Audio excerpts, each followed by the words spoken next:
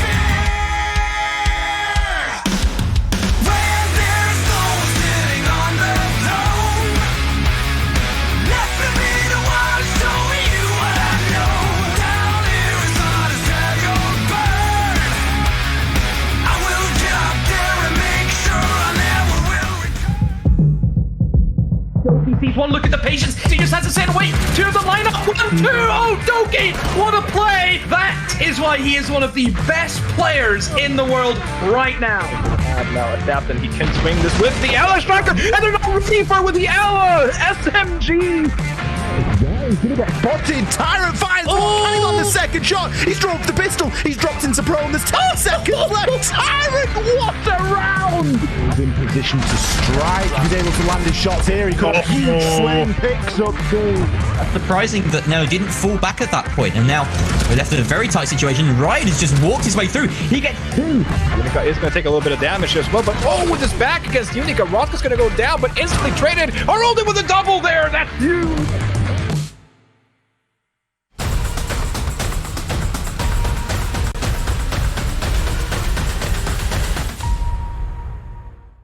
Hello, everybody. I'll tell you what, it's been a while, hasn't it? I think it's actually been over a month since we were last here with the Northern Premier League, and I am absolutely delighted to be back. There is tons more action coming your way as we get set for Playday 9 of Split 1. My name's Ian Chambers. As I always like to say, and these guys like to take the mick out of me every single time I say it, but let's bring them onto the show. It is Grace and X. Guys, what are you laughing at? X, what are you laughing at?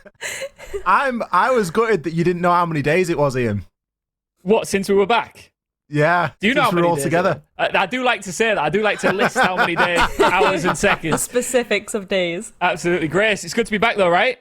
Absolutely, 100%. I can't express in words how excited I am to get stuck into this. Second part. Yeah, the last Playday was on May the 11th. So there's another little statistic for you as we get set. We should probably take a look back actually at what went down on that Playday for Playday 8. Here are the results. No real surprises, Grace, but there were some exciting encounters here. There were indeed. Again, I think this is pretty much self-explanatory for how a lot of the season went, bar, of course, obviously Victus were mainly undefeated until they went up against Heroic, but as we all saw, Heroic were kind of very much on top form at that point as well, and then they went into the major. So, of course, Victus were probably most likely, if they were going to lose to anyone, it was indeed going to be Heroic. Yeah, and Ollie, this feels like a long time ago, but it's given a lot of these teams a good chance to reset. I mean, Heroic, however, I remember we were talking about them on this Playday saying, right, they'll be getting ready and getting packed up and heading off to America for the major. Didn't necessarily go to plan, but they're back and ready to go again.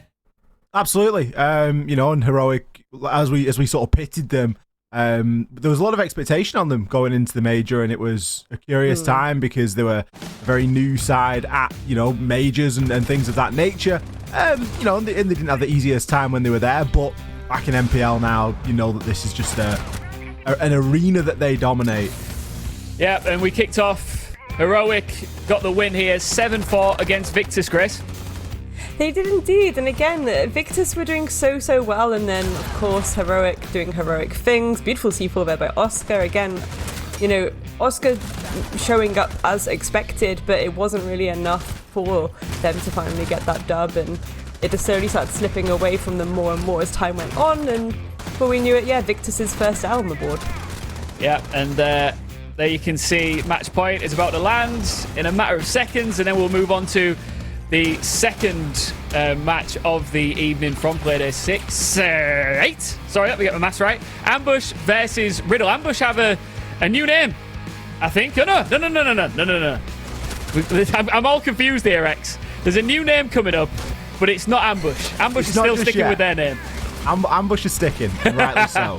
Ambush are the team for me that have come into the NPL and really sort of shown what the Nordic teams and regions are capable of. It's not been as easy for the other teams, especially when we look at the leaderboards and stuff like that in a little bit. And obviously anyone that watched any NPL in the first split, this is still the first split technically before the break, maybe we should say, they'll know that Ambush were the team that stood head and shoulders above everybody else, whereas you look at teams like Coalesce and Arctic that we've got on our screens now, and it's been a much different story for these two. Yeah, and Grace, I know you're a big fan of Coalesce. I mean, yeah, I think there's so much potential, and especially, again, given these roster changes that we're about to see, which we'll probably touch on later, there's a lot of fun things that are about to happen on the side of this team, in my opinion. They've just got some fresh blood in. It probably didn't go the best as it could have for them, but this time round, I reckon it's going to go pretty nicely. This one was a lot of fun. 86 versus M&M Academy, Ollie. Yeah, I think M&M Academy are always a team that are going to hold a place in anybody's heart that's spent a lot of time in and around the UK scene. Just as an org, M&M are an absolute staple for us. So it's nice to see the Academy team do well as well. And then obviously 86, they've got a storyline all of their own. Very successful team that's come out of nowhere, and it's seen a lot of changes, but they've been able to regenerate themselves time again, and I just love seeing them face off against each other. Yeah, absolutely. Here's the standings going into Playday 9 here. Team Heroic, no surprise, sitting pretty on top, 7 wins. And then they're followed quite closely by Ambush, and then it's pretty close up until 6th position where TENSTAR have got 4 wins. But then from there, the bottom 3, they've got a lot of work to do, Grace. They do, but this is the thing, right? I'm really excited for that kind of 6th to 9th place, because that's genuinely going to shift so much, in my opinion, going forward now over the next few weeks, because again, we've had a lot of roster changes. Coalesce and RIDDLE both have had some significant roster changes that I'm quite excited about personally. Of course, yes, Arctic have changed out to Sissi State Punks as well, and they've had some changes of their own too. TENSTAR as well. I think that's the main one I really am looking forward to. Again, I think we all, and TENSTAR themselves even admitted it wasn't the best start for them. But I know from what we've seen on Twitter and things like that, we've seen Kenny talk about it online. They have put a lot of work in, and I'm really excited to see the fruits of that labour now. Yeah, and there's still plenty of time, plenty of room for movement, as Grace has alluded to there, X. So, if people are joining in for the first time here tonight thinking, how is this going to play out, expect the deck to shuffle. Yeah, absolutely. There's been a lot of time for these teams to go away and work on the problems that they've seen. A lot of teams have played one another now as well. This is actually going to be the last night of unique matches. And then as of next week, they will all be replays. So that's given teams a good opportunity to evaluate themselves on almost a whole level and figure out just exactly what they're doing. I think Grace picked up on a great one there. TENSTAR, Kenny has spoken about this publicly, spoken about it on interviews and stuff like that when we've brought him on, that they're not happy with the performance, and they do feel like they've got a little bit more to offer. The thing for me is, Ian, if you look at that, who's above them, you look at that 6th place and upwards, or even 5th place and upwards, who moves? Yeah, and that's what we're going to find out, and we're going to take one of the first steps towards that today on Playday 9. Here's the schedule of matchups that you will be seeing before your very eyes here this evening. We are kicking off with SSP versus TENSTAR. I mean, you've just been talking about TENSTAR, Grace, and they want to kick things off strongly here.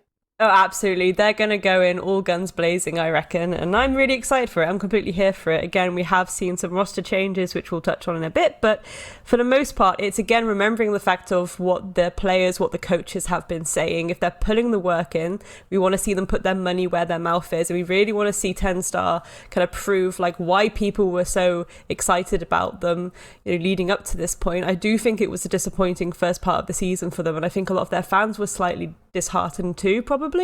But again, it's how they're going to shift in the standings going forward now, and what they can do to really kind of put their foot down here and stop that train from running away from them.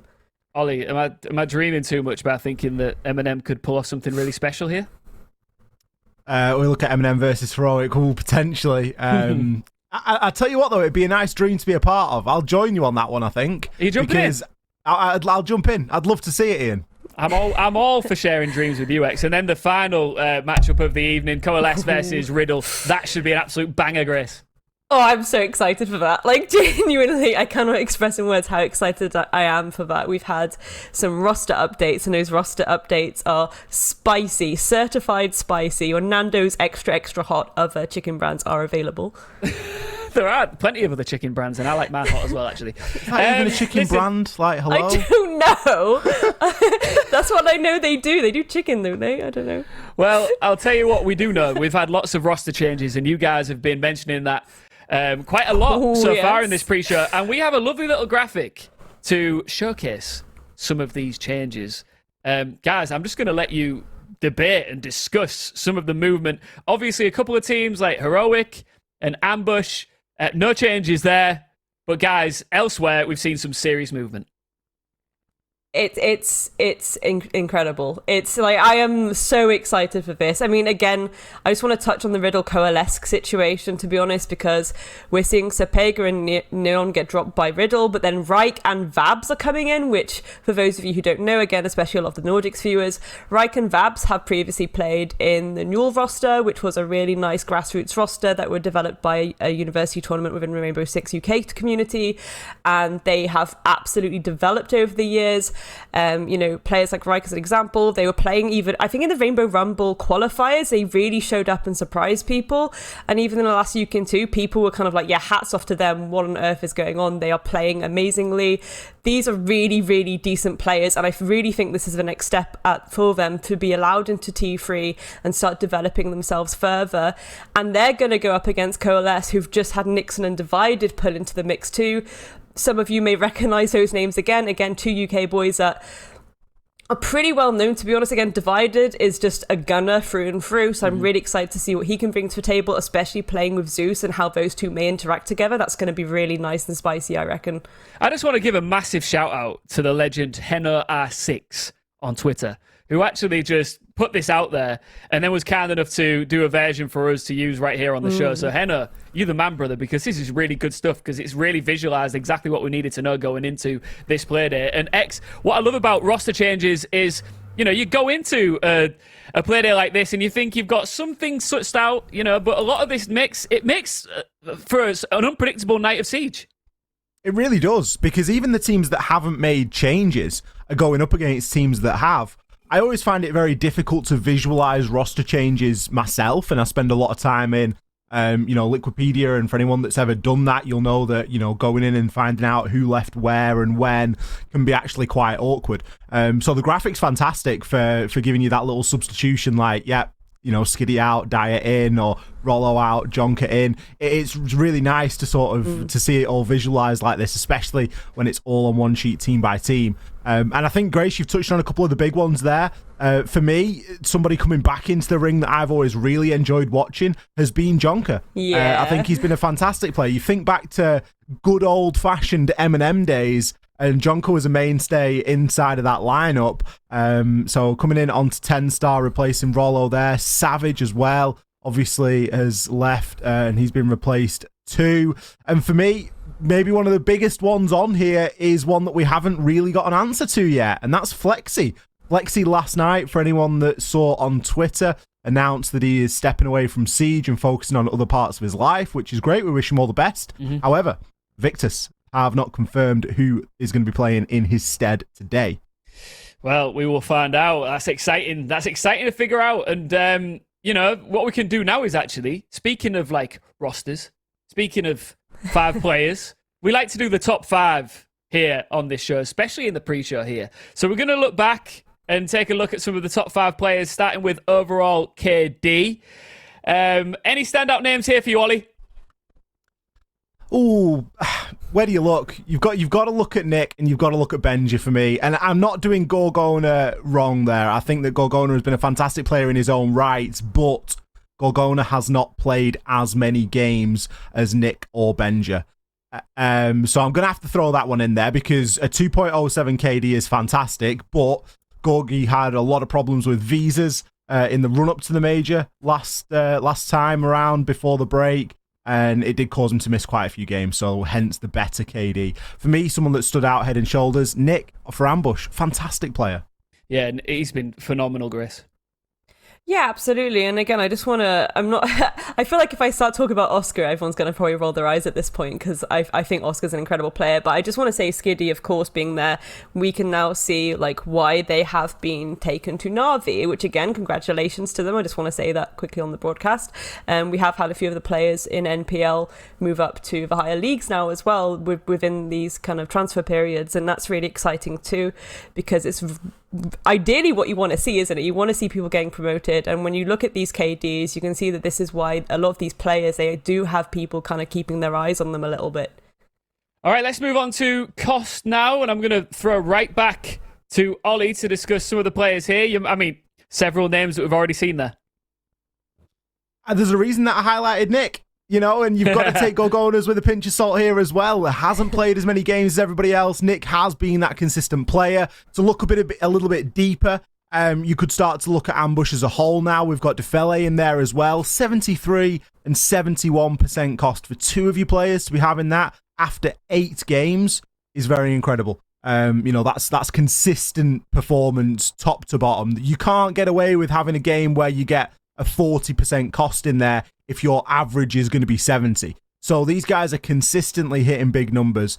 Cost, of course, standing for kills, objectives, survive, and trade. So it goes a little bit deeper than just a KD stat, goes a little bit deeper than just a objective or a plant or a disable stat. It encompasses all of that in every single round you play. You either achieve cost in a round or you do not. So it's usually seen as quite a good metric to gauge how players are performing. And for me, Nick, again, top of the pops. Top of the pops. I'll tell you what, Grace, I'm giving you the choice here. Opening KD or plants? Where do you want to go? Do you know what? Let's go with opening KD, because if you transfer the cost across to opening KD, it's going to probably be quite telling. Okay, there we are. Jegs and Oscar. Yeah, there we are. Okay, so again, we did just see a little bit of a Jegs situation with that cost, and then looking at opening KD too, it means that not only is that cost high, they're also getting a majority of those opening engagements firmly stacked under their belt. Oscar 21 to 8 is that's a little bit of a spicy one. Again, we often talk about how probably in the worst kind of nightmare for anyone is probably going against Oscar when he's feeling himself, which is 90% of the time going into any lobby. And certainly those statistics show that. Again, YZN's behind him as well. And I think those two are certainly a force to be reckoned with. That Victus roster is a terrifying, very capable frag-heavy roster. And again, last split, we did see a lot of these very aggressive pushes from them when they were given that room to kind of do it. And we're probably going to see more of that if you give them that room to do it. I think something... I can hear you agreeing there. Yeah, like Ian, even though we're remote, Ian knows when I want to talk. Something that's really telling off the back of this one, for me personally, is if you look at who we've got second place there. So we've got Jegs, 18 and 10. We've already spoken about TENSTAR and how they're maybe not where they want to be. They're 6th currently, and that's fine, but they don't want to be there personally.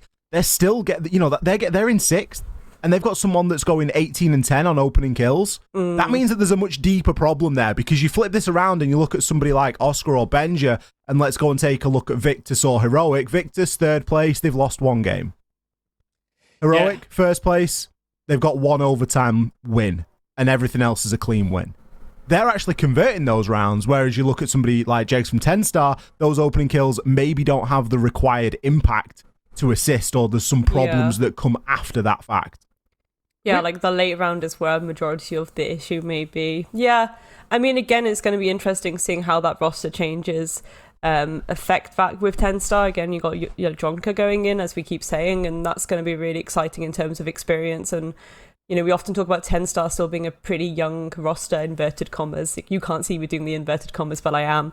I can sense it. You can sense it. You can feel it in the air. Jonka being in the roster like that is going to be certainly interesting, and I think everyone keep your little peepers on that, to be honest. Yeah, I think there's a lot of expectations surrounding TENSTAR. They haven't necessarily lived up to it so far this season, but time will tell. Can they live up to the hype going forward? We will find out with the first step here this evening. Let's move on to the final of our top 5 series, and we're going to cap off with Plants, Ollie.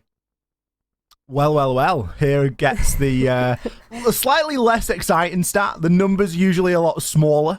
But still, let's take a look at it. Curly 9 plants, Coalesce 9 plants, both tied there up at the top. Everybody else on the list on 6. There's a good spread from all of the teams here. There's maybe a bit of a lack of representation from some of the teams that we've already spoken quite a little bit about, but it speaks to these teams and their style of siege. Ambush, for me, certainly a plant-orientated team. They see an opportunity and they're more than happy to get that diffuser down. Coalesce proving that here with 9 plants across the previous weeks. And it does just go to show that playing the objective does pay off. You know, Ambush, 2nd place. You don't get 9 plants in 2nd place without doing something right. Now, that's not only getting the plant down, it's also being able to hold it and convert those rounds and then throwing that around and being consistent on your defensive side as well.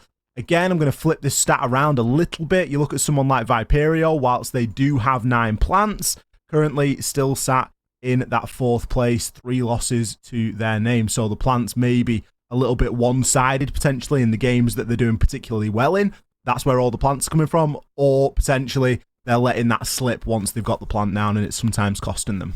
Well, for the first time in a very long month, I'm going to push you guys for some predictions because you know I love it when you guys try and figure out which way it's going to go down. And I think we've actually got talent predictions from everybody, which makes me always a little bit nervous, a little bit anxious because I always get it wrong. Whereas What were today, your predictions, Ian?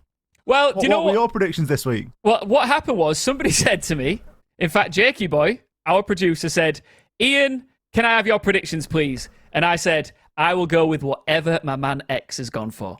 So I've decided to stop trying to figure it out and just follow your path, bro. And I think it's going to work for me tonight.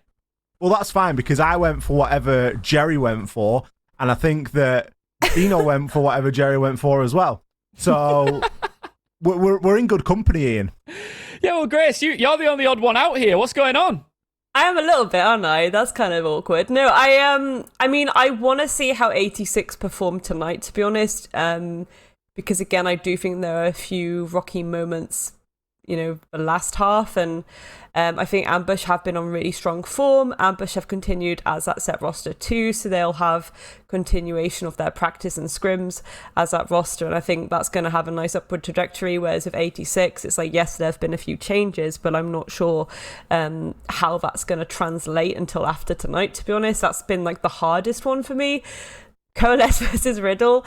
I kind of took a gamble with this one because I couldn't really decide because I think everybody did. I am so excited for this though, and I really, it depends who shows up in the lobby really, but again it's more for me the fact of I have so much respect for the ex-Newell guys. I think they put so much effort and energy and blood and sweat and tears into their progression and into working so hard. You wouldn't believe how hard they work.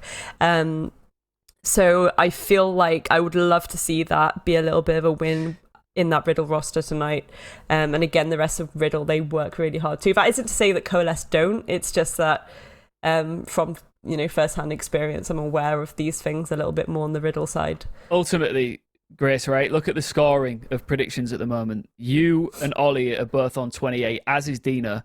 You got Jerry sitting pretty on 29. Yes, I'm on 17, but look, check the stats, guys. That's out of 30, not 40, so I'm good. I'm plus 50% on my predictions, which is where I want to be. However, Grace, by rolling the dice, if tonight pays off for you, you win big and you're going to take the lead. It does. It does. And I think you might be right. I think that it's all. The thing is, there's almost a little bit of a meme about me predicting against Ambush, which it seems to continue. But every single time that I do it, I always regret it the second that I click enter onto that prediction, and I just wish I'd gone for Ambush. I just feel it in my jellies, Ian. Feel it in my jellies. Hold on. What are your? I mean, do I ask this question? Because before we're talking jelly shoes, like jelly sandals. What are your jellies? Oh, the jelly shoes that you'd wear if the beach is too rocky. Oh, yeah, because when Beyonce said... No, I'm not wearing... like your jellies inside, like your jellies, your gut feeling, your jellies. But when Beyonce said, like, I don't think you're ready for this jelly? That was, I don't think you're ready for this. She wasn't talking about shoes. What's she talking about? Or can't you say on broadcast? I'm not quite Don't answer that question. Do not answer that question. Okay. Goodness me. Well, we are starting to wrap up this pre-show, and we'll be getting into our first series shortly. But before we do, X, I have got one last question for you. We did discuss earlier on some of the roster changes, and it has been a good old long month since we were last here with the Northern Premier League. Is there a specific team in general that you have got your eye on tonight to see how they perform? I would like to see... I'd like to see Heroic... And how they sort of not bounce back, but go forward from here. Obviously, a lot of changes have come through recently. I believe we're going to be playing on the new patch as well, so that's going to, of course, throw its own problems into the mix. we've only really discussed the roster changes, but maybe we'll get into that in the pre-show a little bit. But there's so much more beyond that, in the fact that, you know, we've got new operators available. There are different things going on like that. So, you know, for me, it's always good to keep an eye on the teams at the top, see how they want to incorporate that. And of course, you know, teams that we know to put a lot of work in, because you better believe they're going to be coming out with some crazy strats tonight. Absolutely. Grace, same question to you. TENSTAR, 100% TENSTAR. I'm so excited to see what happens there. Again, hopefully not going to get let down, but I feel pretty decent about that. I feel like this is going to be a really good night for them. And I feel like going forward, we are going to see a different TENSTAR to what we did the last half. All right, well, we're going to take a short break, and then we're just going to start giving you some answers. What are the changes going to look like? What sort of style of play are we going to see here this evening here in Week 9? We're kicking things off with SSP versus TENSTAR after a short break. See you in a bit. There are many finite resources attackers have to manage in Rainbow Six Siege, yet arguably the most valuable resource is time. If the clock hits 0 and the diffuser hasn't been planted, the attackers lose the round. However, deciding on an attacking strategy isn't so simple. Each round, attackers are faced with a plethora of ever-changing variables. There are multiple bomb sites, over 30 potential defending operators, and destructible surfaces that can be manipulated by the defenders ahead of time. All of these variables create uncertainty, and uncertainty creates risk. Attacking teams can take steps to mitigate risk, but doing so will cost them time. Let's take a look at two contrasting strategies attacking Villa's trophy and statuary bomb site. First up, we've got an attack from Arctic in their Playday 1 matchup against Victus. Arctic's plan is to simultaneously sweep across both floors, from the south side of the map to the north side, clearing the area of roamers. By gaining significant map control, Arctic can reduce the risk of a sneaky late round flank from behind. Fast forward, and Arctic has successfully pushed all 4 remaining Victus members back onto site. However, they barely have any time left to effectively set up their execute. Without the time to use their utility to open up angles onto site, Arctic are forced into a haphazard push through a chokehold within the last 25 seconds of the round. More of an execution than an execute. On the contrary, Viperio 86 had a very different approach against M&M Academy. They completely disregard the south side of the map, instead focusing all their efforts immediately onto the objectives. Using the windows and their utility, they can force the defenders to rotate back or, unfortunately for Skiddy, eliminate them entirely. They've chosen to ignore a lot of M&M Academy's setup, which could leave them vulnerable to nitrocells from beneath. But the risk pays off, and V86 are able to seize control of Master Bedroom and Astro before the halfway point in the round. This fast, risky strategy attempts to make up for a lack of map control and options through speed and aggression. But a good strategy will only get you so far. Small decisions can swing rounds in an instant, and sometimes you'll just get outplayed.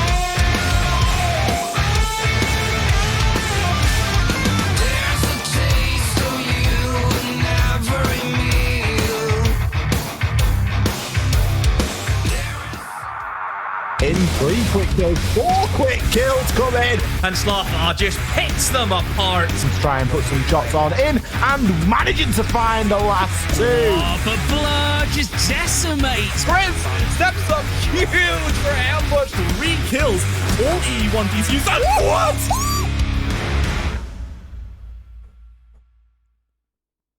Don't these casters get excited? And you can't really blame them. Hello and welcome back, everybody, to the Northern Premier League. It has been a long old wait since we were last here, so thank you for being patient. And you are about to reap the rewards as we get set for plenty of Siege action to lead you through your Tuesday evening. My name's Ian Chambers, here on the virtual analyst desk with the one and only X looking sexy in his glasses and Grace looking sexy without the glasses. Didn't plan that, just sort of happened. Guys, welcome back. Are we ready for this first matchup, Grace? You excited? I am so excited. Hopefully gonna see some great things on both sides, of course. Again, roster changes are plenty. We've even had the old Arctic team get picked up by Sissi State Punks, which is very exciting. So lots of changes, to be honest, guys. Lots of changes. Well, should we get into this SSP roster and discuss what it looks like as we tee them up for their first piece of action with their new name here, X? Yeah, going to be a lot of eyeballs on this one tonight, I imagine. Obviously, some familiar faces there, but a couple of new ones as well. Kusik, Relaxes, South Park, Nicky Woot, and Pharaoh. And we're really going to be looking toward these guys to make a big change, Ian, because they didn't have the best of times before the break. Are the new couple of changes going to bring in some of that fresh blood that we often talk about, you know, being that big difference maker, new players coming in, new mindset? Obviously, Monks being the player to drop out of this and being replaced by Reaxis. So there's potential there for it to happen. Is one change enough? Do you feel that potential, Grace? Is that something that you're sensing here? I mean, this is the thing, right? You've got an entire half the season's worth of VODs to go off, and then that massive break that everyone had. Obviously, yes, roster changes happen, but from a staff and the team point of view, that gives you a lot of time and a lot of data to work with. So in theory, there shouldn't be any excuse really for them to not have had an improvement from last season. And again, you know, we are expecting probably to see some improvement. It's just the fact that they're going against TENSTAR, who, you know, they're one of the most favourite teams in the UK at the moment. I think I can safely say that, and that's for a reason. And we'll go to that roster probably shortly, won't we, Ian? Oh, actually, now there we go. You want to do it right now? You want to get to this? This is how much right Grace loves TENSTAR.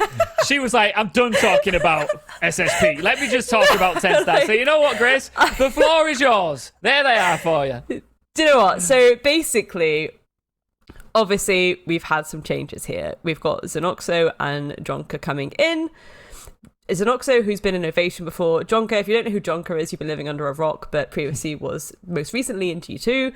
Roller has gone actually to the PG Nats now. I think they're having their debut there this evening, so good luck to them. But for the most part, again, you've got a player that has tons of experience like Jonka going into a lineup like this, who, as I say, they're one of the favourites in the UK at the moment. They're again considered the next ones up. Yes, that first part of the split was a little bit rocky for them, but given the fact that we know what Kenny can be like as a coach, we know what these players can be like when they're, you know, really putting the pedal to the metal.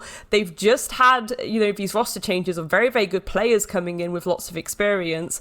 I think this is going to be beautiful.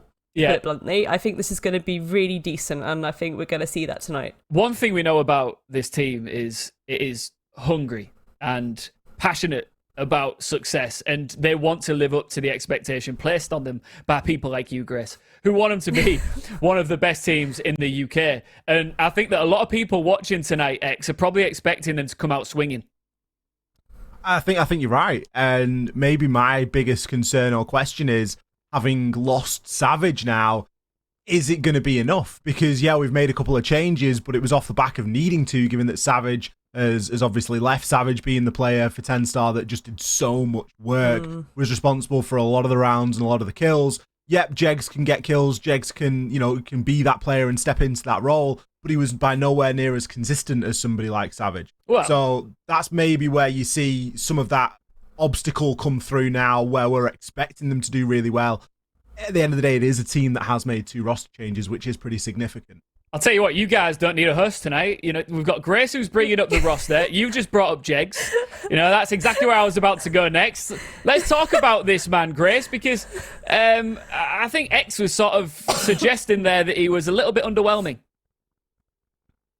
I will fight him for that. No, I don't think the issues were on an individual level. And I don't think that it was too much to do with, one player playing well and other players not playing as well. I think it was more to do with the synergy that they brought in the first season, and also how a lot of the ideas that they went into the rounds with, how that translated throughout the round. Again, it's all things like maybe positioning towards those collapses, and even in a post-plan situation, maybe that's where a lot of the issue was, to be honest. It'd be interesting to get Kenny's perspective on, how they felt it truly went in terms of strategy last season. But again, 60% cost is what we say is the baseline. If you go between 60 and 70, you're doing a good job. If you're over 70, that's when you're being a little bit phenomenal. Yes, it's not over 70, but it's still putting in a very, very good performance, especially when you look at the fact that they are getting those early engagements under their belt as well. So it's the fact of them, potentially getting those nice trades off if someone's being a little bit fruity on the roam or the entry, as an example. It's shutting down that initial aggression from the opposition. And again, it's going to be interesting. I probably sound like a broken record at this point, but it's going to be interesting to see how things have changed when you've got two players who I think can be pretty aggro, to be honest, if they want to be. So it's gonna be interesting. X, I don't know if you agree with that, but No. You know what I love about X? I genuinely mean this. This man is a savage. He is a savage. And he lives and dies by the savagery. And I never want him to change. Right, it is our best of one of the evening. Let's take a look at the map veto to figure out where this one is going to go down. Just like magic, bada bing, bada boom, there it is. Okay, go in a clubhouse, Ollie. Well, 9 map pool. So we are expanding the old map pool there a little bit. It is going to lead us back to familiar territory in Clubhouse, somewhere that we've certainly been before. If we look at what's been removed by who, we've got Villa, Oregon, Sky, and Cafe all banned out by TENSTAR. On the flip side, Bank, Border, Theme, and Chalet. So it was a Chalet or a Clubhouse, and it was down to SSP to make that final call. They have opted to go to that familiar ground of Club. I think, given the fact that we're now into a bit of a different sort of era for Siege, for anyone that's unfamiliar, we now don't have anything operator quarantine-wise. So new operator comes out, bang, straight into competitive. Obviously, quarantine was brought out in and around Lion's release, because original Lion was a little bit too much, to say the least. So we put him in a cage and locked him away until he was fixed, but then carried on doing that for new operators as they were released. So this is actually going to be the first season in a long time, and probably the first season ever, that we actually get this sort of weird thing happening where there's somebody like Azami that's been out already for a whole stage, and yet now we're seeing both Azami and Sens dropped on the same patch, both available to play inside of comp. So that's going to make everything a little bit more different, because I think that they apply pretty much to every single map here. I can't think of one map where you wouldn't bring one or the other given a chance if your composition fits it. So we might be looking at this going, oh, it's Clubhouse, we've been here before. We have, but we haven't seen how Azami plays on it. It's going to feel different, Grace. it is, yeah, it is. And again, I think it's how the teams are going to play around the utility that's going to be available to them. And yeah, I think Club was like the main one that people were wondering how his army is going to get played, especially on, you do have those external walls that are so pivotal to a lot of control within specific sites, especially, CCTV is an example. Perfect idea is you just get that wall open, you've got that entire massive line of sight, and you've got such a wide spread of what you can see and do, pretty much by just getting one wall open that is externally kind of technically protected by runouts. So again, Azami burning out the timer a little bit with that utility. Will we see that though is a question. Like, I don't know if we'll actually see that. Will people be willing to try that on, the first day of this half? Well, if you, like all of us here on the desk, have been having NPL withdrawal symptoms, we're about to cure you, all right? We're about to give it to you. The first best of one of the night is SSP versus TENSTAR.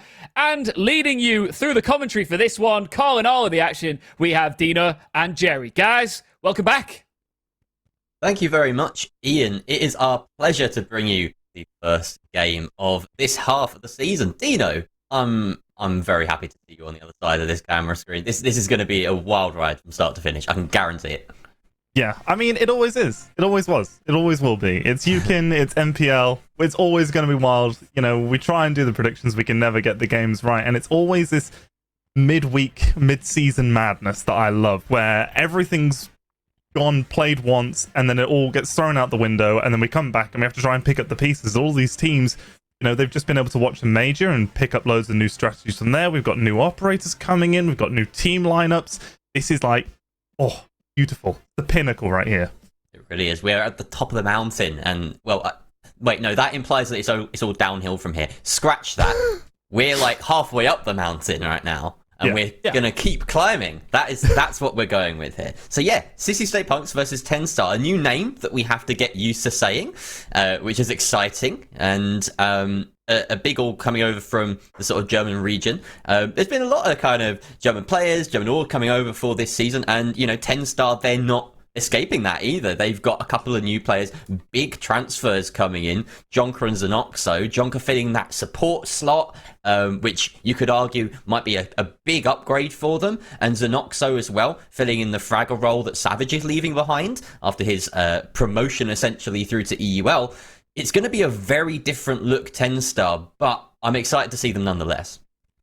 Yeah, I think for me personally, TENSTAR underperformed from where I expected them to be in the first half of the split. You know, they went 4-4 with one overtime loss, and I mean, watching them through, you know, the Rumble and in previous seasons and UKIN too, you know, I really felt like they were going to come in with a lot of energy, a lot of momentum, and be able to, you know, take the easier games really easily and be able to challenge some of these mid to top tier teams within the league. And it hasn't quite come together. They've lost some games, and it's not looked like a cohesive team performance coming through from them. And with these new introductions, it might be that it gives them that gel, that sticking power that they need, or it might be that there's going to be even more teething and growing pains for TENSTAR that will make the season quite difficult for them. But, I mean, there's only one way to find out, and that's to get on into the games.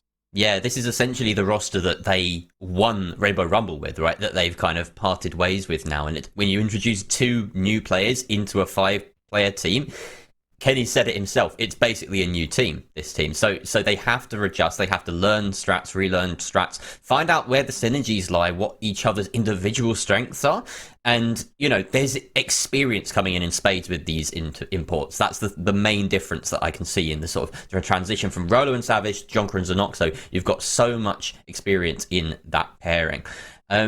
Moving on over to Sissi State Punks for a little bit, they have their one change of Reaxes coming in, and he's known to be a bit of a fragger. He's had a little bit of a time inside of Ascension League, which is essentially the second tier of GSA, the German, Austrian, and Swiss League.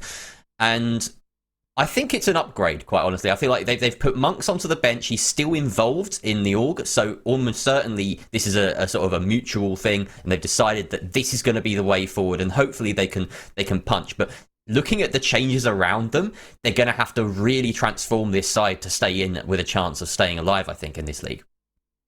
Yeah, I mean, it was a very rough opening split for SSP. You know, they only won their one game, and that was against RIDDLE. They have 2 wins on the scoreboard. That's because of Na'Vi leaving the league, so they get a forfeit win on that one. So it hasn't been the best start for either of these two teams in my mind, and I'm really hoping that with this change, with this break, with these new players coming in, it'll really give them the energy needed, as we are going to be going on into Clubhouse, which is a map that we didn't see SSP play at all, but TENSTAR, we did get 2 games from them in the first split, and they won 1 and lost 1, so a bit of mixed performance coming through. So see if they're able to make any adjustments here.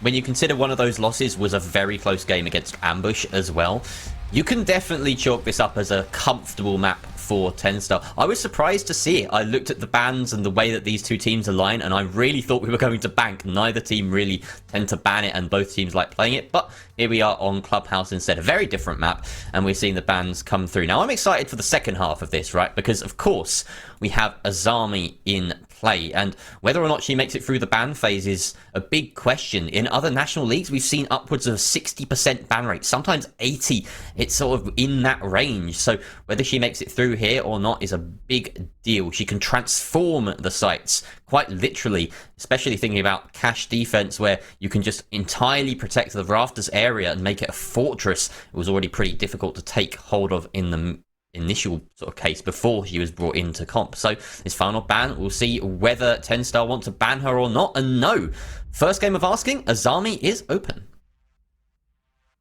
Yeah, I mean, even with the Valkyrie changes, you know, it's a lot to leave on the board. You know, she still has those 3 cameras. Just because she can't throw them outside like she was once able to in quite the same way, it doesn't stop her power really from being able to control the map and control how much information the defense can get. Quite a lot of the time you would see 2 of those cameras going on inside anyway, so it doesn't make that much of a difference that you can't throw them outside anymore. So getting rid of Valk, I say, is still a strong move here, and it's going to be interesting if we do have any of the teams bringing out Azami, as it hasn't been picked in this round by TENSTAR. No, and you can maybe understand it. We're on the bottom floor. This is certainly a place where you want slightly different tools at your disposal, and the tools that TENSTAR have gone with are the Mozzie Mute combo, an old classic, an old reliable, if you will, looking to deny a lot of the droning on the top floor. They're opening up a lot of rotations and reinforcing a lot of stuff on the top floor, leaving this bar hatch open for the time being as well. It's an option to retreat. SSG flavoured, as I like to say from time to time. We'll see how it plays out for them. SSP now need to set the pace here. They want to try and take from top down, or they can try and hit the site directly. Looks as though they're going for the former. Yeah, not a full top-down clear, though. Just trying to gain control over this middle floor. And this can kind of work out for you. If you can gain hold over the right spots, you can prevent the roamers who are on the top floor from being able to rotate back down. But part of that means you've got to deal with someone like Xenoxo, who's playing in this sort of flex spot, able to deal with any of the aggression as it starts to come on through. But we are going to have the Thermite go upstairs and open up this jacuzzi wall. Xenoxo is still trying to hold down this bathroom hallway. We could see the very first engagement here, and it's going to go the way of SSP. A nice shot for the Iana. That's going to limit some of Az's rotations here. Big opening duel coming out there from Reaxis, bettering his opposite number. Those are the 2 fraggers that have just come into the sides, and clearly Reaxis on top for the time being. Az are now under considerable pressure inside a gym. Buck opens up a sightline to him from that window. Jegs, in the meantime, will take out South Park, re-establishing parity, but Reaxis with his 2nd kill of the round already, having a huge impact on the Yana. That was up through the hatch. Very nicely done. Yeah, and that's that power of being able to control over by the pool table and the bathroom hallway, is that you can really challenge onto these roamers on the top floor, and it gives you a quick the ability to quickly turn around and aggress onto the site. Now, Jegs is still trying to play these windows. He did get the 1 kill onto the Buck from here, so they're going to be aware that there was another player up on the top floor. He just needs to be careful, because if TENSTAR lose another player trying to defend this top floor, it's going to get real rough for them as they get down to the last minute of the round. Reaxis is already applying pressure from the bottom of main stairs, going to throw some of these nades out, see if they can get rid of any utility. There's no one playing behind that mirror window looking on towards the bottom of main stairs. Oh, now there is. Well, Jake's caught out by the LMG. Their leader scarpering back to sight. Junker will take out Reaxis from behind this mirror window. That's a bit of a freebie, but the fragger has done an impressive job so far this round. 2 kills, and now he's on cams. The Barna pellets take out the kitchen hatch and also happen to take out a drone of SSP's. Unfortunate bit of cost there. 35 seconds left, and a 2 versus 3 in favour of the attacking side of SSP. They just need to coordinate this push. Looks like they want to go for this hatch drop. C4 comes out from Jonker. Doesn't hit anything. Still 1 in the hands of leader, though, who's sitting watching hatch from the church double door. but gets a whiff of Farah there and lands the headshot just about. 15 seconds left. TENSTAR just need to hold out here. The drop is about to come in, but Kusik doesn't even need to as he takes the head clean off Jonker. 10 seconds left as the timer hits red. The drop comes through. Kusik holding onto Diffuser, tries to set it down behind the crates. Nikiru holding this cross, making sure that Leader can't escape, but Leader does. It hits 0. He gets the down after the plant is confirmed, and Leader with a 1v2 clutch confirms the kill with a knife. What a round! TENSTAR going 1 up. What a round indeed. And that's the first round of the first Playday back. The first round of the first game of the first Playday back, and we're already getting 2 versus 4 turnaround clutches coming through. I mean, TENSTAR, you are defending basement, so you do have that in your favor, but losing 3 players on the roam for only, what, 2 in return, 1 in return, and being able to pull that out is a good defensive showing from them. But I do feel like they need to tighten it up a little bit. That top floor fell apart very quickly. It did. It was not an ideal start for TENSTAR at all, and they can't rely on big clutches. We say it so often, but Leader has really come into his own as of late. You look at him, you know, about a year ago or so, he's this player who was very much a support main and sat back on site, did the dirty work, but very rarely came up in the fragging department. Now, it seems he's undergone a bit of a transformation as of late, and he had a fantastic showing in Rainbow Rumble, particularly when they were performing in their sort of boot camp for TENSTAR, and he's shown that he has that clutch potential. He's, you know, standing here, just giving us a lovely lovely AFK view of the Azami that has been brought in, and I'm sure you'll want to talk a little bit about that. As look at these barricades already set up before the prep phase. That's going to cut off an interesting angle that attackers like to gain from the top of that catwalk, the window. Yeah, I mean, the interesting thing to me is that we're not seeing anyone from TENSTAR play in Garage. Typically, I'm still very used to seeing that. So having these double Azami set up to block off the angle, it does feel like you're giving up a lot of space, but then if they don't have the ability to challenge onto the site after they take up that area, it doesn't really help them too much. We do see another Azami come on out, but doesn't quite close off that angle fully. They are still going to be able to use that thermite breach to get on in, but it might slow them down just a touch. It's a very turtled hold coming through from TENSTAR at the moment. All 5 players on this top floor, all very close to the site. Xenoxa is the furthest away. He's just inside of the bathroom and master bedroom. I think you're a little bit confused there. It caught me off as well because of the heavy extension towards Cash, but this is, of course, a gym defense. It actually caught me off too. So Xenoxa is actually the nearest, but at the moment, yeah, Az is kind of lurking downstairs, and he's the one roaming right now, trying to catch someone off guard, if I'm not mistaken. Nope, that's the silhouette doing me dirty. We're taking a moment. We're both warming up. Let's give ourselves some. It's been a month. It's been slack. A month. Yeah. Players are gonna have rust. We're gonna have rust. But what a shot! Now that is a roam. And Xenoxa swings out of the bathroom breach and takes out Kusik as well. That's when your hard breach is down, although the breach has already come through. Farah looking to pick up a kill from beneath, but a man down now, at least as Farah finds that frag again from beneath onto Xenoxa. Last time round, it was Reactis up the hatch, but he is no more, so leaving Farah to do the dirty work here. You've got Leader still sitting on site with his army, looking to play that timer. Of course, her gadget accumulates over time, so over the course of the round, she will gain more and more of those expanding Kiba barriers. He's just holding deep in here. Looks like they're happy to concede the gym site, and Nikiru will take full control here, claiming master bedroom. They do have a foothold now as Jonker also goes down. Yeah, they've got so much control here as TENSTAR now have to try and fight their way back onto the site through narrow doorways. We do see Jonker go down and might be able to get a revive off, but Azza is going to need to do so quickly as the plan is already starting to go down. Jegs walks on through, is good for 1. The diffuser gets picked back up, as does Jonker. It's now a 2 versus 2. Diffuser is going down from South Park. We see Farah inside of the bathroom. The swing from Jonker is good for 1, and now it's just the Nook left alone. 1 versus 2 is going to lie down, gets the opening kill there. Swinging on back through. Azza with the DMR is going to land enough shots onto the low HP player. And that is going to be another round going the way of TENSTAR. Another 2 versus X clutch coming through from the UK boys. And, I mean, they're not making it easy on themselves, are they, Jerry? No, and it's another diffuser disable.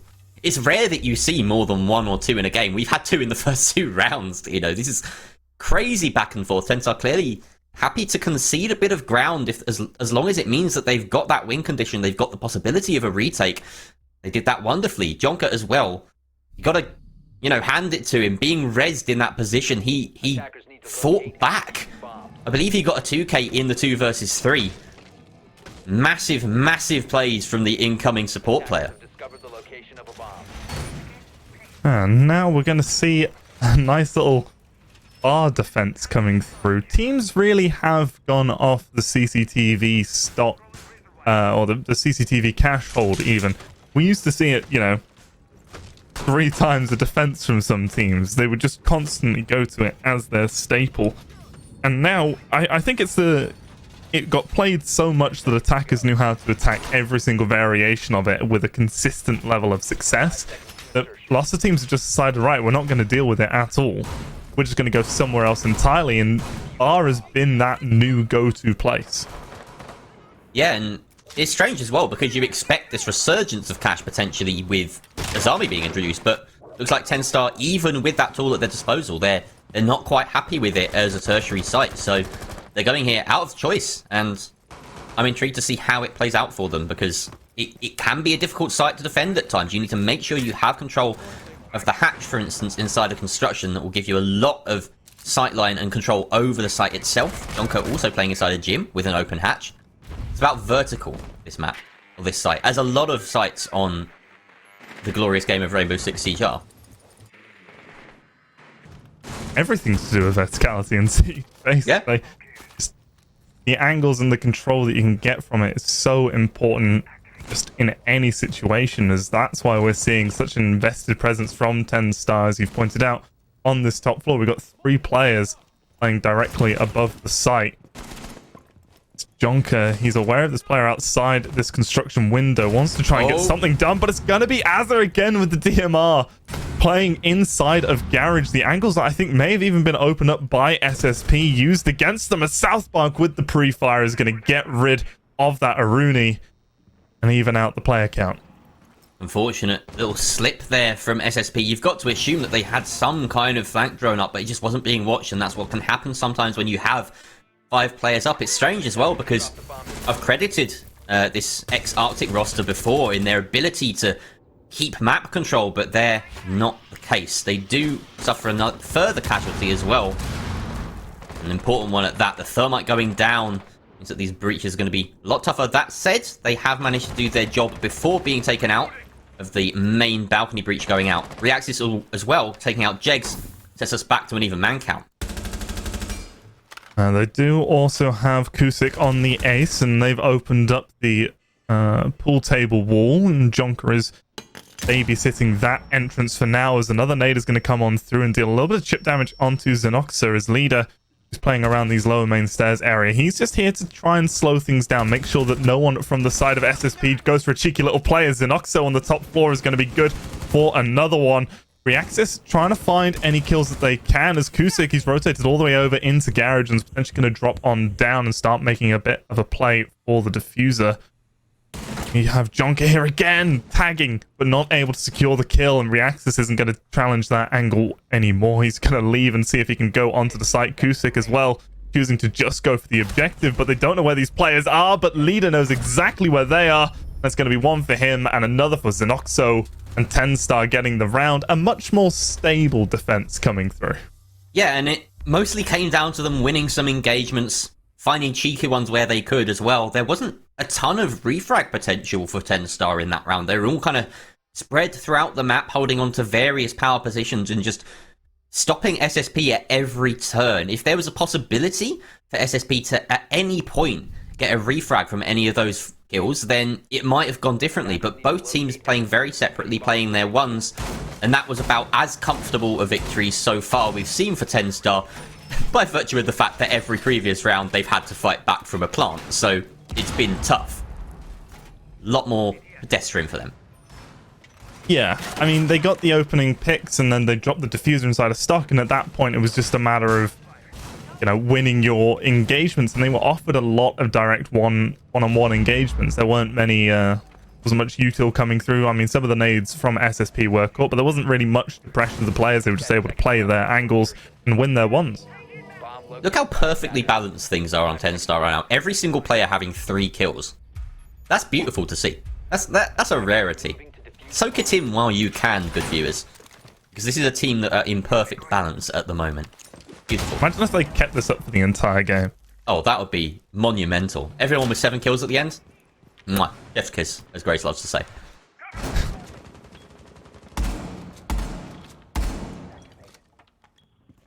So we are seeing some early setup come through, obviously, from TENSTAR. 30 seconds or so, having elapsed, and they are happy to roam on this middle floor, but doesn't look like it's quite as aggressive, this top floor roam, as last time. They do have Jegs playing the gym hatch. He did die up here last time, or someone did, whether it was him or someone else, I can't recall, but either way, that position was being held. Reaxis now looks like he's going to come into direct contact with Azza, but I don't know if Azza knows, or rather Reaxis knows, that there's a Azami waiting for him on the exact other side of this barrier. Now he does. Drone comes through. That will force the Azami to have to fall back and play a little bit more passive, but Jegs has an angle from the gym hatch, so they know that this player is trapped inside a bathroom. In the meantime, Kusik has just taken full control of Dirt. Been offered up to them. Of course, the extension means that you've got some weak points on this site, and they found one. Yeah, I like the adjustment we're in there now with the Azami to block off that bathroom angle, as we are going to see the thermite charge going on down to that kitchen hatch. It's going to go off successfully as Zenoxo, with the long angle onto the player deep inside of Dirt, is going to get that kill there. Kusik is going to be forced out here. The Azami going up. He has to melee it down, but every time he does, he has to lift his shield, and he's going to get tagged up. He's already down to the sliver HP. The C4 from Jonka is going to be able to secure that kill onto the thermite as well. South Park trades that out, but Zenoxo once again, this time taking down Reaxis. South Park using those nades from upstairs. Jegs is going to fall to that one, as Kusik's been able to work his way all the way in deep over towards this rush wall all the way at the back of sight, and is going to try and go for the plant, but Zenoxo is just on an absolute tear this round. A 3k for him, and he's going for 4 and will get it. TENSTAR. Oh my. Slow start, but already stepping up into form here. Zenoxo, oh my, as well. Yeah. We were talking about how perfectly balanced it was before that round. It certainly won't be now. What a showing. And that is the player that they need. That's the kind of thing that they want when you're replacing someone as good as Savage. You need someone that can step up in rounds like that. Huge round from Zenoxo, just absolutely carrying the team on his back. I want to highlight the Azami play as well. Some really nice setup coming through with those keeper barriers, and you could see how much of a headache it was giving SSP. They thought they had a push going from Dirt, and then boom, keeper barrier in your face, and suddenly your feet are exposed. You can't even melee that barrier out of position very easily because it's so nicely placed. And we saw a lot of damage being sent through onto the Monty just hiding behind it, as well as a kill coming through from, I believe it was Jegs holding the long angle. So yeah, you can already see the power of Azami, and I mean, I feel like we're going to be lucky if we get to see her in many more games this evening, Dino. I don't know. I think she might work her way in a bit more, just because of how powerful the Kaid is and Valkyrie is. You know, Azami is incredibly useful, don't get it wrong, but it still doesn't change in my mind too much of the original or the strengths of other operators from previous seasons, and so teams are still going to have a lot of their strategies built around dealing with those hard breaches. And if you ban out on, you know, the Thatcher and the Maverick, you have to ban out the Kaid. Really don't have much of an option, so then it leaves teams with the opportunity to bring out this Azami. And I think we might, if we get more Clubhouse, I think we should see a little bit more Azami. But on some of the other maps, I don't know quite how useful she may be, or not useful, but how present she may be. Yeah, I think that's a better way of putting it. She's undoubtedly powerful, right? We both know that. So yeah, it's just a case of what fits best, and clearly on Clubhouse she's having quite an impact, and that's honestly why I was surprised to see her go through the ban phase. But here we are. We get to see her in action. We get to see just why she is so powerful. It might even be that we're looking at this game and we're saying, oh, 10-star this, 10-star that. But having Azami open, maybe it's having that impact. And it may well be a game of two halves. It's going to have to be for Sissi State Punks, to be quite honest with you, because unless they gather these next two attacking rounds, they're going to be really hard-pressed to come back against this dominant TENSTAR side right now. Yeah, TENSTAR. This is the form that we sort of expect from them. And it was sorely missing in the previous split, but it's refreshing to see them at this level once again, as Azza's going to be roaming all the way over on the other side of the map from the objective, over in the lounge area by garage. As almost all of the pressure is going to be coming through from the jacuzzi balcony. Xenoxo, what are you doing? You don't just swing the breach. No one has 3 players out there. He just... Maybe when you're 7-2, you do, because now he's 9-2. So there we go. He even takes down Reaxis and falls to the frag grenade, but the dirty work is done, leaving his team in a massive 4v2. He goes down with 10 kills to his name, 3 in this round. What can Farah and Southbark do here? They've got a breach open. That's all they really have. A couple of nades between them. They've got the drone work coming out, and Farah maybe can get some vert work going on, but he is not detected by virtue of that Hell Presence reduction. This could be beneficial to them right now. Opportunity to make a play here as he's bypassed that camera, but he's nading a spot off stale intel. Leader's moved well into the cover of the concrete floor by that rotate now, and his intentions now reveal as Farah has to try and get back up and reconnect with Southbark, who's again sending the final nade through, but Leader safe and secure behind that ADS. Be absolutely fine. In fact, he almost nades his own teammate there and gets taken down for it. Farah takes out Jonker on his way out, but that is it. TENSTAR clean up and a 5-0 scoreline. It says it all, really, doesn't it, Dino? Yeah. Jeez. Oh, he swung 3 players outside Jacuzzi. This is ridiculous. Okay, the Thermite's throwing a smoke or a flash or something. Like, that's fine to get the kill onto one, but there has to be someone, like, holding the angle. Throw them on the rappel. Just have someone standing on an off angle out there on the balcony waiting for a swing. Like, it's basics 101. You can tell you're making an impact in a team when my notes for the previous 2 rounds are round 4, Xenoxo. Round 5, in all caps, Xenoxo. There's nothing else to say. He's just gunning. He's gunning for this win. He wants to speedrun Clubhouse any percent right now. And he's pushed TENSTAR on to almost match point. I can't believe we're saying it. We're 20 minutes into this game, Dino. And it's staggering. They're going to their bar site. Obviously, tertiary second attempt here. They did a very nice job here last time. My one criticism was a lack of refragability in their positions late game, but I don't know if that's going to matter here. We'll have to see. I just think that TENSTAR, they're a warm weather team, you know?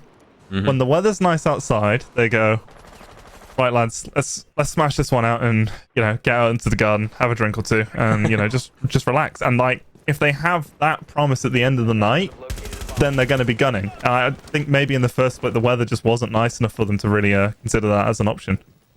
It's worth saying as well that, I mean, this is no disrespect to SSP, but TENSTAR will have tougher games than this. So this is a very good first outing for a new team, essentially, in that they have 2 new players coming in.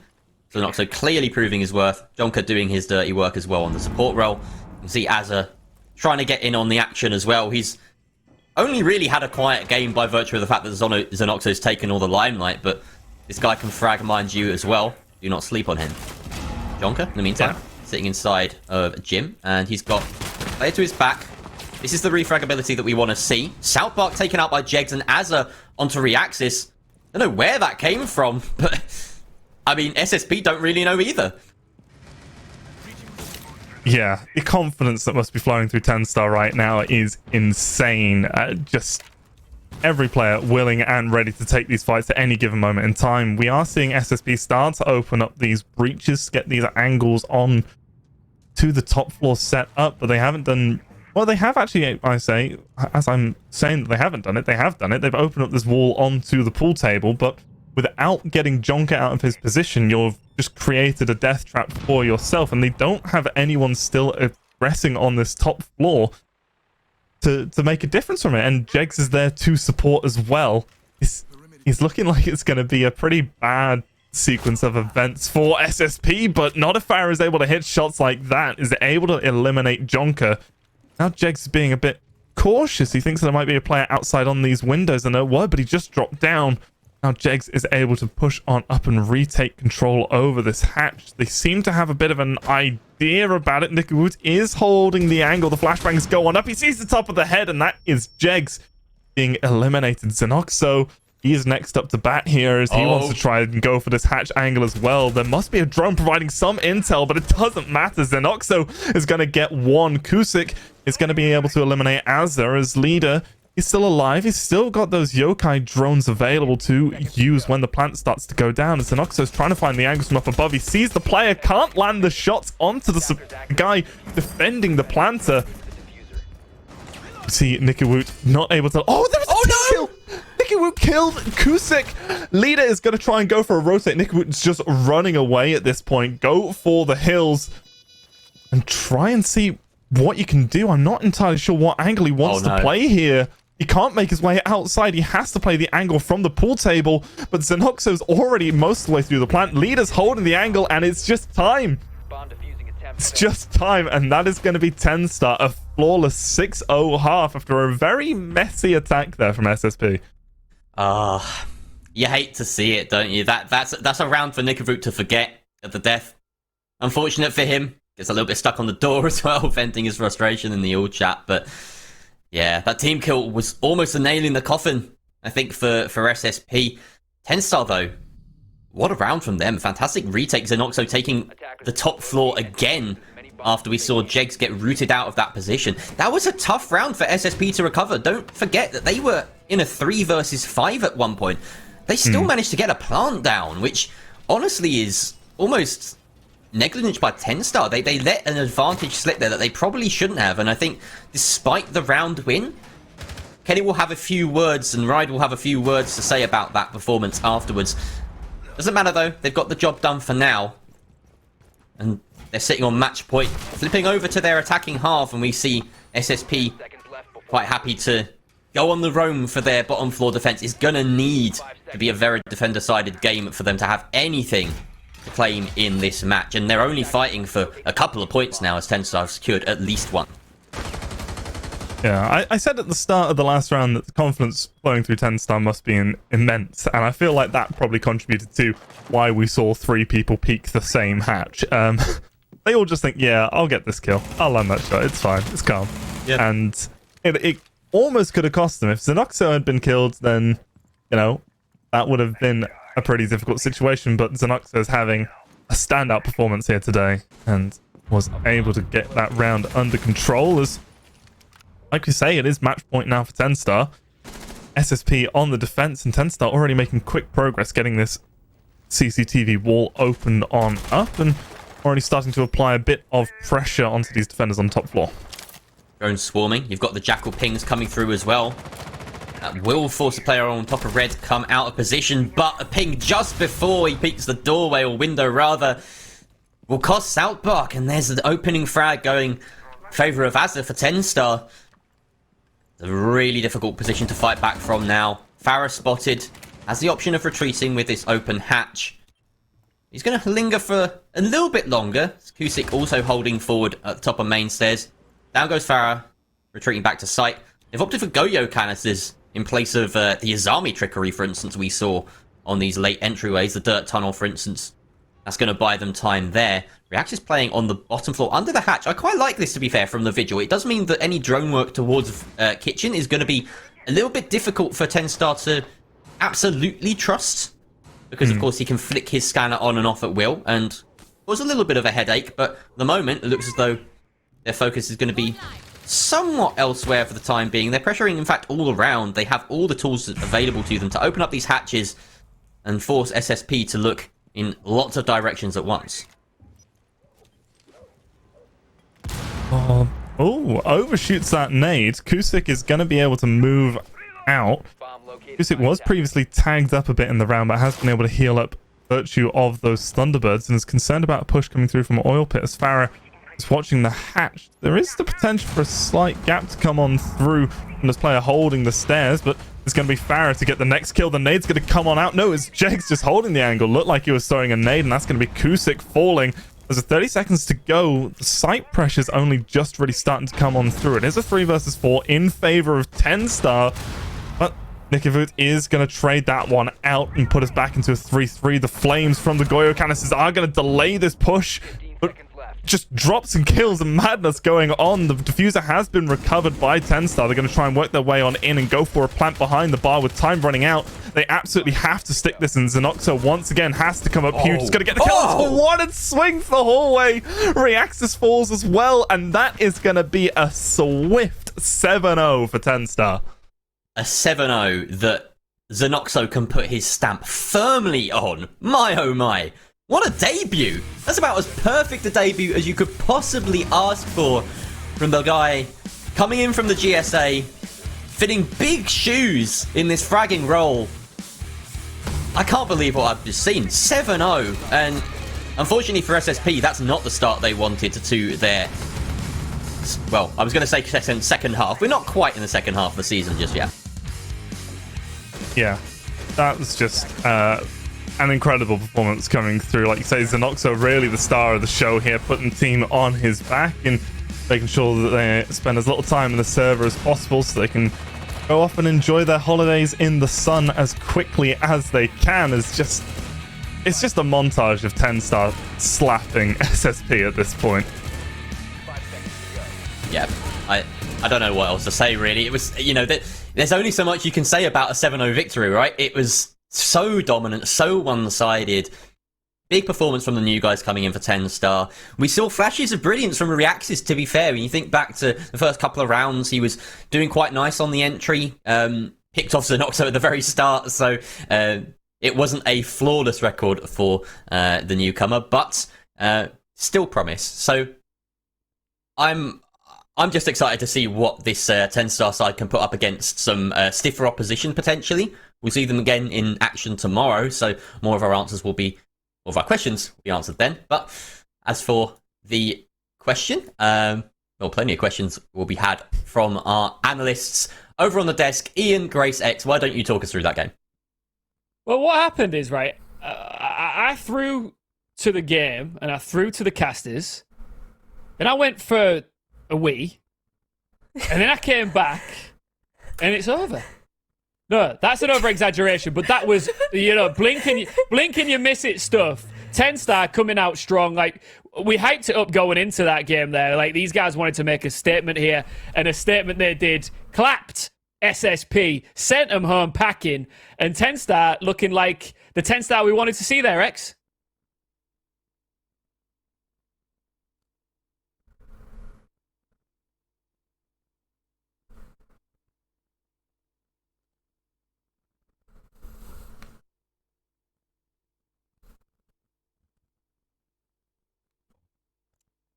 Yeah.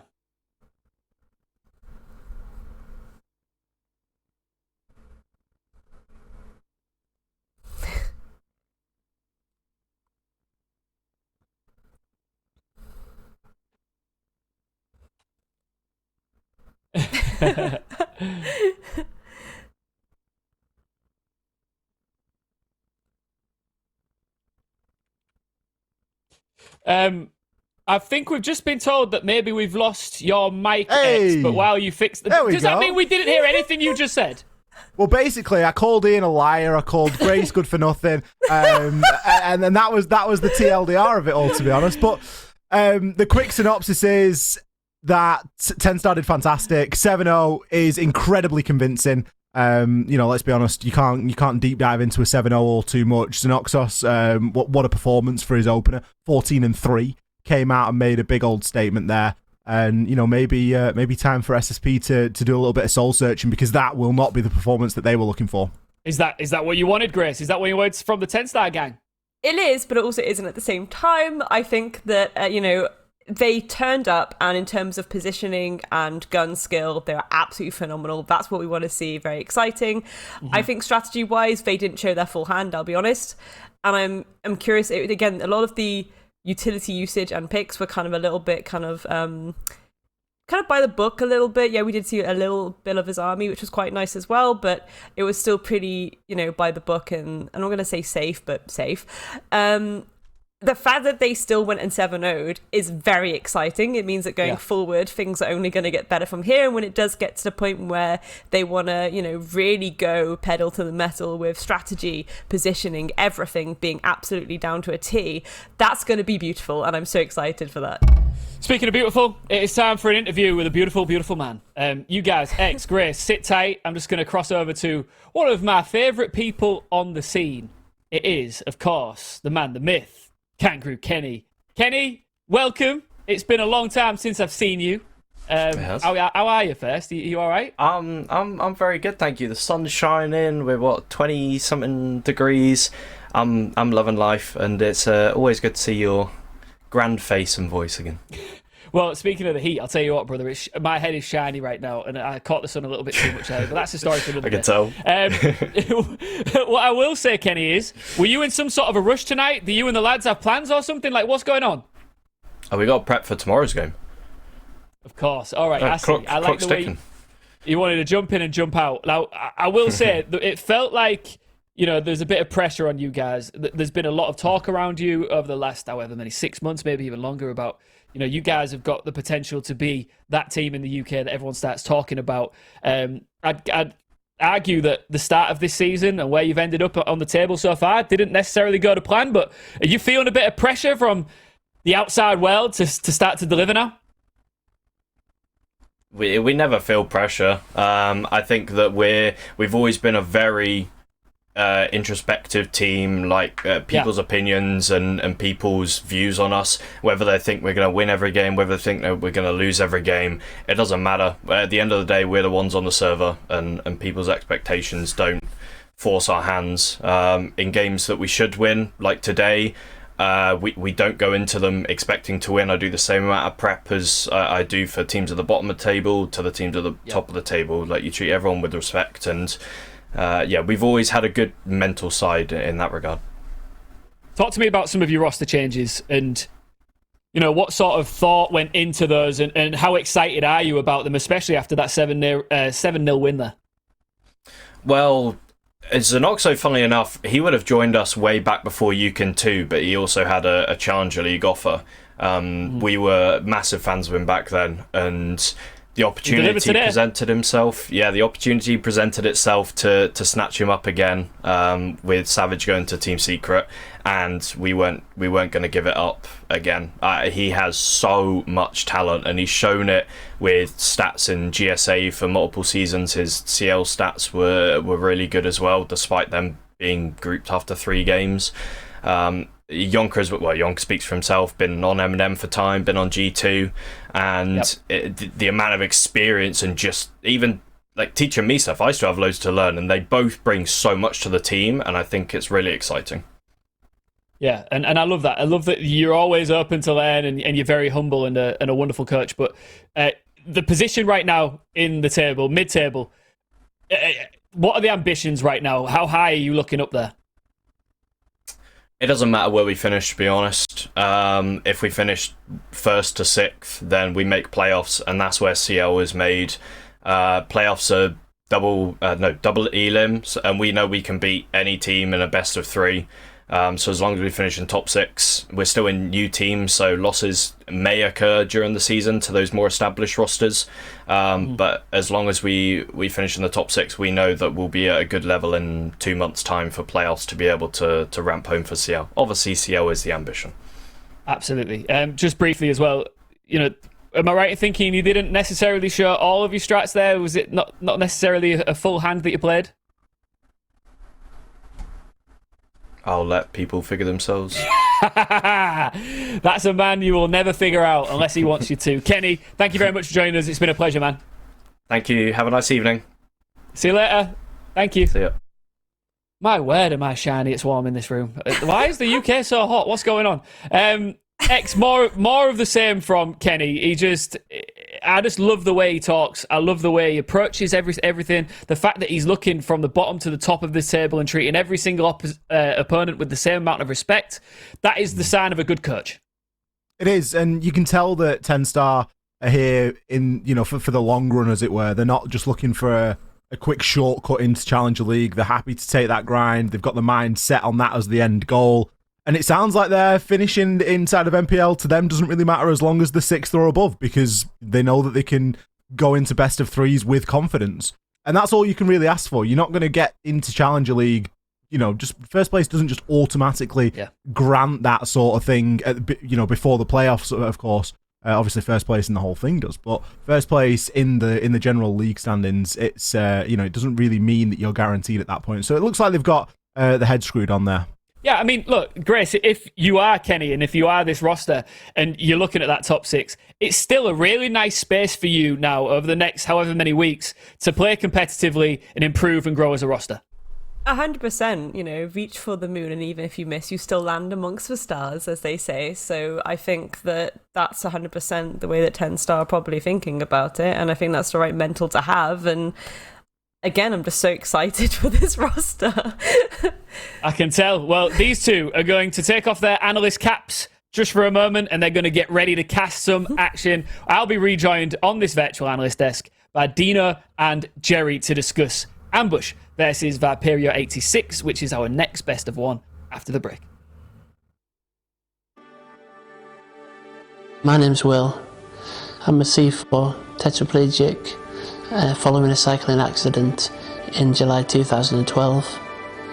I got back into gaming in 2013 when I found out about Special Effect. The first time I came, I really didn't know what to expect. I've been playing a lot of games prior to my accident, and of that, FIFA was one of the main games I had played, and literally within half an hour we had the shoulder switches and had FIFA set up. I've got movement of the shoulders, but limited hand movement. So I've got 2 shoulder switches. They can be set up for whichever trigger button you need them for. For example, you've got X on one shoulder, circle on the other. So for FIFA, that's 2 button modes and chin control, like the one I use for my chair, on the analog stick to control the ball. I was quite fortunate that after I'd been to visit Special Effect the first time, I took all the equipment home with me, and it gave me a couple of months to actually get to grips with, whether it's something that I was going to enjoy and something that was going to be suitable for my needs, and it certainly was. And then got the links to purchasing the right equipment. Games are another aspect of the life that I had prior to my accident, and a real social occasion. Great to be competitive with friends or just to pass time myself. When I was in hospital, I was seeking advice as to what would still be possible, and I had been told that I wouldn't be able to play games like FIFA again. I'm just really grateful I managed to find out about Special Effect, that I've had this opportunity to get back into gaming, and I wouldn't have been able to do it without Special Effect, and I would recommend it to anyone else in a similar position.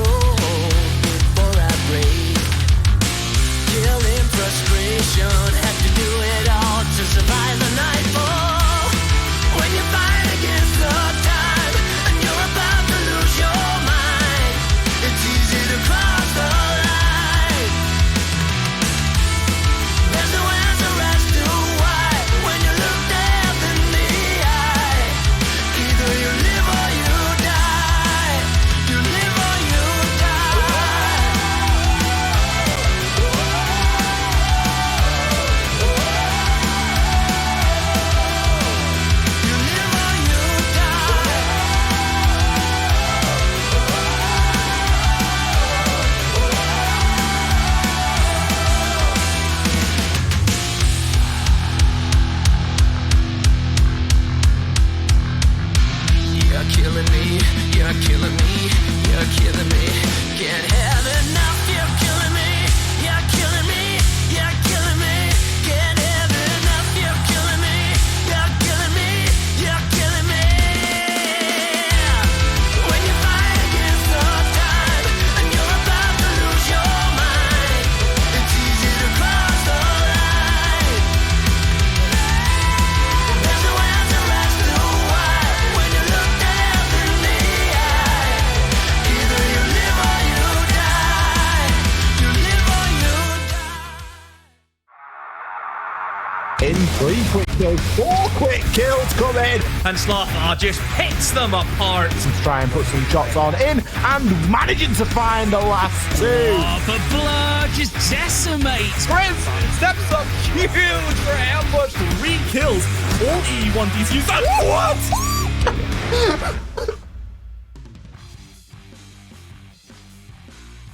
Hello, everybody. Welcome back to the Northern Premier League. If you have just joined us and you're thinking, I can't have missed much, well, you're absolutely, completely wrong. We've already had our first best of 1 done and dusted. I will reflect on that in just a second. My name's Ian Chambers, joined here by Jerry and Dino. You heard their wonderful tones calling all the action on our first matchup there, which was, of course, SSP versus TENSTAR. It was short, it was sweet, it was decisive. Jerry, it was clinical. It was terrifying, quite honestly. Watching TENSTAR in that game was scary, right? I know it's not the start that SSP wanted at all, but I think teams will be watching that and thinking, okay, we've got a beast on our hands here in TENSTAR. So I'm just going to say watch out for future teams. You know, they fired a warning shot there. Well, it seems like, Dino, they had a month off, you know, made a couple of changes here and there, and then thought, you know what? Let's just remind everybody who we are. Well, either that or they had a month off, thought, this is great, we should have more free time. Let's just play all our games really, really quickly, and then we get way more free time, and then that's what they're just going to do for the rest of the season. Do you know what? That is genius. That is... Why did I not think of that? We should just rush through the rest of the night and all go on holiday. No, I'm kidding. Listen, guys, we want some competitive siege here, please. Let's see if our second matchup can give us that. Ambush versus Viperio 86, guys. Let's tee this one up for everybody watching.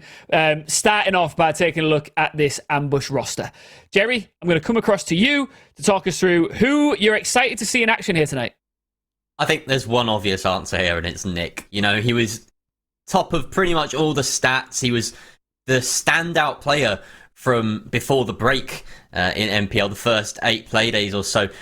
He's just a monster. But to be honest, this whole team have been really, really strong. They've all pitched in at different times. As a team, they are so exciting to watch. I feel as though Ambush is probably the most apt organization that they could have joined, because almost all their attacks, they will find a neat little way in, some sort of off-meta strategy, and hit you where you least expect it. So they are a team to watch, especially when it comes to their attacks, and I just can't wait to watch more of them.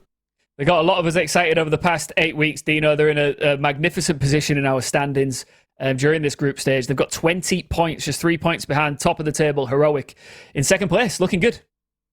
Yeah, absolutely. They are one of the strongest teams that we've got at the moment. I mean, Heroic, they are, you know, an EUL experience. You know, they are major qualifying experience, and Ambush is right there, you know, performing to a comparable standard in some cases, and they have been able to win those games and put up good fights against some of the best teams and hold their own. And it's been really impressive to watch. You know, we've seen one team come out of the break already today with a whole new boost to life, and another team come out and not quite perform.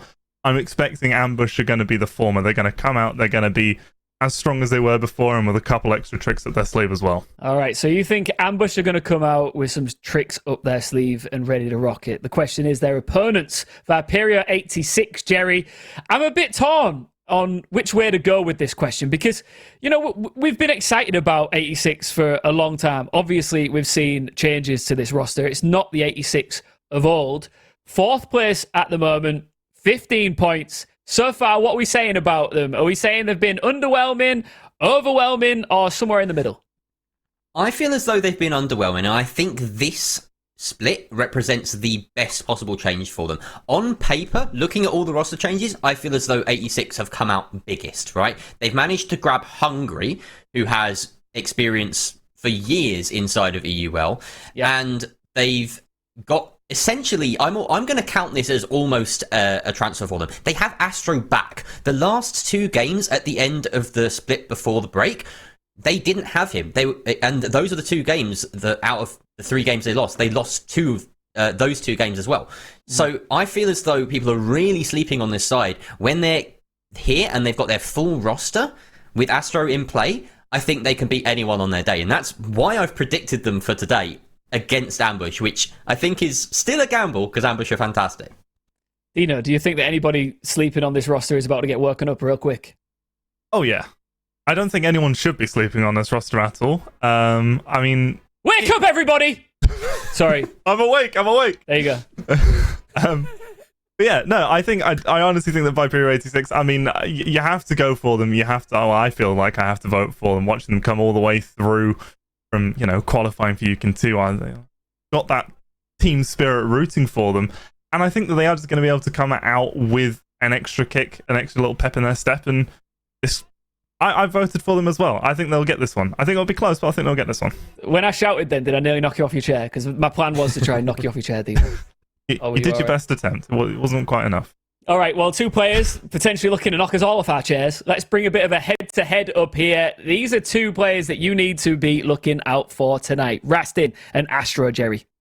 Absolutely. And the reason I think we brought up Rastin is here because we haven't had the opportunity to shine the light on him as much as we've shone it on Nick, but you just look against the best player on the side of 86 and their stats are quite comparable, right? They've got 62% against the 61% cost and a 1.37 KDR over the 1.34, and he's even putting down a fair few plants. So yeah, these 2 definitely worth watching when when we don't have our eyes on Nick.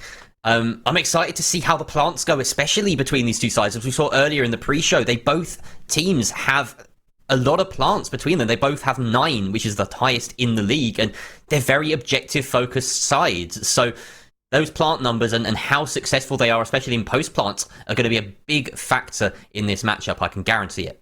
Who's going to have the better performance out of these 2, Dino, out of these 2 players? Oh, I'm going to say Astro. Okay. I just think that the opening kills are going to be a big part of this game. I mean, the opening kills are always a big part of this game. We see Astro's got a good record, 10-6. I reckon he'll keep that up and he'll have a strong showing tonight.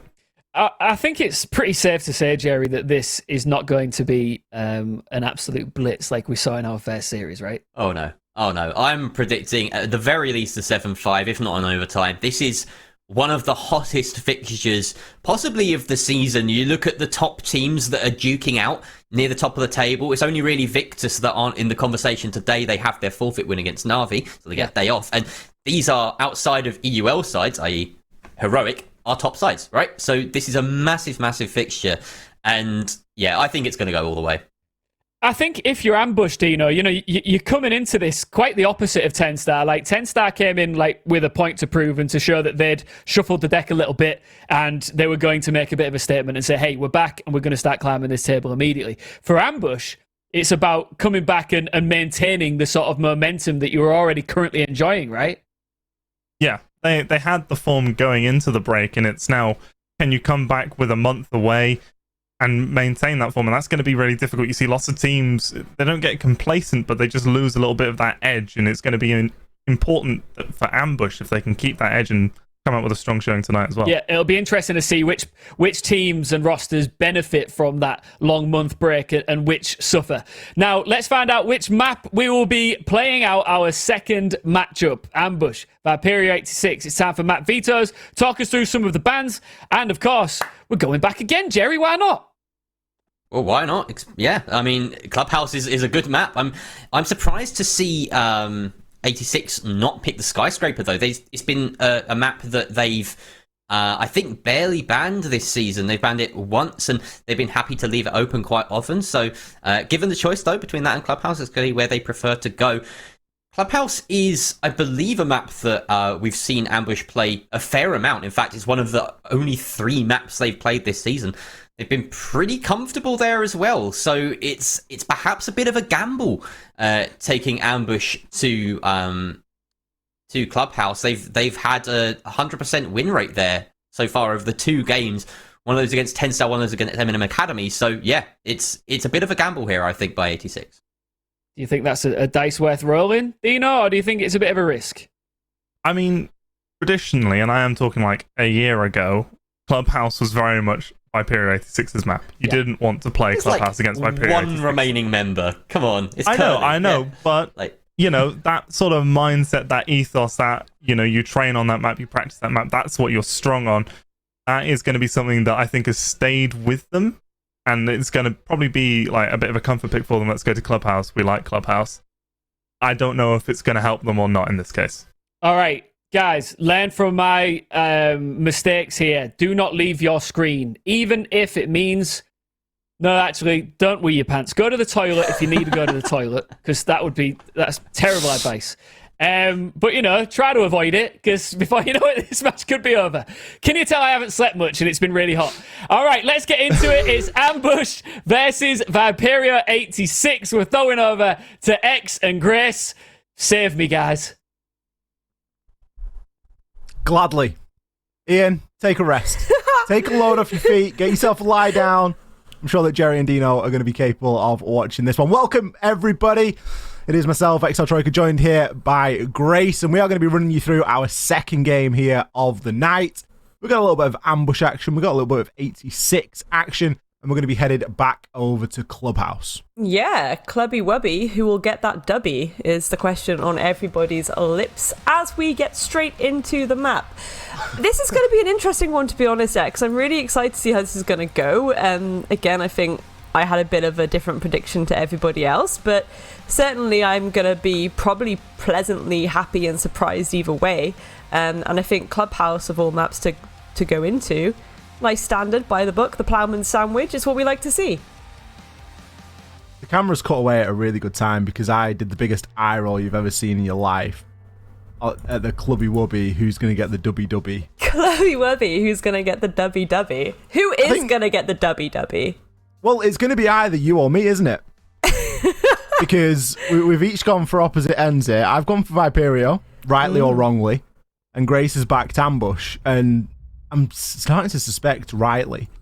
We'll see how it all plays through. Maverick and Thatcher, first 2 operators to be removed. Nothing too jaw-dropping there. No. Obviously leaves Hibana in, so it means that impact tricking is off the table. Valkyrie coming in there as a bit of an information denial. Ambush to round things out. Is it going to be their trademark Jaeger? No, they're actually going to go for a Cade ban. Yeah, Decade makes sense when the Marvin Thatcher is gone. It can be a little bit easier to kind of remove some of that counter hard breach because you can just go vertical underneath to get those mute jammers or bandit batteries, or even we may see teams just not even bring anything like that at all, maybe risk it for a chocolate biscuit again, especially that Azami is on the board. But we are seeing an Azami and bandit combo along with the smokes as well. So again, in terms of potential for movement denial and burning out that timer, that's a pretty nice little lineup for this basement site. Yeah, it's starting to become a little bit of a staple as the old Azami pick. I'm sure that you will see Azami used in almost every site, but sites that immediately spring to mind, you don't think much further than Clubhouse when you think of the value 100%. that those keybers can really give you. Especially if you look towards somewhere like Cash and CCTV, where you can start to really make that catwalk defensible as well. So there's so many options for this. You bring it along with the castle, and it kind of negates the need for a classic ambush ban, where in sort of previous games and previously we've seen them do a lot of Jaeger banning. Now, it's not entirely the same thing, but you're still giving your opponents a problem to solve. You're giving them a piece of utility that is going to need some sort of nade or impact or some sort of explosive, or even someone just walking up and punching it. You're giving them more obstacles. So you couple that with a castle as well, and you really can start to slow down the roll here. Yeah, 100%. But, you did mention the Jaeger in terms of, utility denial. There's a lot of nades on the side of Viperio 86, and they're bringing the Capitao as well, so that's those firebolts and smokes in pocket as well.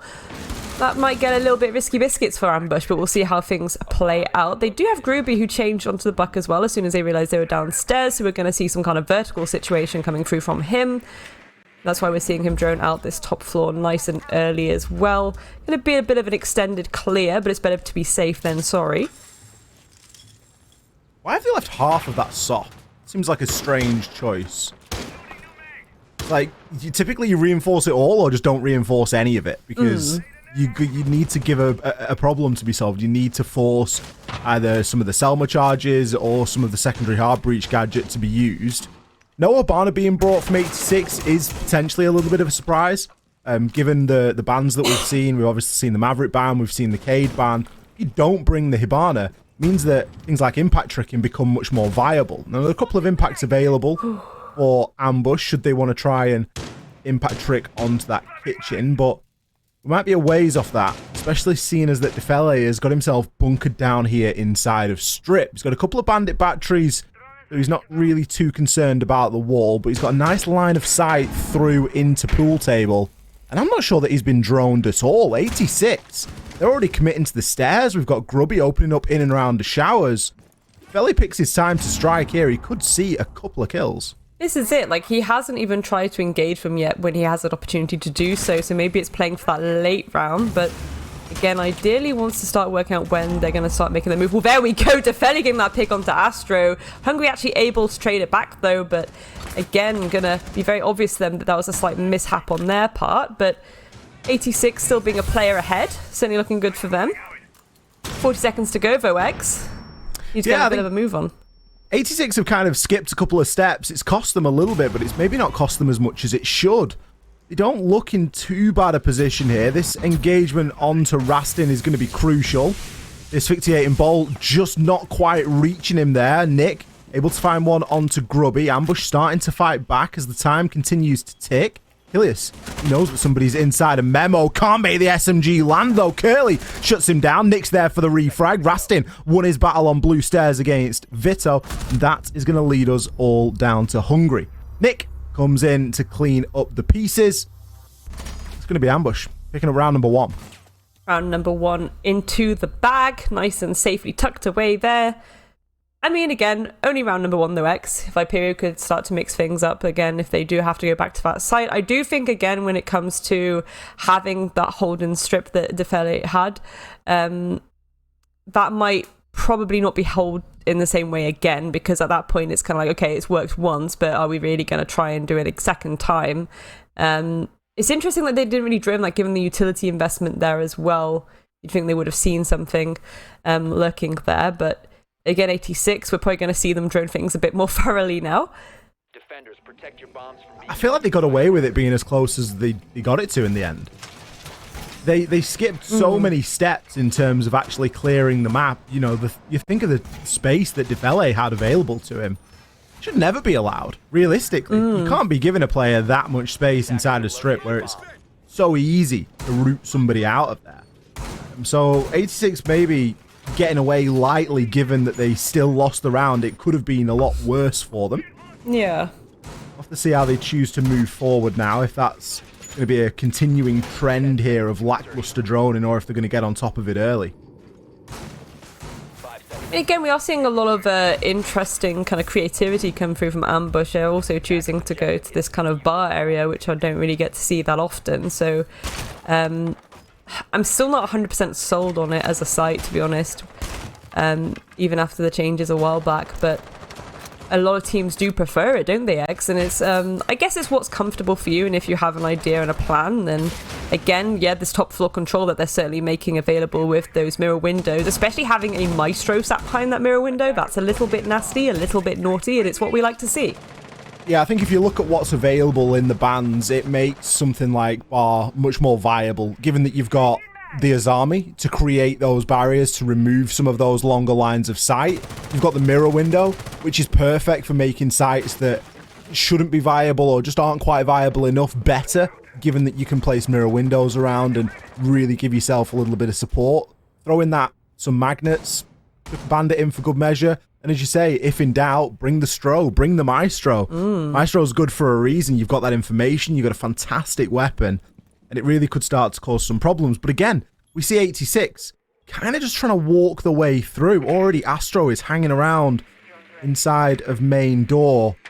He's just in lounge right now. It doesn't seem entirely viable for him to be there at the moment. I think this is it. He's trying to see if kind of stage is clear and maybe they will go a bit direct. We see Curly getting that wall nice and open above, so potentially going to give them a little bit of freedom upstairs. But again, as we say, Defele behind that mirror window with the Alder in hand, it's going to be a little bit tricky for them to maybe contest that from the cache area, but we'll see how it goes.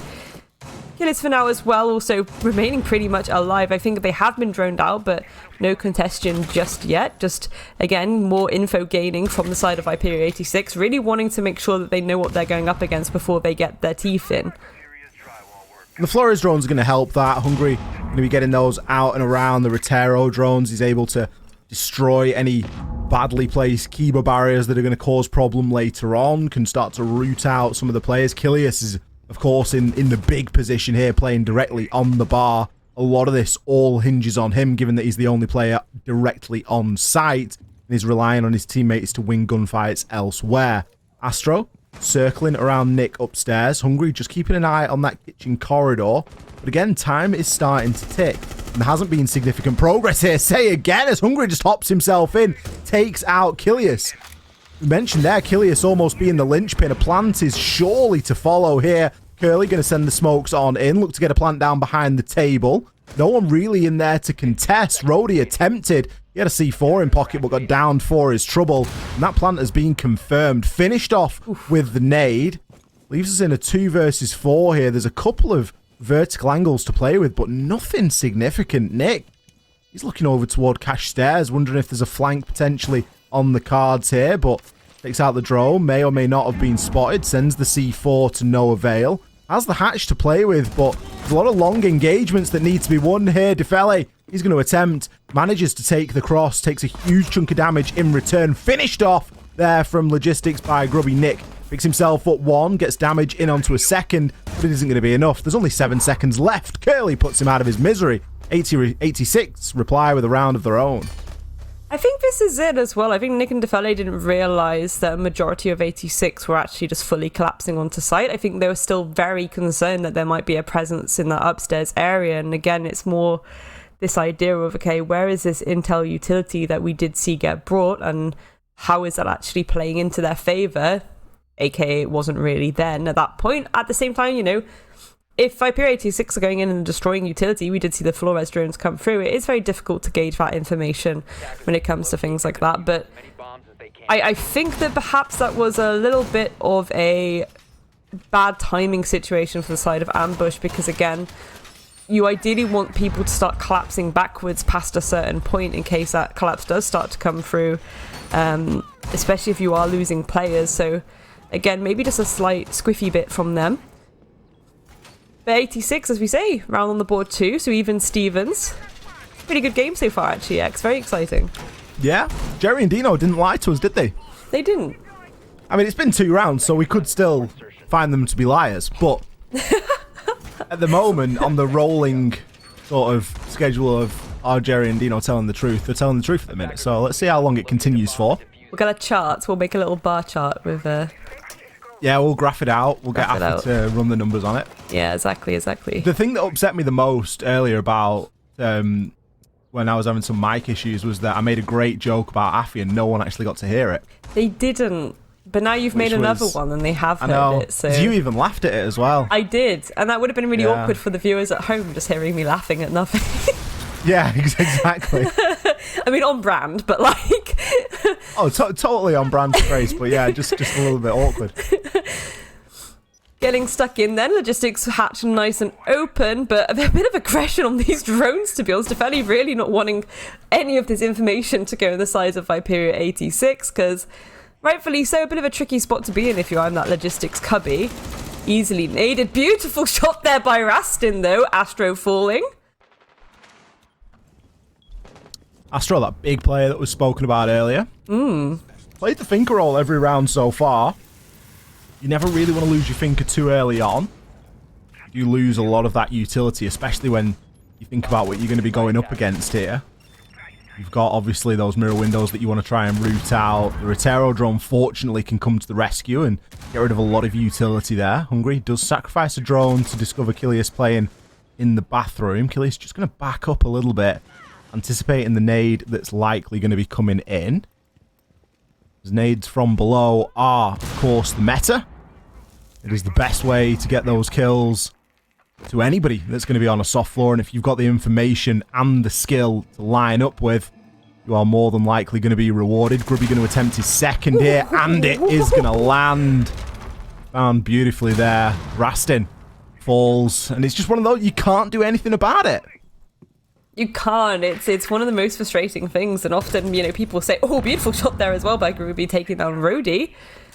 It's a bandit taken away as well, so Defeli trading it back though, Vitalina falling. Again, this is getting really close for Nell on both sides. 45 seconds to go and a 3 versus 3. So it's a lot of utility on the side of the attackers to help them try and set up for a collapse. And here we go, smoke's going up. We'll be taking a lot of damage there and getting a little bit caught off guard, as I think they're aware the crossfire being held both on bedroom and logistics right now. They really have to make this approach into Jimex. Look at the stack up as well. These attackers look like they don't know which way to turn. Jim is almost open for the taking. They've just got the small factor of Coalesce there playing on the bed. Grubby going to take down Nick, playing flank watch at the top of those main stairs. He knows someone's left in logistics, and Defeli hasn't got a lot of health to speak of. Coalesce getting himself into engagement as well. Finds one, picks up the quad. The diffuser's cold. Curly is going to try and get the plant down. The bailiff is in the hands of Defeli here. Can he make it land? He just needs one more. Finds the kill. Post plant. Both players down to pistol. Defeli reloads the primary, as does Curly. He's managed to get the diffuser down and get himself out of dodge, all the way into construction. There could be a rotation into logistics for him to play around with here. Defeli just going to try and take the head-to-head gunfight. The MX4 Storm at close range is a beast, but so is Curly. Lands the shot there. He's just a little bit deeper than Defeli was expecting. Got himself behind the stack as well. A super close round, really down to the wire when that plant went down. Yeah, 100%. I mean, that was I was almost making all kinds of noises watching that, to be honest. Especially that little dance around logistics doorway that we saw going on. You really didn't know how that was going to go. Yeah, both these teams is again putting on just an absolute performance. And again, some of these kills, the classic nade kills. I mean, you love to see it, but ultimately, I mean, to get taken down with a bailiff and a knife like that, they did their job at least. They distracted them long enough so that plant could go down. And then ultimately, the time became the sixth attacker in that moment. And that's when you have a little bit more freedom. And of course, as well, if your enemy has very low health compared to you, that certainly helps as well. So all you have to do at that point is exactly what we saw. Just chill a bit in construction, hold your angles, and try and win your ones. Again, it didn't look like a round that Viperio were looking too comfortable with. It reminded me a lot of the way that round one played out, where we saw Ambush sort of aircloaks clutching it out at the end after Viperio got a lot deeper than it looked like they should have done. And again, we almost feel, well, I almost feel the same about round number 3. We're headed back downstairs.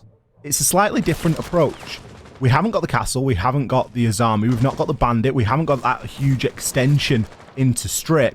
Instead, this time, it's much more typical sort of roaming fashion. We've got a Legion, we've got a Mozzie. Haven't got the Mute, which would make it the sort of Aircloak's classic SSG roam, but still, this is a lineup that speaks to players that are going to be out there, out and about, trying to deter these early attacking pushes and just keep control of key areas.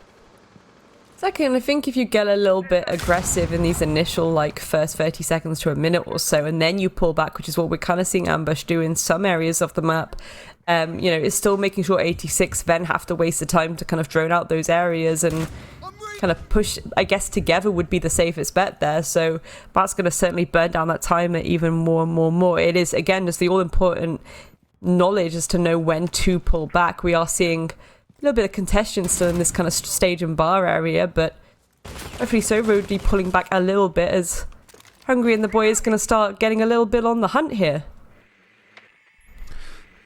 Curly on the Ying could be a little bit of a nightmare. It's not as discreet as a bullet hole used to be, is it? That is just Really? a freebie. Defele, yeah, surely you saw the drone. Rhodey to fall as well. This is a disaster for Ambush. Only just about half of the round gone, and they've already lost 2 roamers. You would be looking for a little bit more burn out of those 2 roamers, whether it's burning the clock more, taking an attacker away, or removing a lot of utility. The attackers have spent nothing. They've still got 6 nades here. I feel it's kind of, I almost have my head in my hands because there's moments where it's like, why, you know, for players of 86, everyone knows them very well. They know what they're like. Why would you try something like that kind of hole, especially when the drone is coming through? That's a little bit... Yeah. I don't know how I feel about that one. I have some choice words, let's say that. Nick getting, a little bit fraggy here on the stairs, though, taking down Vitaline. Evening it out a little bit more. That's the first play of 86 to full. 30 seconds to go, though, and they've still got 4 players on the board. Lot of util. 2 smokes on that Ying, and those Candelas in pocket, so a tasty, tasty execute can come through if they want it. It's going to have to be pretty tasty, because one thing that the 2 roamers for Ambush did do was remove a lot of drones. Viperio have only had 1 drone for around the last 40 seconds to a minute, and that's really going to start to cost them. Rastin dug in behind the bomb chassis, grabs himself 1. Hungry, meanwhile, is tearing through the side of Ambush. 11 seconds left to go, and Rastin picks up his second. Can he find 3? No. Hungry from Blue gets the job done. In a hail of smoke and Candelas, manages to find a nice little pocket of entry. Picks himself up yet another 4 kills on the round there, I believe, for Hungry. As Viperio starts to storm away with this one. Who needs drones, Grace? Who needs drones? I mean, what they certainly needed then was that second dimension to that collapse into church. I mean, if they didn't have that, it's this idea of how many kills were you going to clean up then as they push from that moto doorway. Again, a little bit disgusting there, but yeah, obviously having that second angle into that approach won them that round then, taking down the numbers ever more. This is a really enjoyable game of Siege, to be honest, because I really am loving what we're seeing from both sides. Again, Ambush, there are some moments where I'm just kind of shaking my head a little bit, but I think they'll probably go back themselves and be like, what was I thinking there? Yeah, it's Clubhouse has developed and changed a little bit as well, in the sense that it isn't as defender-sided anymore. And Siege as a whole isn't as defender-sided as it used to be. Obviously, you've got the introduction of things like Azami, which are going to start to, you know, skew that balance a little bit until players and teams really get a full handle on how they want to use it. But ultimately, the attackers have just got so many options now. We didn't even see a hard breacher be brought in the previous round by Viperio. Now, sure, they had some secondary hard breach gadgets, they had some of the can openers, but they didn't have a typical, you know, thermite or a Hibana or an ace or anything of that nature.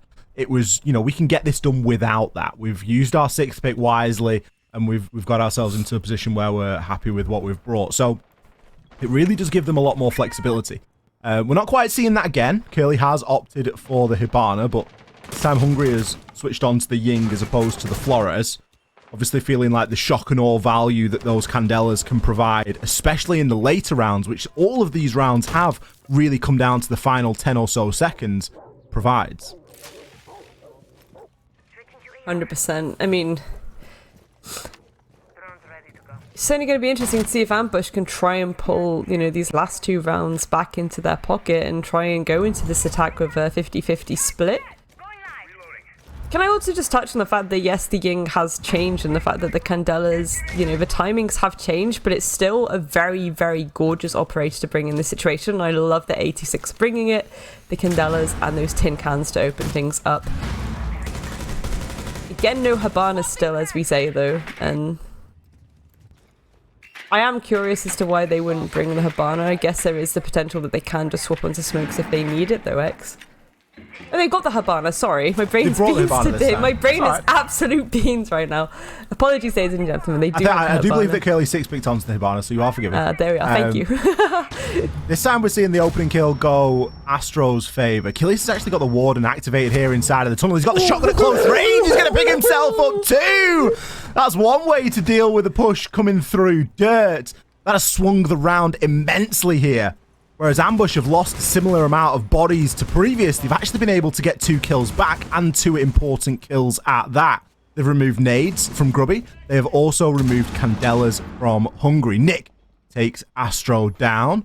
further reduces any of the firepower. Curly gets caught with a flash in his hand, and the diffuser called on the ground. Vito hanging around box now, going to rotate over to AKs. He knows that Coalesce is inside of Dirt Tunnel, and he may be looking to pad his stats with an exit frag here, because that is likely all it is ever going to be.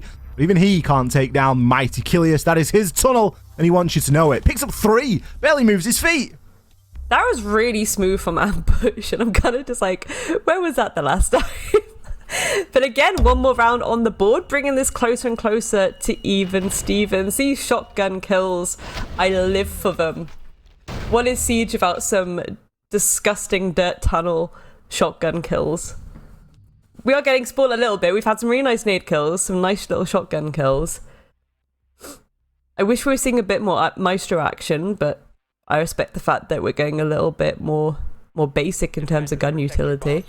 They're bringing the alibi again too. This is something that I really like that Ambush keep doing. They keep bringing that alibi to this site, and I think it's quite an interesting one, because again, you consider the fact that 86, you know, there's a lot of very, very nuts gunners in that lineup with a lot of experience, and I think when you have that alibi utility, it's this idea of you're kind of almost baiting those fraggers. You're using their brain against them, if that makes sense.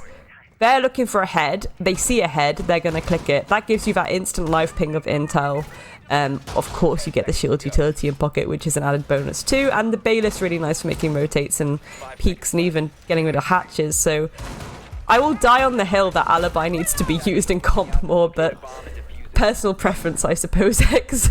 I think it's a good pick. I think it takes a little bit of the pressure off Coalesce here. He's on the mirror. And as mirror, you don't really want to be spending all your time making rotates. There's not that many rotates to make for this site. Yeah. You can use impacts to do so. But even there, you see that live ping info. It's going to actually result in a kill. It's not often there, Grace, that you actually get the live ping info resulting in a kill. Vito getting unfortunate, just pre-firing onto the windows, doing whatever he's doing, going about his day, and bang, the live ping follows him up on the rappel. And we have a player there ready to collect. Great little opener there from Ambush. 100%, and that's going to put a little bit of a perk in their step. However, drones coming through, and I don't think they are aware of it, so that's going to give them this constant live feed of information that they can now use in. Probably going below, we're going to see a nade kill potentially come through from Groovy there, but we'll see what happens. That's a little bit naughty, but again, you know, give them an inch and they'll take a mile when it comes to a team like 86. There we go! As predicted, we love to see it, X. That's going to be second vert kill on this site. He's really making him pay for not respecting those vertical nades as much. You've almost got to commit a presence of defenders downstairs to avoid and to try and stop that from happening. It's all well and good spreading out on the top floor, but realistically, you need it to go a little bit deeper than that. Rastin throws the magnet either too late or too early, depending on your output. It didn't activate in time to catch the nade, but it will be there to save him if it is required. Twitch drone doing a lot of damage there, removes the glass from the mirror window, and likely the utility that's at its feet. Twitch drones can be devastating there. Hungry actually 6-picked off the glass. I was kind of looking forward to seeing a little bit of glass, if I'm being totally honest. 3-speed glass now as almost an entry option is a terrifying prospect, especially when you think to the sort of smoke plays that 86 have been bringing in this final sort of 20 or 30 seconds. Well, that as well, like if they brought the glass with the Ying, you know, El Clasico in that regard, the smokes, the Yings, that'd be beautiful. But they're still utilizing these smokes, and here we go again, the smokes in the same place as they try and attempt to go for an execute, but they don't quite have the breathing room just yet, so that's not going to go through just yet. Preston really trying to hold this down, but Curly has something to say about that. The immediate trade back, though, downs him.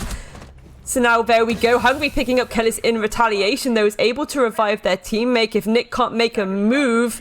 But 25 seconds on the clock, X. Someone needs to make something happen, and that certainly is something. Groovy coming through there. Beautiful little 2K at the end, shutting down the remaining defenders of Ambush. And that is a nice end to their attacking half. Grubby everywhere he is needed to be there in that round. It was seemingly the superstar. It all started off with this wonderful pick from Rastin, taking down Vito. And from that point, you thought, oh, this should be a pretty straightforward round here from Ambush. They've, you know, removed the Iana. They've taken away a lot of utility. But no, the nade kills from underneath. Grubby with the positioning. A little bit different to how he played it previously.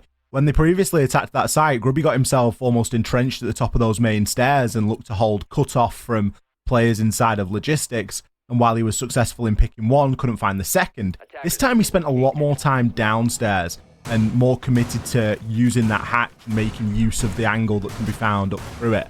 And it seriously rewarded Viperio there. So good adaptation to bring that one back their way a little bit more convincingly and not relying on a 1v1 post plant. But now we switch sides. Viperio, 4 rounds on the attack. Ambush only managed 2 on their defense. Let's see if their fortunes change now that they've switched.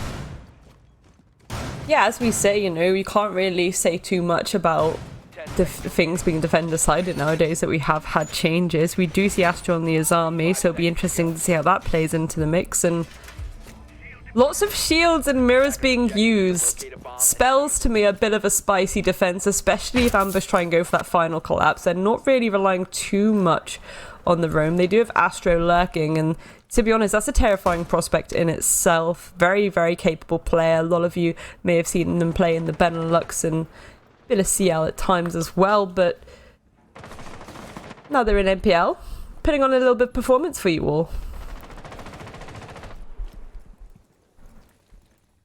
It's nice to see the difference in style here with the way that 86 are approaching this. It felt like Ambush were doing their classic, let's almost touch every corner of the map before, you know, the prep phase ends and get ourselves really deep on this roam. 86 are playing this a lot more reserved. They've just got themselves at sort of half stairways, not looking to make too much of a fuss. Don't want to really get themselves into harm's way all too much. Instead, they're going to let Ambush do the walking, let Ambush come into them a little bit more. We never really got to see a full force Ambush on that defense. They were always a couple of men down. It looks as though 86 are going for a slightly different tactic here. We're going to start to see some hatches opened. Rastin going to be holding down through into blue. Nick can start to concern himself with getting some of those soft breach destruction jobs ticked off the list. There is the small matter of this kitchen floor, which is always a little bit of a difficult one, especially when there's a couple of C4s kicking around. I mean, a couple of C4s, but there's kind of one on the table at the moment in the hands of Hungry. He's currently kind of lurking in church, so again, any kitchen movements that can occur, Hungry not in an ideal spot to contest that vertically.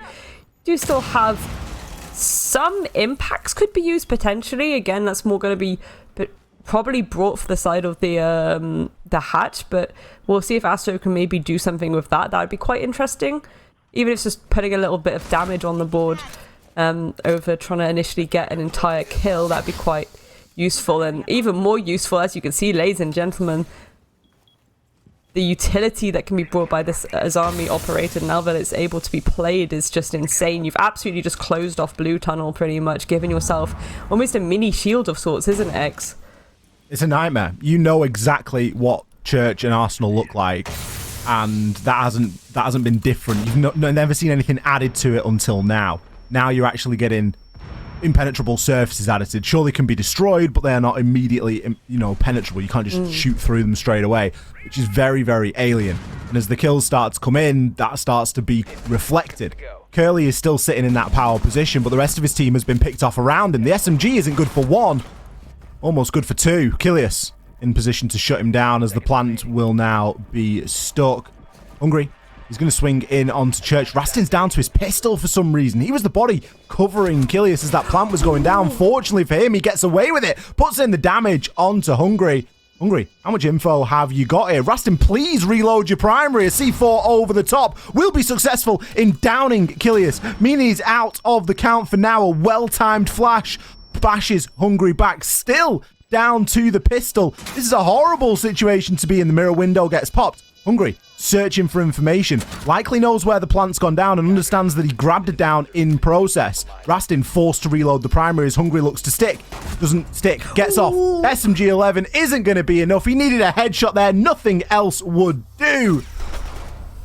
Rastin, that is one of those moments where he will look back on that and recognize he had a bit of a mare. There was a little bit of panic setting in there, and nobody can tell me otherwise. Is it the pistol? Is it the primary? Am I reloading? Am I not? Am I back and killing? What am I doing? You're turning here, you're turning there. He's there, he's here. The comms are frantic in your ears, but you managed to get it over the line. 100%. Massive sigh of relief, but, well, not for long, because you still have to get one more round on the board to bring this back to even Stevens. But for now, you know, excellent opening round there for their attack, and I think they're going to be pretty stoked on that. Again, though, X, I cannot stress enough, how much is this coming down to the nail? It is insane on both sides as well. I love the fact that, you know, even though 86 pretty much were doing more of like a kind of turtle-esque hold there, they did have the initial roam of Astro, but they did fall back.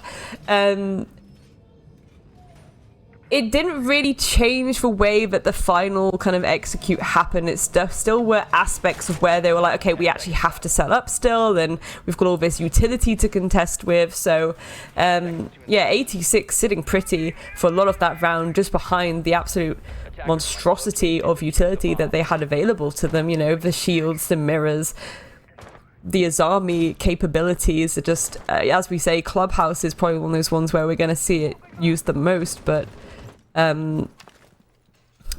it's exciting stuff, really, isn't it? It's exciting stuff. I mean, sometimes you never know how it's going to go with a new op in the game, but with this one, we all knew how it was going to go, and that's exactly what we're getting. Yeah. I think that's something that Ambush did really well, was to find the gaps in that round. They didn't immediately target the most heavily fortified areas. Instead, they were looking to, you know, really take advantage of where 86 were a little bit light and any gunfights that they could win without too much resistance. And they did that quite well to put a lot of the pressure onto players like Curly, who was sitting in the power position there where a lot of the utility had been spent. We are going to see a reattempt at the basement site by Viperio. Not too much has changed here. They have brought the mute along this time, as well as the smoke. I believe they had both of those last time anyway, so it could be a very similar lineup. The Ying has been brought this time for Ambush, and won't quite be involved in an opening trade, but nearly. Rody, he's taking a little bit of damage there as he watches over blue. The hatch now into stock can start to be opened. Losing out on the Thinker, never great. High risk, high reward. They have lost a couple of very valuable nades, and when you're only bringing 4, it really does make a dent. Dents indeed. I mean, Ambush, I think they've, you know, sussed from the get-go that it's going to be pretty much the same hold, that same turtle style again, so they've pretty much got stuck in. We did see that aggression down main stairs about 30 seconds earlier than we did last time, and almost a cheeky little kill onto Vital line for their pleasure, but obviously not just yet. Trying to set up a little bit, though, to start to contest some of these site holds as well. And again, if they can guess that it's pretty much the same setup as last time, they should know where a lot of this utility is already, and it's just a case of dealing with it and getting rid of it.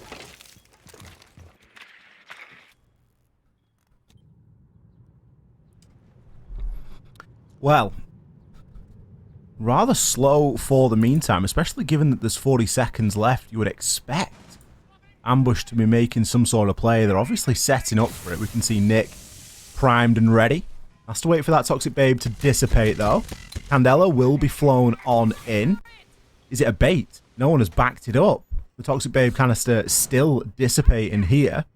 Curly with one left in pocket. He could almost choke out the rest of this round. The next one drops. Kilius immediately to his demise. Taken down by Vito. Grubby picks up one onto Rody. Nick somehow managed to make his way through, but he immediately meets his end as Astro picks up 2. Flies round from one of the Kiba barriers there.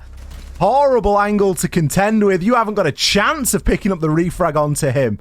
Ambush.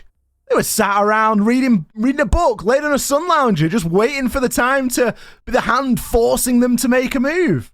Yeah, and it's kind of weird given that, like, you know, the start of the round, they seemed like a bit more confident. Like, they were like, okay, let's get stuck in, like, immediately. We know what they're doing. Let's go for it. And then, as you say, it just kind of faffed about a little bit. Again, maybe a slight comms issue there. Maybe they didn't quite have the intel fully to commit to it, but when you're allowing, you know, that much time to be wasted and then you're trying to do like a hatch drop like that without any other pressure from anywhere else, it's a little bit risky biscuits. Viperio, though, one more round away from match point. quite an interesting one, X. It is, and you know what we say about those risky biscuits? What do we say about those risky biscuits? Sometimes they're not worth the risk. And not worth the risk at all. I mean, only sometimes not worth it. Like, sometimes they are worth it, right? It's like the apple in the Garden of Eden, those risky biscuits, isn't it? It's given Adam and Eve. I didn't think we were going to get that deep straight away, I'll be honest with you. These deep biscuits on a Tuesday night. What's the world coming to, ladies and gentlemen? At least we're not in Stoke and it's raining. I mean, I am in Stoke. Oh, you are actually? Yeah, you are. Doxed. Thanks. 100% cost for Curly. That's impressive. 6 and 3. We were talking about cost earlier, and we were really crediting Nick for a consistent cost. I think Defele was up there as well, if memory serves. 76%, I think it was for Nick. We did flash up earlier on. He was a little bit below his average right now, but that is to be expected, given that Ambush are trailing by a couple of rounds. We're going to need to come up with something pretty magical here, because they haven't shown us that same level of flair on their attacks, and the way that they waited the clock out almost in that previous round, it was almost a bit of a cause for concern, because we've got a very similar amount of utility to get through this time. I think this is it as well, because when we consider the kind of things that they were bringing to the table, especially the last round, to deal with utility, you know, we do see Rhodey on the Zofia, so we do have that destructibility. We do have nades for destructibility if needed, but again, you'll try and save them in pocket for those more tricky positions. Vitaline falling though. See Jaeger taken off the board, and that's going to give a little bit of breathing room if they want to start making their way through this map. Fairly kind of wandering in from strip now. Potentially going to go, I wouldn't say upstairs just yet. Again, we want to see these nade kills come through, moving people out of those predictable positions like that bathroom area upstairs.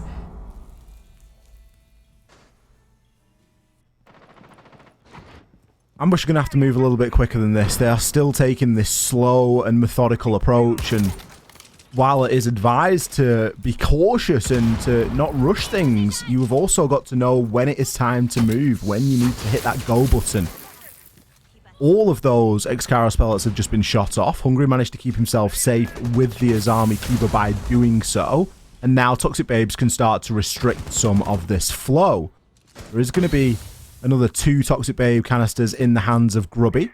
Nades from below could be a good way of getting themselves back into this one. Defele makes one land onto Curly. If he can pick up a second here, it would blow the round wide open. The second, not so fortunate. Astro, full white flash inside a bathroom. Knows that there's likely going to be a flood of players coming through. Hungry, he can't make a rotation because he is being held from the balcony and the plant is going down. Grubby swings his way out, but the shotgun doesn't work. Defele sits him down. 5 versus 2 now, as Hungry will be the next player to fall. Astro getting himself into harm's way.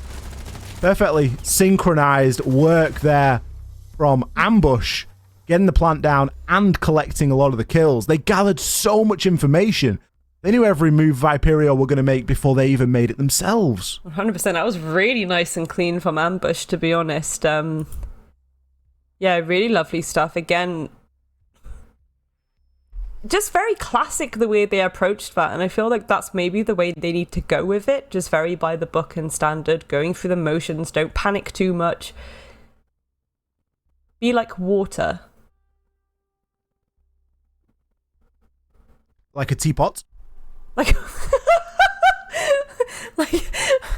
a teapot. Is that not part of the thing? No, but now you know that like a G6 song. I've got that in my head now, but like a teapot. So thank you for that. Oh no, it's you know, when water is in a teapot, it becomes the teapot. If the water's in a cup, it becomes the cup. That's why you need to be like water. That's so the whole. That's like to the shape that it's. Yeah, no, 100. Okay, there we go, ladies and gentlemen. Ambush need to become a teapot, and that's what they did that last round, X, isn't it? They went in. They did it very by the book. They got those nade verties in. You know what they did really well? They I tell you what they did really well, Grace. You know when you're making a good cup of tea and you let it stew for a little bit and you let it brew? They like stewed and brewed really well, and then they let all of the flavors impart. I believe we're going to come back to us, which isn't really going to help matters, to be honest, because we're talking about teapots and we're talking about brewing a good cup of tea, which is not really why we're here, but it's probably a good time to take a sip of your drink and gather your thoughts, given that we have just had a player disconnect. I think it was on the side of 86 that called the timeout, and I'm not sure if a timeout has molded into a technical or not, or if it was a technical to begin with. Who knows? Doesn't really matter.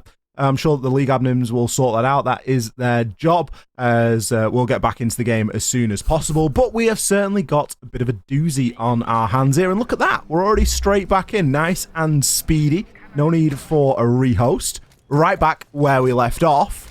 Ambush. I wonder if they've got the kettle on, Grace. I wonder if they're ready for round 2 of perfectly brewed round. I mean, this is the interesting thing too. So obviously Ambush themselves choose to go to bar stock. Felt, they clearly feel that's a comfortable option for them. In theory, when it comes to these tertiary sites, if you're going to something a bit different like that, you kind of know it like the back of your hand, because you've been planning the strats out and thinking, how will people attack this? How will they approach it? Blah, blah, blah, blah, blah. Viperio going here, Ambush should bring something to the table and have some kind of preparation for an attack here, or at least know where the weaknesses of this site are, at least know where that pressure needs to come from, where they need to attack from. This is going to be really interesting, I think, actually, X.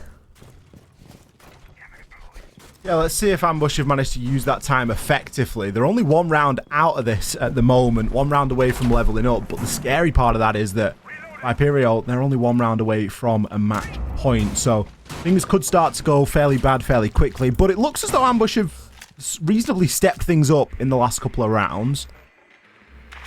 We do know them to be a quite a methodical side, and it is fairly uncharacteristic of them to repeatedly leave things too late when they're on that attack. So now that they know roughly what they're going to be going up against, it should be a little bit easier.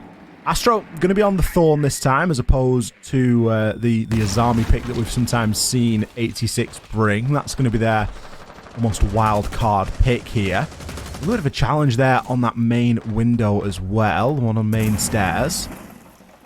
Still, Ambush just biding the time and looking for a pick. Biding their time indeed, but again, time is of the essence. The more time you're able to kind of get through and have the more ground taken, the better. You want as much breathing room as possible, and you want a lot of breathing room to go for an execute, or to really set up for that execute. So Ambush need to get a little bit of a move on, clear this top floor a lot quicker than what they are at the moment. I think Rhodey's about to get a bit cheeky with it on this bedroom window, potentially trying to bait out Curly a little bit, so let's see how that goes. But again, time is of the essence.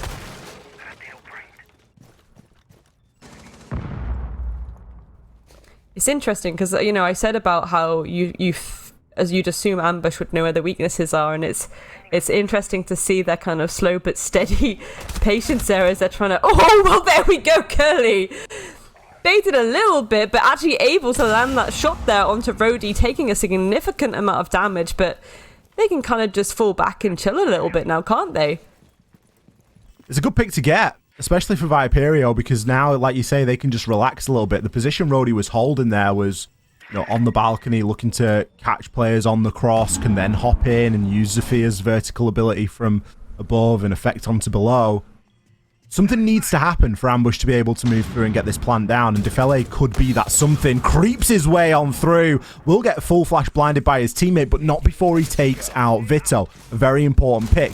Problem is Curly is still alive, and if any of those yokai drones are kicking around, it's going to be very difficult for them to get anything done. But the kills continue to come in. Curly upstairs inside of the bathroom, 2 seconds left. You've got no choice. You've got to get the plan down. But the Thorn Gadget, the Razor Bloom, is going to do all of the damage there. Not enough time again. Ambush running that clock down and being almost their own worst enemy.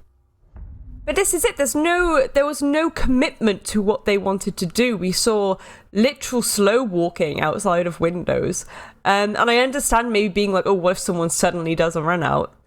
But it's like, there's little moments like that where it's like you're being a bit too cautious. You're not really going for it. You need to go for it. You need to go through those motions, get that map control, set up for the execute. They know what they need to do, and they faffed about a bit, and now we're at match point.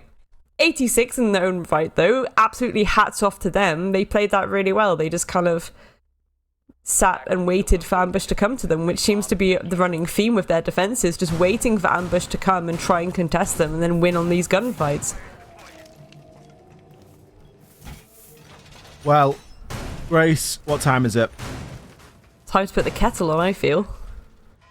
Almost, yeah. Absolutely. Viperio, they sit on a match point here. Are they going to call you a liar, Grace? Are they indeed?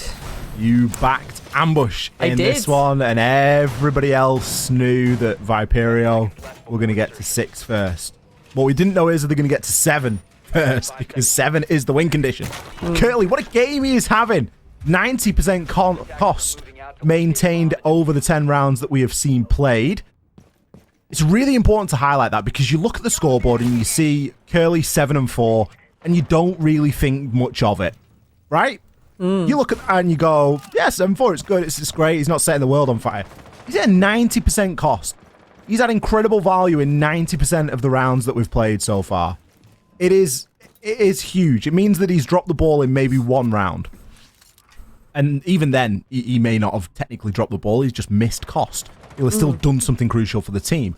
But it's just such an important metric, because it'd be really easy to sit here and go, oh, you know, hasn't Grubby played well? 10 and 7. Think about all those vert nades he got. Hasn't Hungry played? And, you know, maybe those players have done things as well and got reasonable costs. But it's important to highlight top through bottom.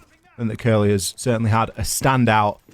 Now, how are they going to finish it? 86 not looking to play this too aggressively again. Don't want to get themselves caught out here.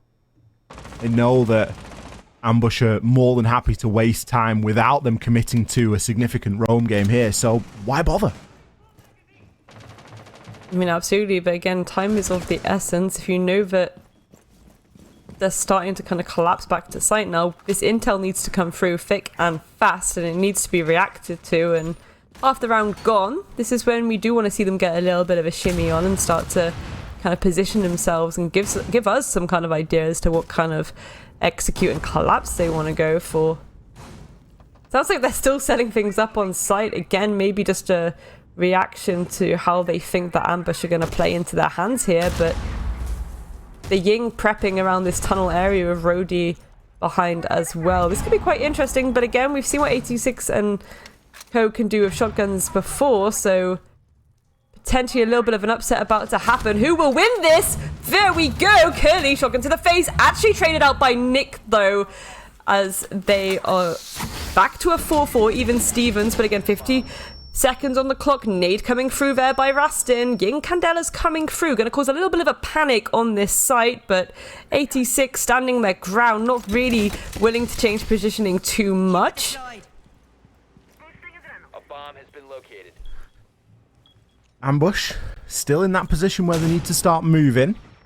Vito got a great angle over onto the hatch as we see throwables start to come in. Astro's dug in behind blue as well. Vito going to take a huge amount of damage as the Candelas push him off back as the drop comes in. Ilias going to attempt the plant, but comes off and thinks better. Nick swings and finds 2. They almost line up for him. Astro gets taken down from the hatch by Rastin. Ambush circling like sharks. You could almost feel the pressure building onto 86 there as Ambush has sat back going, we're happy, we're comfortable, we know that we've got this in the bag. Let's not worry, let's not concern ourselves. We are going to make you sweat. We are going to make you make the error. Still a match point for Viperio, but Ambush trail now only by 1. Are we going to end up in an overtime? I hope so, to be honest. I'd feel a little bit disappointed if we didn't get to overtime at this point. I think from the get-go, again, when we see how evenly matched teams can be, really going back and forth, rounds ending by the skin of their teeth, that's when I'm like, ooh, overtime is... I'm kind of feeling that in my jellies. It's going to be an overtime situation. So again, I think if Ambush were to, you know, lose now after putting up such a fight, that would be very, very disappointing indeed. And I kind of want to see 86 get challenged a little bit more. I want to see more of how they can perform under pressure, and I want to see them come through and perform really well in these overtime situations themselves. It's something that's always quite pleasant to see, to be honest. Obviously not for the players. They're probably pulling their hairs out trying to just secure the win, but for us as viewers and us as casters, it's very enjoyable indeed.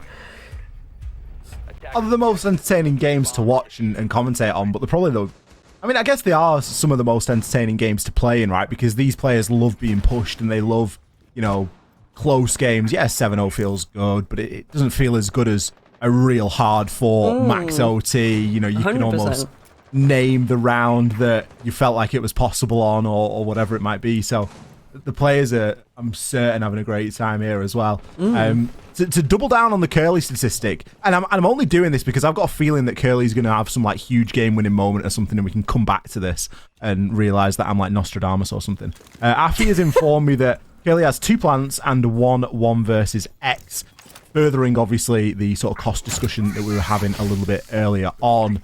Didn't have a great deal of impact in the previous round, but there is still a chance here for 86 to close it out. Now, interestingly, Grace, they've gone to a site we've not really seen a lot tonight. Yes, and this is what I'm excited for, because already we're seeing that Azami utility placed in where that classic shield spot usually is, in that CCTV area. So again, really showing how this is the main site for this utility, in my opinion. Use it on rafters, use it on that breach, use it for that shield replacement, use it on construction if you want, maybe a little bit of shelter at the top of red as well. It's chef's kiss. I love to see it, and I'm excited for this. And there we are, even against that soft wall too, giving a little bit of cover. Who needs a reinforcement if you're just going to give yourself a little bit of extra cover in that way? Rody on the Nook, nade from below, trademark. Not going to be successful. Doesn't even remove the bandit battery. Not entirely sure if that was his target or not. With the second nade going in and finishing the job, I would imagine so. The wall into construction now can be opened. It's a small price to pay for 2 exothermic charges, though. Coalesce is going to have a job on his hands opening up elsewhere should he require. But there's still no rush in these ambush boys. There isn't, but I do love the fact that they chose to go construction, given the fact that Azami's on the board now. And here we go, utility flying through, really trying to push back these players. But again, the mirror situation, that is the hardest thing to deal with if you're trying to go for that collapse, just a mirror window in your peripheral. There we go, Rody taking down Groovy. That's certainly going to deal with some of the issue, because you've at least got rid of one of the players that could potentially be hiding in that spot. But you're still dealing with Astro and Hungry, ready and waiting like sharks for this push up the stairs. It's a really nice pinch that Ambush are trying to set up for, but Curly has something to say about it, as is Astro and Hungry. The players of Ambush falling like flies, and it's all left down to Nick now. Manages to get one onto Hungry, but can they get 3 more? No, they cannot. Astro gonna clean that up, and that is 86. A glorious victory for them. Close, but not close enough there for Ambush. They gave it a good effort at that comeback, but it was just a little bit too much when push came to shove. 86 happy to lean into their confidence and to dig themselves in. Really more than comfortable just to wait for Ambush to come and make those errors and make those mistakes. And 86 were happy and there to capitalize. Great performance top through bottom there from 86. I think Hungry had a fantastic game there, obviously, given that he is one of the newer additions here to the 86 lineup. Obviously by no means a rookie player, but it's always nice to see a player come and have a great debut. Good plays on both sides. We're looking at the Killian shotgun moment there, and I thought that could be a little bit of a tipping point for them. The defensive phase for Ambush not really going as planned, Grace. And I guess their attack's not going as planned either, but it looked as though they were getting a little bit better. I think this is it though. It's like there are moments of Ambush where I was just like, come on, like, why are you doing that? It was kind of strange at times. It was like, okay, they had moments where it was like, yes, excellent, doing it by the book, we love to see it. And then moments where I was like, why are you doing something so abstract that it just seems like you're just doing the wrong thing, and I can tell this is going to go badly, and then it happens. And a perfect example is the kind of stinky moment is how I'll call it, with the kind of a punch hole in the CC top of Rafters 90 from Ambush in their defense. It was just a moment of, you've just lost that player for free, pretty much. Like, you've given that to 86 for free, and it was a bit, unfortunate is how I'll describe that. But 86 put on a phenomenal performance there. Yeah. We love to see it. And again, I think a lot of people were a little bit concerned, I'd say, not concerned, but a little bit just like, okay, 86 not really on the nice form that we know that this, all can produce. But now it looks like they're getting back to full focus and full form. Yeah, and I think that's what 86 needed, right? They needed that week where they come out and they come out strong for Ambush. I'm not going to say it still looks like they're on vacation, but they certainly weren't all there tonight. We know them to be a stronger team than that. We're going to throw this one back over to the desk so that our lads kind of break this one down for you. Ian, Jerry, Dino, take it away. It's to me, baby. Throw it. I got it. I caught it. Guys, we're back. Jerry, Dino, don't shake your head at me, sunshine. No, I'm kidding. It's Jerry and Dino back on the desk, and we could pick that apart. Like we said at the very beginning there, the first matchup, Dino, that, it was a statement win from TENSTAR. This time, it's a statement win from 86, that's for sure. Yeah, absolutely. I mean, they came out with that extra boost of energy that I was talking about before the game, and I mean, we could spend the whole of this post show just talking about how important Hungry was to the lineup. What an addition he has been, and just took over that game at points. Yeah, he looked phenomenal, Jerry. He did, and I think, like you said, we can spend the whole time talking about Hungry, but I want to bring up another name, and that's Curly, because that back line for 86 looked phenomenal. We were kind of back to the Curly Monkey days of V86, where you knew that the back line had their back, had the whole team's back. And you look at like Curly's stats over that game, they were just insane. Finished with 83% cost, 2 plants, a 1vx. He even went 2-0 on opening kills, which you don't expect from a support player, but he did it. So yeah, massive props to the support line for V86. And yeah, that's how they got it over the line. A 7-5 is a huge win over rivals at the top of the table. Ollie said it well, didn't he? I wouldn't say that Ambush necessarily look like they're still laid back on a sun lounge and putting Factor 30 on drinking a pina colada, but it wasn't the same Ambush that we're used to seeing, Dina. Yeah, I mean, we had the same names come up and fill the stat sheet. I mean, Defel, Rastin, and Nick all had more than 10 kills. They really came out and put on a good show, but just that same fight, that same sort of aggressiveness and clinical nature that we've seen from them in the past wasn't there, and quite a lot of the times they'd get 2 kills in a round, be in a good position, and then it would just all fall away from them as 86 would just pop off and explode with that intensity that was just missing a lot of the time from Ambush. Jerry, Dino, sit tight for a couple of seconds. We're going to bring an interviewee onto the show right now from 86. It is their coach, of course, PX7. How are you, sir? That was a very impressive win. And it must feel really good to come back after a month off with some changes to your roster and make such a good impression there. Yeah, it feels good. That's a confidence boost as well. You'll always doubt a little what you're going to be able to bring from scrims to officials, especially when you have a new roster, slightly new roster, changed. But yeah, we did it. And we did good, and it's just cool. Our analysts and casters were singing the praises of Hungry there, of course. One of the new additions that you just mentioned there, and looked really strong. You must be very excited about him in this team. I mean, yeah, he's happy. I'm also really happy about Curly's performance, because if I can have a word on it, he's a guy who puts, I think everybody does it, but he puts a lot of pressure on himself. So to see him come out and swing in tonight, it was really cool. I'm really happy for him because he doesn't always get the opportunities to perform due to his role, his position. When he does, that's great. That's great. Yeah, and I imagine that after a break, as long as it's been roughly around a month. When you come back, you see those fixtures, you see the listings come out, and first up, you've got Ambush. Well, obviously, you've known for a while that this week was going to be Ambush for you guys, but that's a tough opponent to come back to after quite a long break, right? It is, because I'm genuinely happy to see Ambush perform. They're a really good opponent. I think Finland needed a good Finnish team to come out, and I think they're actually doing them justice. They're playing a good Siege. They're playing together. They don't have the best players mechanically, but they're making it work. It's really difficult to play against them, especially in a best of one. So yeah, we were definitely looking forward to that game.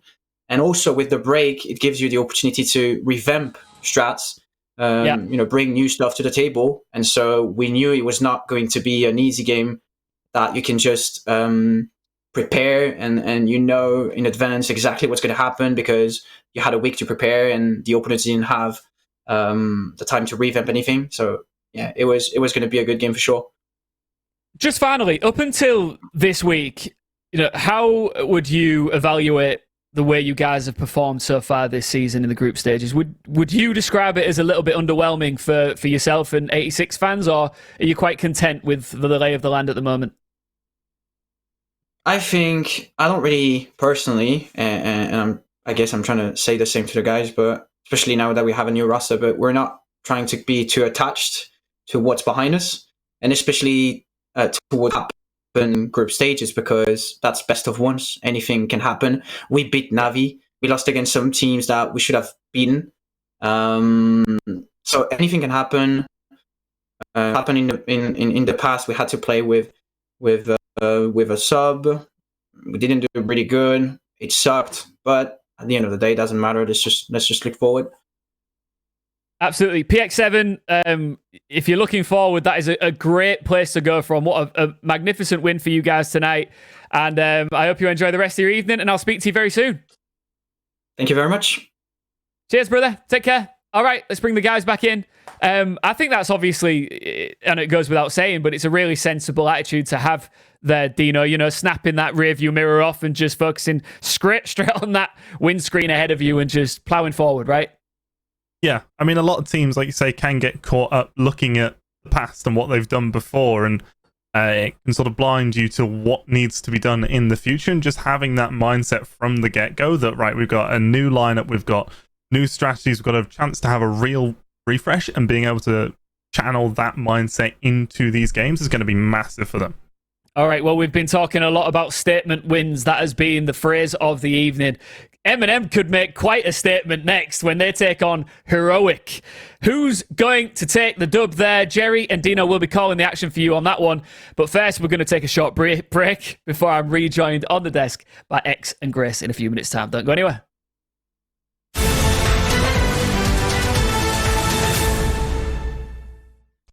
Hello everyone and welcome to the Northern Premier League transfer deadline day with me, Demo, ready to break down all of the big transfers that came out of this split.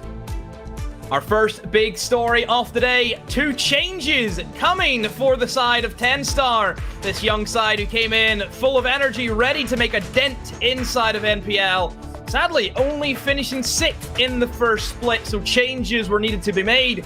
Rolo is off the roster. Savage has been picked up by Team Secret over in EUL, so that means 2 spots are up for grabs, and the 2 men who get them are 2 Germans. Yonka coming in off a free transfer after being released from G2, and Zanoxo arriving from his stint inside of GSA with ovation. Let's see how the 2 Germans will do with this young side.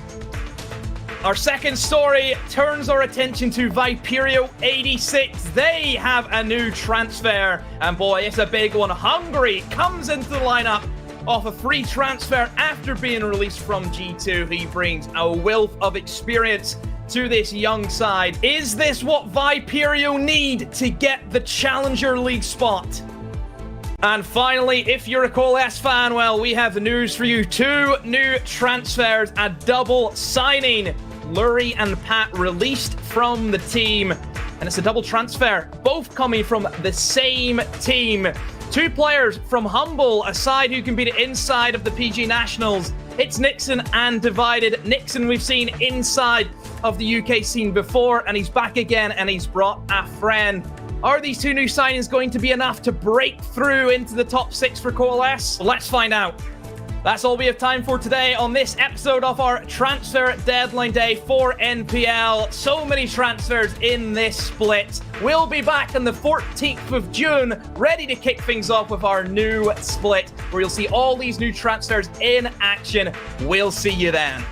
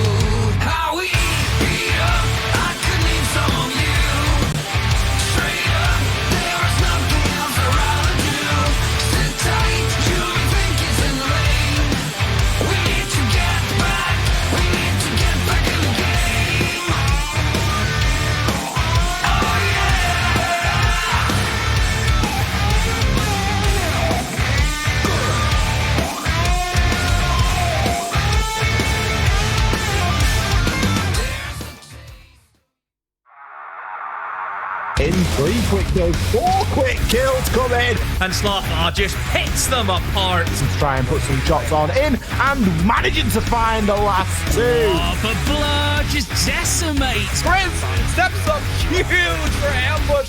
3 kills. All E1DCs. What?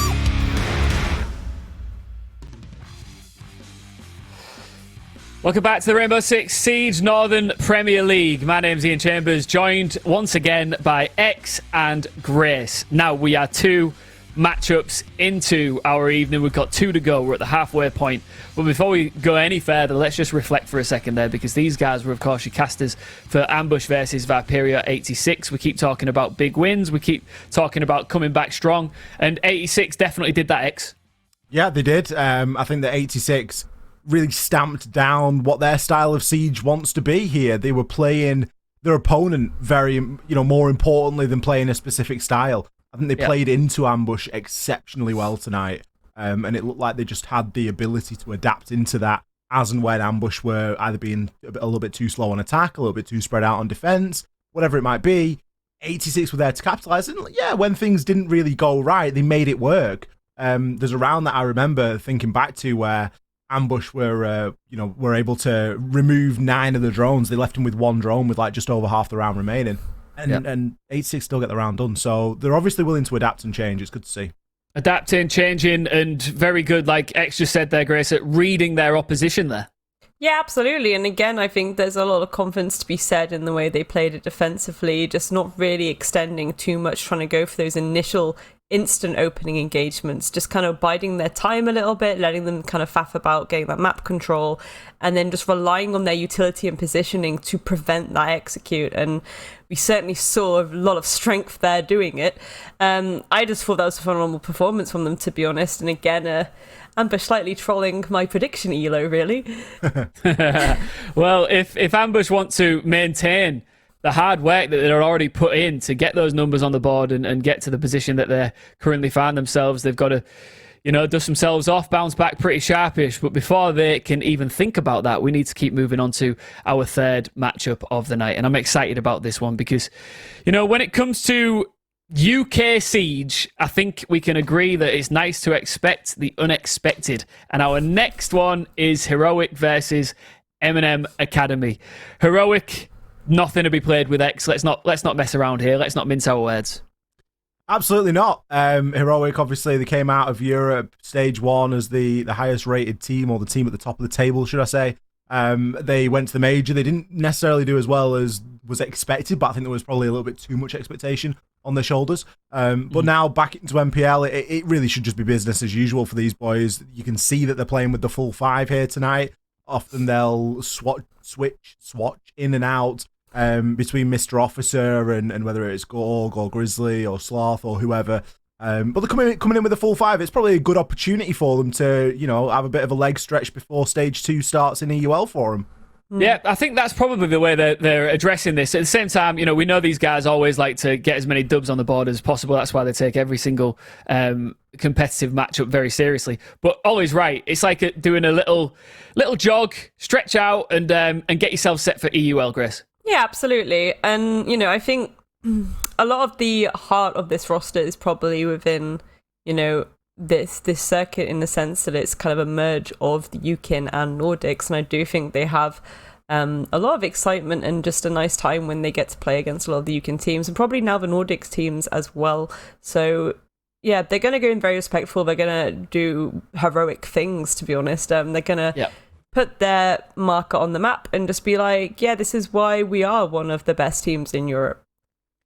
X for M&M, this is no warm-up. This is, lace up the boots and get on for the full 90. These guys are going to be wanting to cause a serious upset here. They really are, and it's a good opportunity to do it, given that they've got a new roster.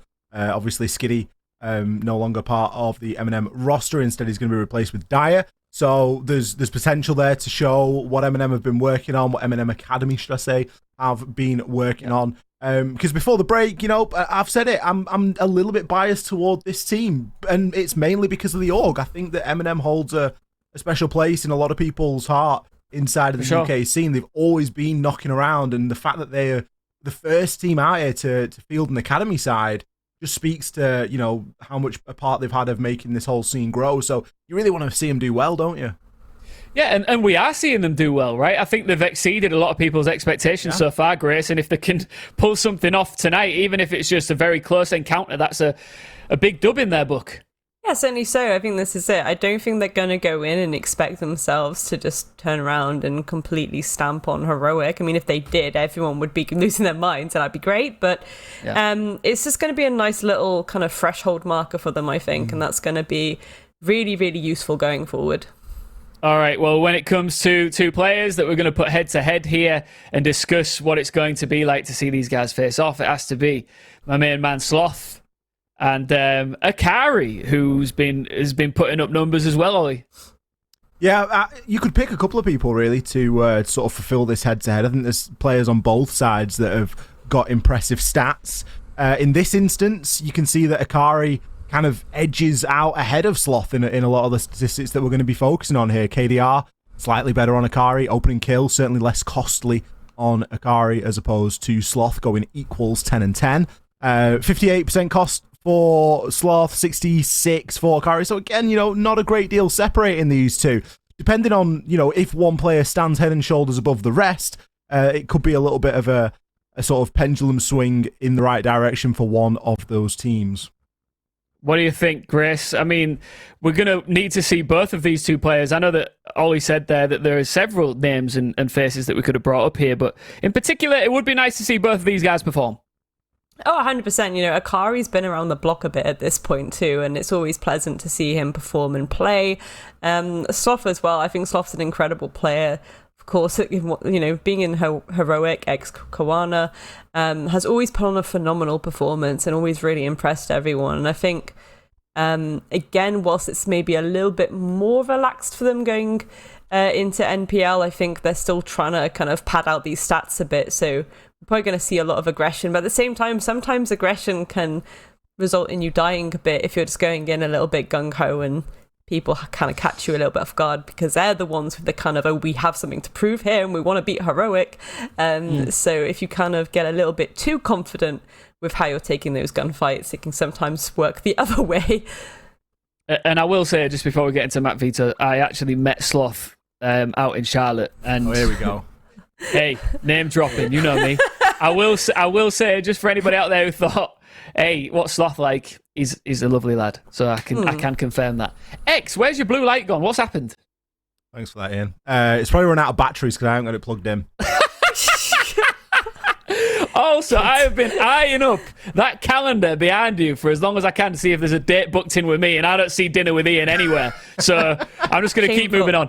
Let's get on to Matt Vito's now and find out where this one will be getting played out.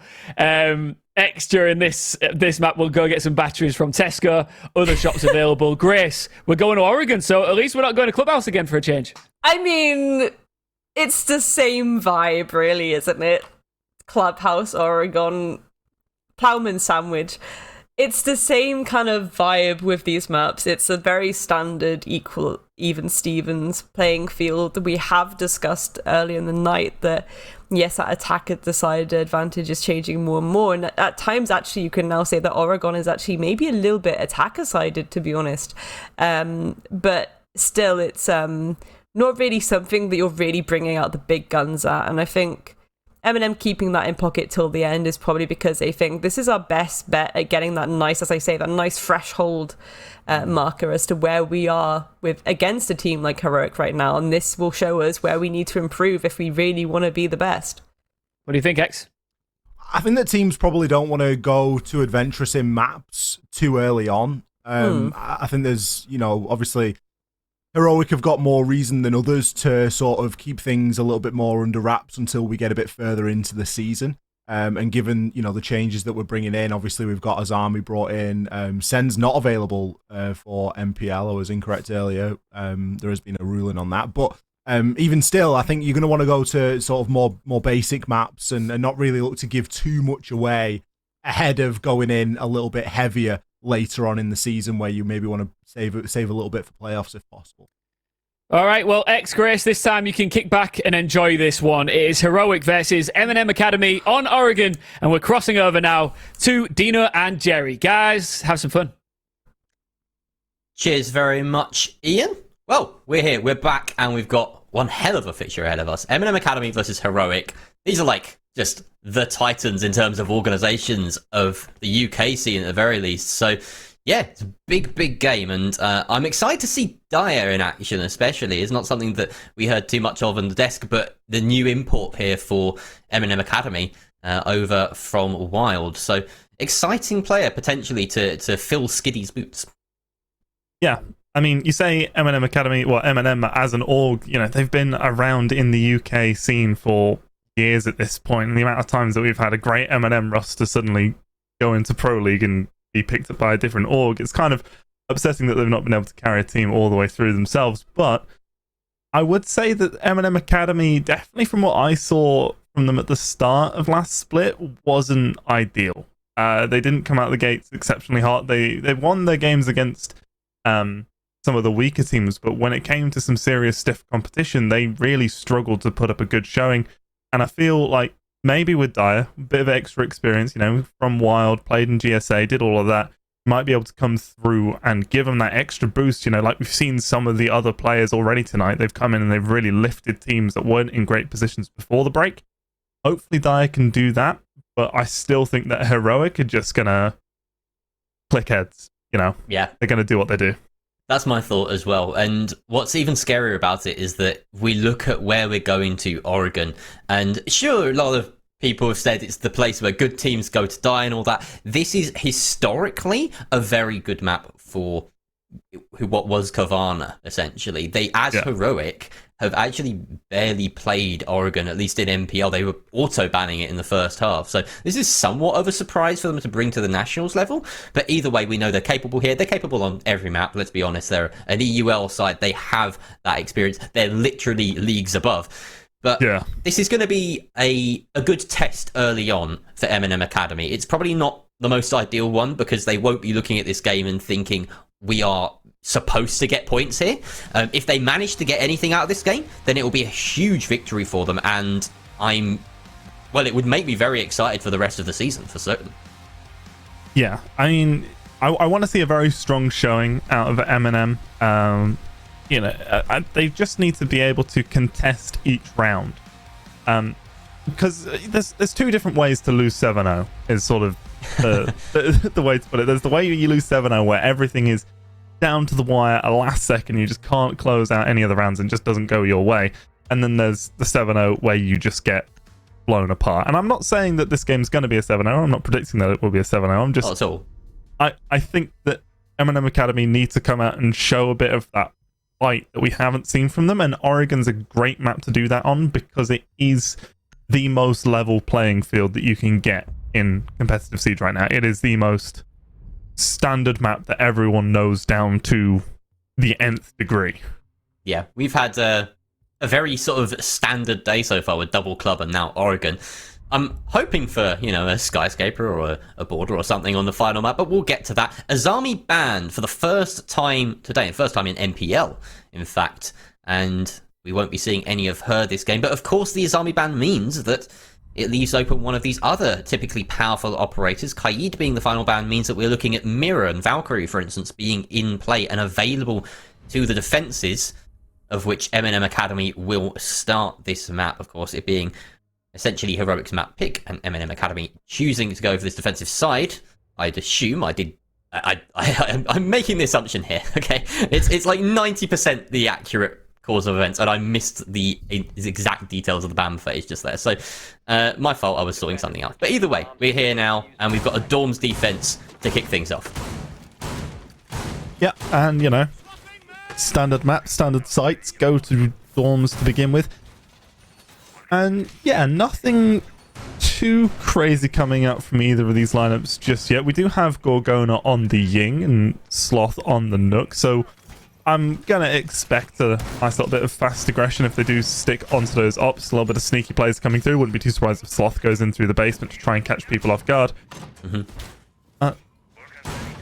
Yeah, it's interesting that the Azami was the one that got banned out on this map. I mean, there wasn't a Thatcher and a Hard Breacher ban, so there was always the potential, or there's still the potential to be able to deal with anything that goes, or all of the hatches, if necessary.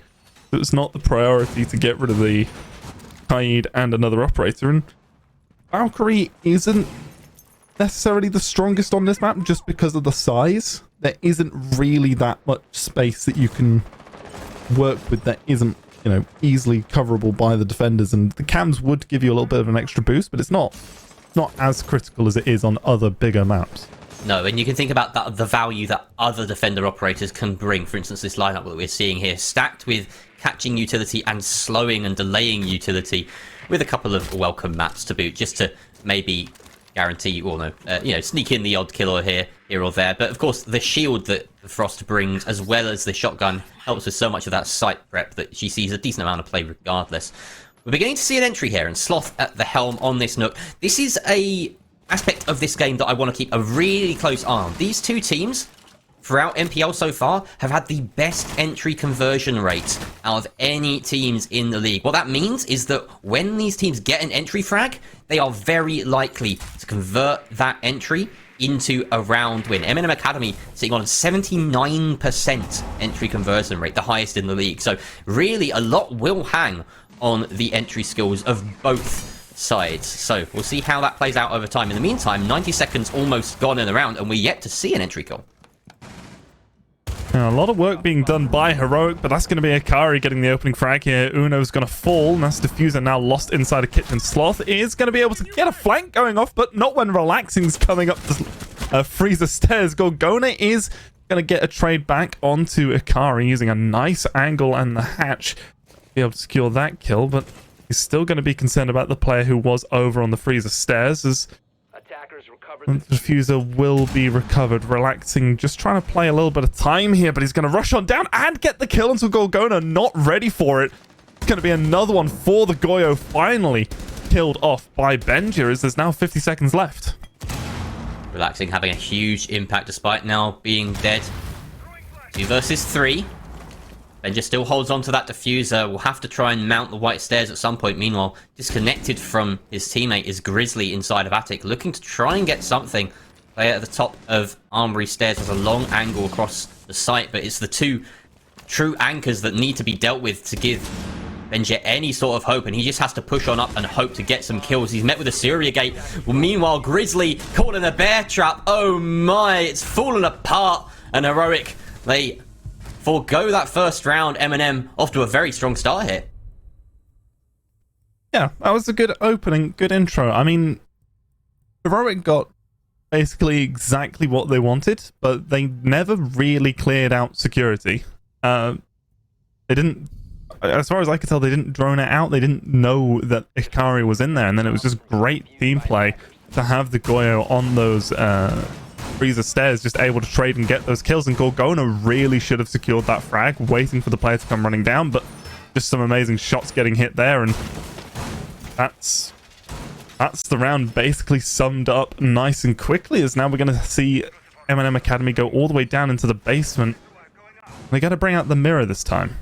Yeah, very strong operator when she's online, especially for this site. I mean, even before the rework, there were, you know, the call out was pretty much Mirror Closet for the longest time, and still gets used today. That little box room that we see updated now so wonderfully by Schreikel, our observer for today. And Nerf putting the second mirror window facing the freezer push, so, you know, that's already invested utility. Quite often you'll see mirrors actually keep one of those in pocket just to be able to redistribute them depending on the directionality of the push, but it looks like M&M Academy are quite happy that they've got all their bases covered with the smoke holding in elbow, as is tradition. There's a very standard hold coming through from M&M Academy, nothing too flashy about it, not even any roam presence, and slowly but surely Heroic will gather that information and establish the fact that it is clear. But Eco, making me eat my words for a second there, is he lets them know his presence inside a tier 2. He says, you know, you're not going to have as easy a time as you think you would drone clearing this map. Miscommunication there, Every almost first. blocked. Oh! What? Sloth's already all the way down. Freeze, he's going to get 2! No one watching Freezer, and it's a triple for Sloth. He's got the Deagle out, just trying to keep the momentum. The swing from the pillar. He does hit Eco, but Eco's going to secure the kill before getting immediately traded out. What? Just relying too much on the Freezer cam, and you know Sloth's going to play the Nook. You know. Yep. It's one of his favourite things to do. The number of times we've seen, even in NPL this season, he just bypasses a huge part of the defence just by switching on that hell presence reduction and waiting. He's so patient. He got into position there in quite good time, actually. You could see he was actually holding the angle into Laundry. So it was a very well maneuvered move by Sloth. It caught us both off guard. I don't think I've ever had a synchronized O with a co-caster remotely as much as we had in that round. It was just Sloth is in Freezer. What else is there to say? Man's just walked down some stairs and got 3 kills in about 5 seconds. Yeah. Eminem Academy probably saying the exact same thing, right?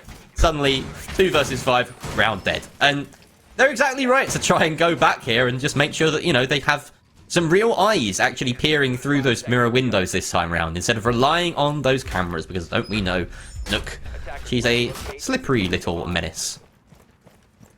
Yeah, I don't think they actually had the second mirror window set up looking into Freezer last round. So They did. No one was on it. Yeah. Right. Yeah, that's not ideal. I would have expected maybe a switch to bring out some proxy alarms, maybe. You know, switch the impacts off of Ikari, give him some proxies, because I don't really know. Well, there's limited usage that you can get out of impacts downstairs, because you can't impact trick the hatches. There are some walls that you could impact trick, but if you're going to get caught out like that, just bring some proxies and hide them well, and cover yourself like that. Well, they've got 2 bodies stacked inside of Freezer this time round, ready to refrag off each other. Sloth will probably get the read on this. He's like, seriously, you're going to count on me that hard? That's what you're doing? He'll take it. That means that there's, you know, a few other bodies elsewhere. That's a pretty good indication that this roam is almost virtually non-present. It's non-factor in this round for Heroic, and they can speed up the pace a little bit. Hatch being opened, of course, means that that position is now no longer playable by the 2 bodies of M&M Academy, so both Daya and Akari will be falling back, and we've got a turtle set up with 1 minute 45 remaining. My assessment of this situation is that we've seen a very passive go from M&M Academy here, and they've given the EUL side a lot of time and all of the experience in the world to work with. Yeah, but you still have to get through these last set of barricades. That is going to be one of those mirror windows, the one looking on into Freezer getting open on up. That's going to give Sloth a lot of control here. Able to work his way on down. Dyer gets tagged up so much. Just a small amount of health remaining, but unfortunately it doesn't secure the kill, so Sloth is unable to progress. This position is still being held. The time is... They've still got a minute to work with. It feels like there should be a lot less time on the clock just from where they are, but like you say, they've been given all of this space, and they're just going to take it as Gorgona now inside of Freezer, able to secure that kill onto Dyer, and this is where the dominoes start to fall. In Heroic, you can sense the build-up coming, and they're just going to explode onto the site in any second. You can tell as well that Benj is just waiting for the opportunity to drop down that E-box hatch and provide some verticality, some dynamism around the push. Down goes Akari inside of Freezer door. Now it's resting quite heavily on these anchors as tons of candelas come out. We can't even find a defender that can see right now as we flick from viewpoint to viewpoint. Relaxing though goes huge with a double, but Benja on the drop finds 2 of his own. A 2 versus 3 in favor of Heroic. Relaxing needs to do more, and he does just that. Finds another, gets hit. Gorgona, still pressure on him. Relaxing with the quad, and Eco cleans up M&M Academy. Turn it on a dime, and they claim their first round here on Oregon. Yeah, just could not force the smoke out of that position just with the shotgun. Wow. Big round from Relaxing. Huge. I mean, this is a player, right, that's sat almost under the shadow of Skiddy for a long time, and this is his opportunity to come out in his limelight, in my opinion.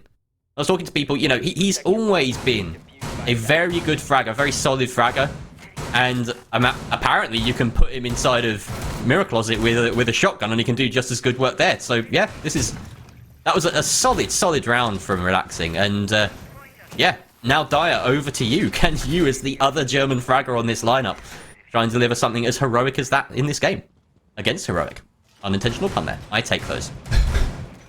I think my thing about that round, as great as Relaxing's performance was, it was at the death of it, with a shotgun in close quarters, able to hit all your shots. It wasn't a functioning defensive strategy. Oh yeah, there were mistakes from heroic for certain. Yeah, and it's just from M&M's side, that's going to give them this round. Heroic aren't going to make those mistakes every time, and Relaxing, I mean, he might be able to, but I doubt he'll be able to land those shots every single time, and that's not a reliable strategy. And I think M&M, they need to adjust that downstairs defense. I didn't like the full turtle where they just let heroic have all the time in the world. I'm gonna have to correct myself as well, actually, as I train my eyes up towards the scoreboard. That's actually M&M Academy's second round, of course, and now they're in the lead. So good stuff so far against heroic. Definitely what you want to see from the Academy team. They are now playing top of Armory Stairs. We saw this hold go quite well for them last time.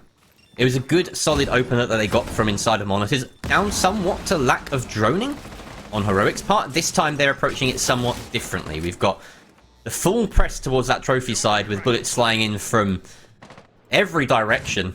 We've got Benja trying to lurk downstairs and catch one off guard. You can see the outline of a player deep inside of monitors. This is Akari on the other end of it, but Benja thinks better of it. Steps back a bit.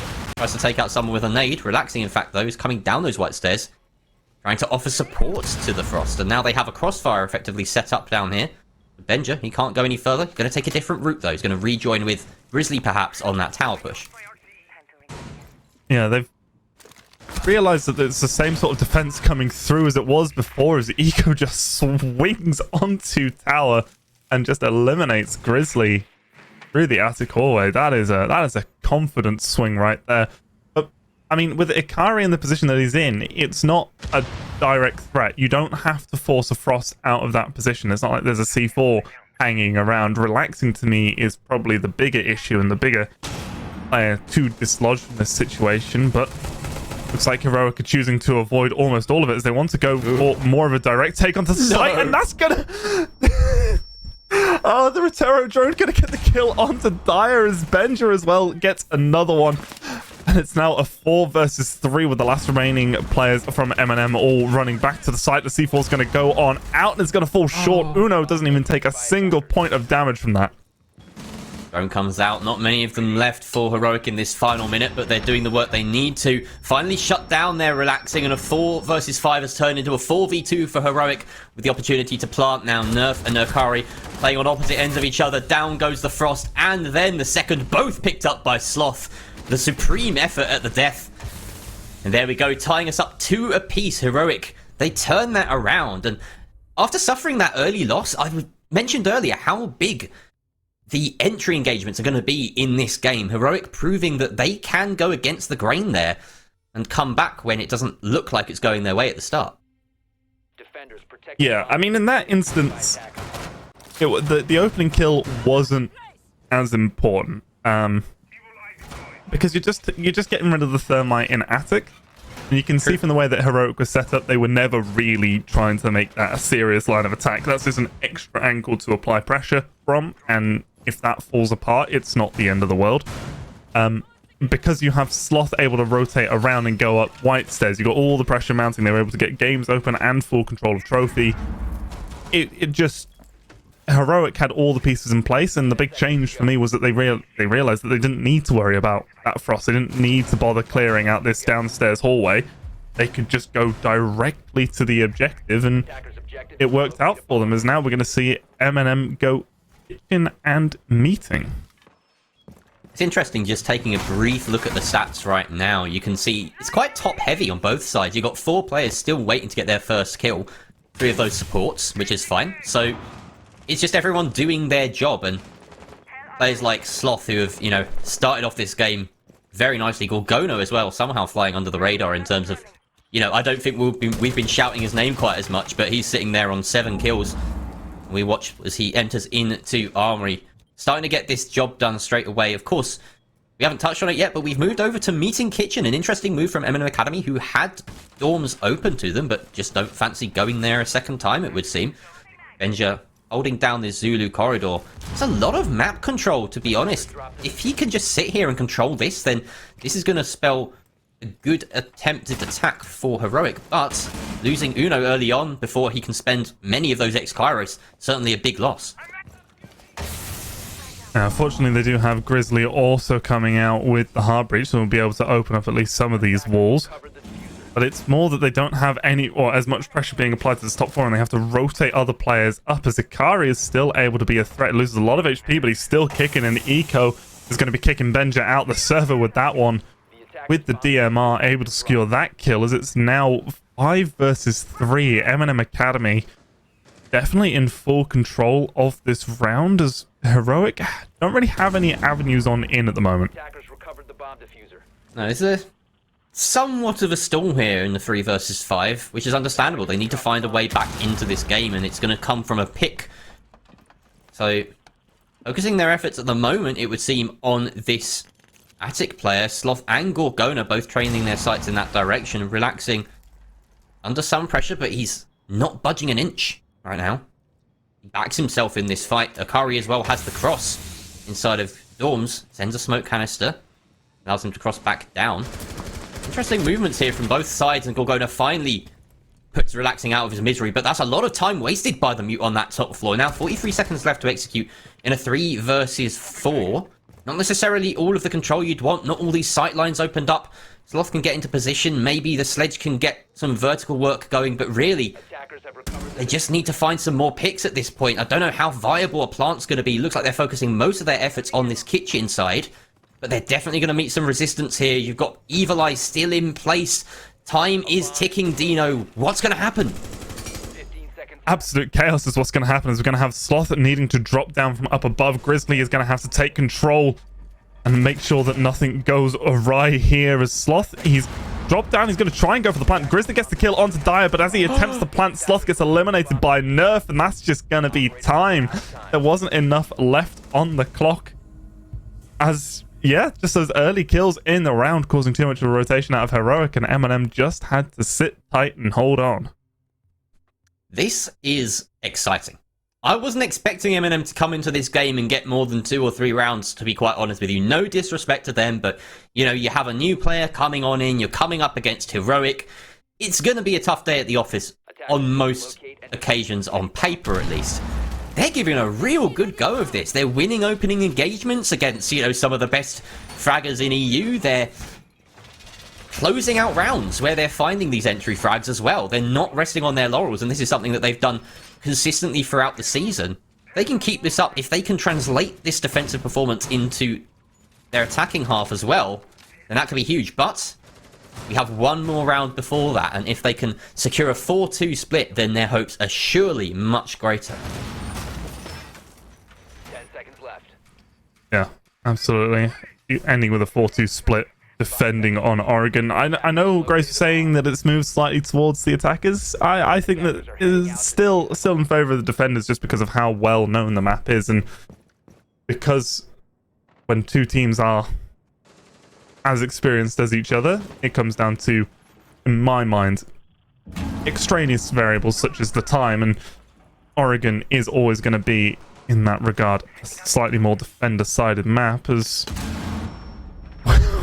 okay, a great nade coming through from Benja. This is going to be a quick round from the looks of it from Heroic. Yeah, stacking up heavily on this construction side. They've also got bodies inside of tower, going for the old school style of push. They're going to seal up shop on elbow. He says, you can have it. We have no reason to fight for it. Shield is gone. Gorgona as well on the blitz, certainly should have telegraphed some of their intentions to us. I don't know how neither of us noticed that, sitting on 8 and 2, and, you know, you take him off a gun. Apparently that's the play. We'll see how it plays out. Eco, though, taking out Sloth means that hell presence reduction is away from this round, and they can trust their intel a little bit more than they have done in previous basement defenses. So they can sit on that freezer cam. They can sit on whatever else they have. Not too much of it, though. Really only hacked drones available to them. And default cams. Benja sneaking his way on in, uses that nade to try and displace the player inside of Shaiko. This is Eco, but he's still lingering. they don't really have anything else to root him out with. A couple of flashes, I suppose, and here comes the Flores drone. That's intel and it locks him in place, but no push comes of it. Comes forward, takes out a drone. Now he's in Harry Potter. This is sneaky. Heroic just aren't acting on this intel quickly enough, and I think it may cost them when it comes to it. Yeah, but it does give Benja a nice little seam to run through. That's going to be Eco going down. The impacts get thrown on out, but don't get anything for it. So now they just need to try and secure some kind of control over Freeze, or at least smoke it off to give themselves an opportunity to go for the plant. As still these 3 defenders playing around the site. The blitz is there, but it's going to be Dyer landing the shot onto Grizzly, who was all the way deep inside of Blue. A little bit of concern being applied over towards the main stairs. They seem to think that there could be a wrap or a push coming through, but at the moment everyone is stacked up from the same direction. Benja's going to get the kill with the flash from Gorgona. Now Ikari is going to be the linchpin in this round inside of Freezer. He's the one who needs to make sure that this one stays alive for them. But with the blitz and all the angles being held, diffuser down successfully. It's just a matter of time, and it's going to be Uno there to get that frag and secure the round for Heroic, and meaning that we've got a 3-3 split here. Gorgona playing the rare sort of passive blitz in that round for the most part. Really patient, didn't just rush in. Acted on intel, made sure that he was never going to get caught out by a crossfire, never pushed past that point of no return, and gave the assist to 2 or 3 kills near the end.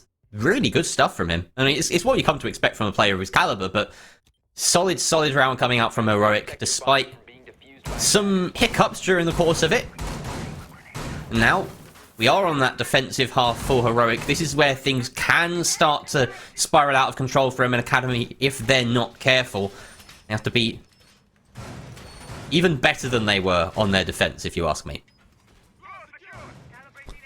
Yeah, attacking on Oregon is always the big challenge, and especially when you're going up against a team like Heroic, who are probably going to be very aggressive. They're going to be taking a lot of those fights, and they also have that sort of team chemistry to just back down, hide up, and turtle when needed. So it's going to be a real challenge here for M&M Academy to get this one going, as we do have Gorgona on that mirror. We've got some nice extension all the way through to the top floor with rotate set up in that garage wall, or in that attic wall even, and the attic hatch being opened on up.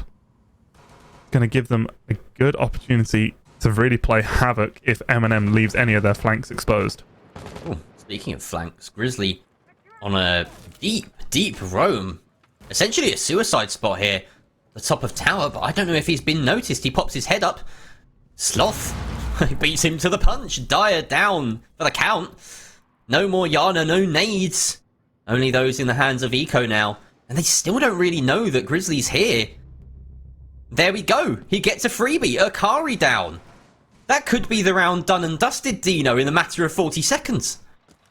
Yeah, and this is what I mean. Like, they're going to be aggressive. They're going to do the things that you wouldn't do normally, because you'd expect someone to clear it. You'd expect a team to drone that. So Heroic knows that they know that you'd know that they'd know, and they take advantage of that, and they just, get one over on you. Yeah, and that's the price you pay for skipping steps against a team of this caliber. They can just throw that massive spanner into the proverbial works, and now yeah, everyone's got to make sure they get their 10,000 steps in a day. Exactly, and cardio is important now for MN Academy because they've got only 90 seconds left. So in fact, it's less cardio and more of a short sprint to the end. If they've got 5 bodies in their way, they're going to have to frag out quite substantially.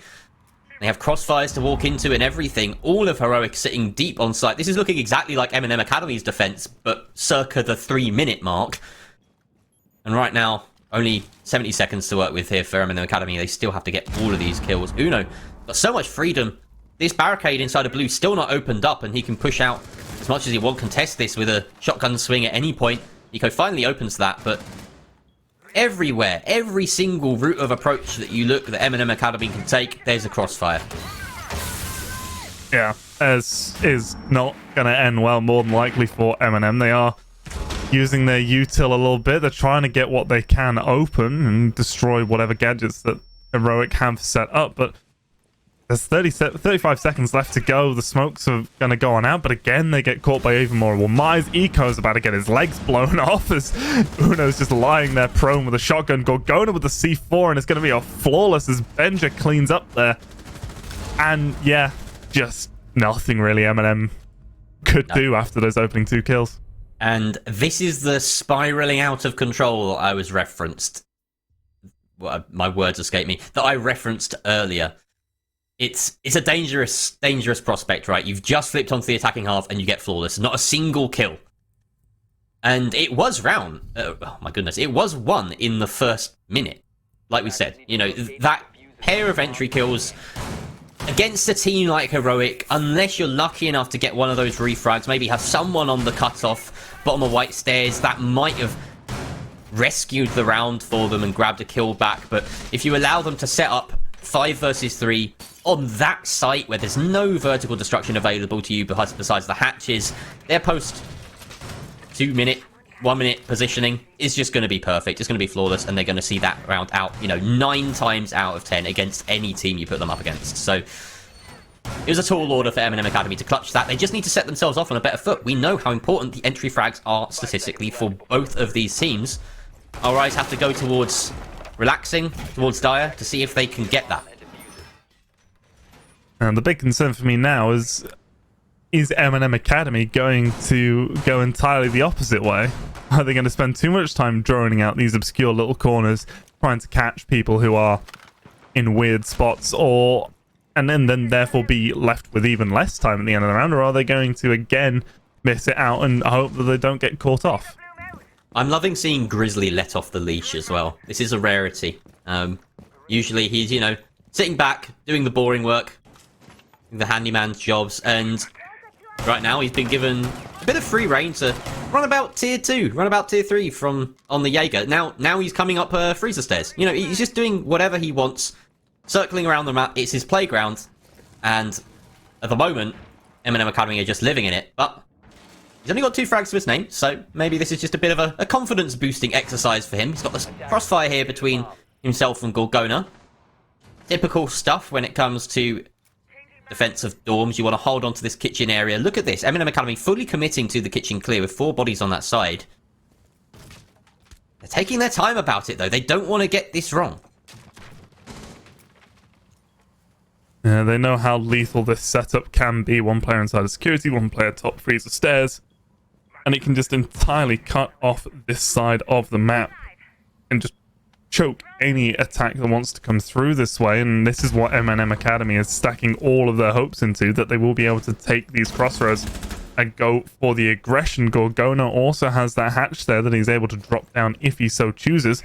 Instead, he's going to want to get aggressive, trying to take these angles. He sees relaxing, but isn't going to be able to secure that kill. There's going to be the Nook there, get that opening frag. And how crucial could that be? Taking out Gorgona as well, top fragger in the server as it stands. Soft going to fall back inside of sight. In the meantime, you've still got players roaming. You've still got Grizzly at the bottom of those freezer stairs, not dealt with. He's got support as well, but relaxing is better than him and finds the kill. Uno takes out Dire in the meantime, giving Heroic some hope in this round, but the jump has come through. Everyone's flooding the site. He doesn't check his side. Uno with a shotgun through the wall, and Sloth finds another. Uno with a triple. What just happened, Dino? That was a shutout from Heroic. Just... yeah. Heroic doing heroic things. GG go next, maybe. When you lose rounds like that, it just stings. Yeah. Yeah. Especially for someone like Relaxing. You know, he found their entry frag. He even got a second. But then no one else on M&M Academy could find any frags that round. And it felt like a lack of intel, right? They just went into site and had no idea that there would be someone playing inside a kid's dorms. I don't know what the player hopping in big window was thinking, not looking that way. He was looking in the direction of white stairs. Your teammates are on white stairs. That's where Relaxing just managed to get some kills. So, I don't know. It was just a little bit of chaos at the end, and you can understand now why M&M Academy are taking that tactical timeout. They just need to clear their heads, have a little bit of a calm down, make sure that comms are flowing, because they had a handle of that round, but they let it slip. Yeah, and that sort of an old theme that's come back from sort of what we saw in the first few play days, what we saw back in the first half, or before the break, is that teams, well, M&M, they would do well at the start of the round, and then something would happen that wouldn't go exactly to their plan, and it would all just go sideways, and the whole round would fall apart. Yep. And it's being able to keep control not only of the round, but of yourselves and the team mentality. If you start letting those kind of things get to you, letting it all slip and get mixed up, then you're just going to make more mistakes, and it compounds, and what turns from being a bit of a dodgy round turns into a lost game. Yeah. And very quickly. It's not even like this is out of the ordinary either. We've seen M&M Academy do this before. We've seen Heroic do it before. You know, both of these sides, like I said at the start, they have that snowball ability, I like to call it, the entry conversion rate, where they get that kill and then they run with it, they snowball into a victory. But the other thing about Heroic is that they have something else. They have bounce back ability, right? They can turn a round disadvantage into a round win. Much better than M&M Academy can. Dire finding the opening frag. I think it's first of today, a massively important one to keep M&M Academy going and in hunt of their first attacking round. Finding Benja on the top floor. A good start so far for M&M Academy. Let's see if they can convert it this time.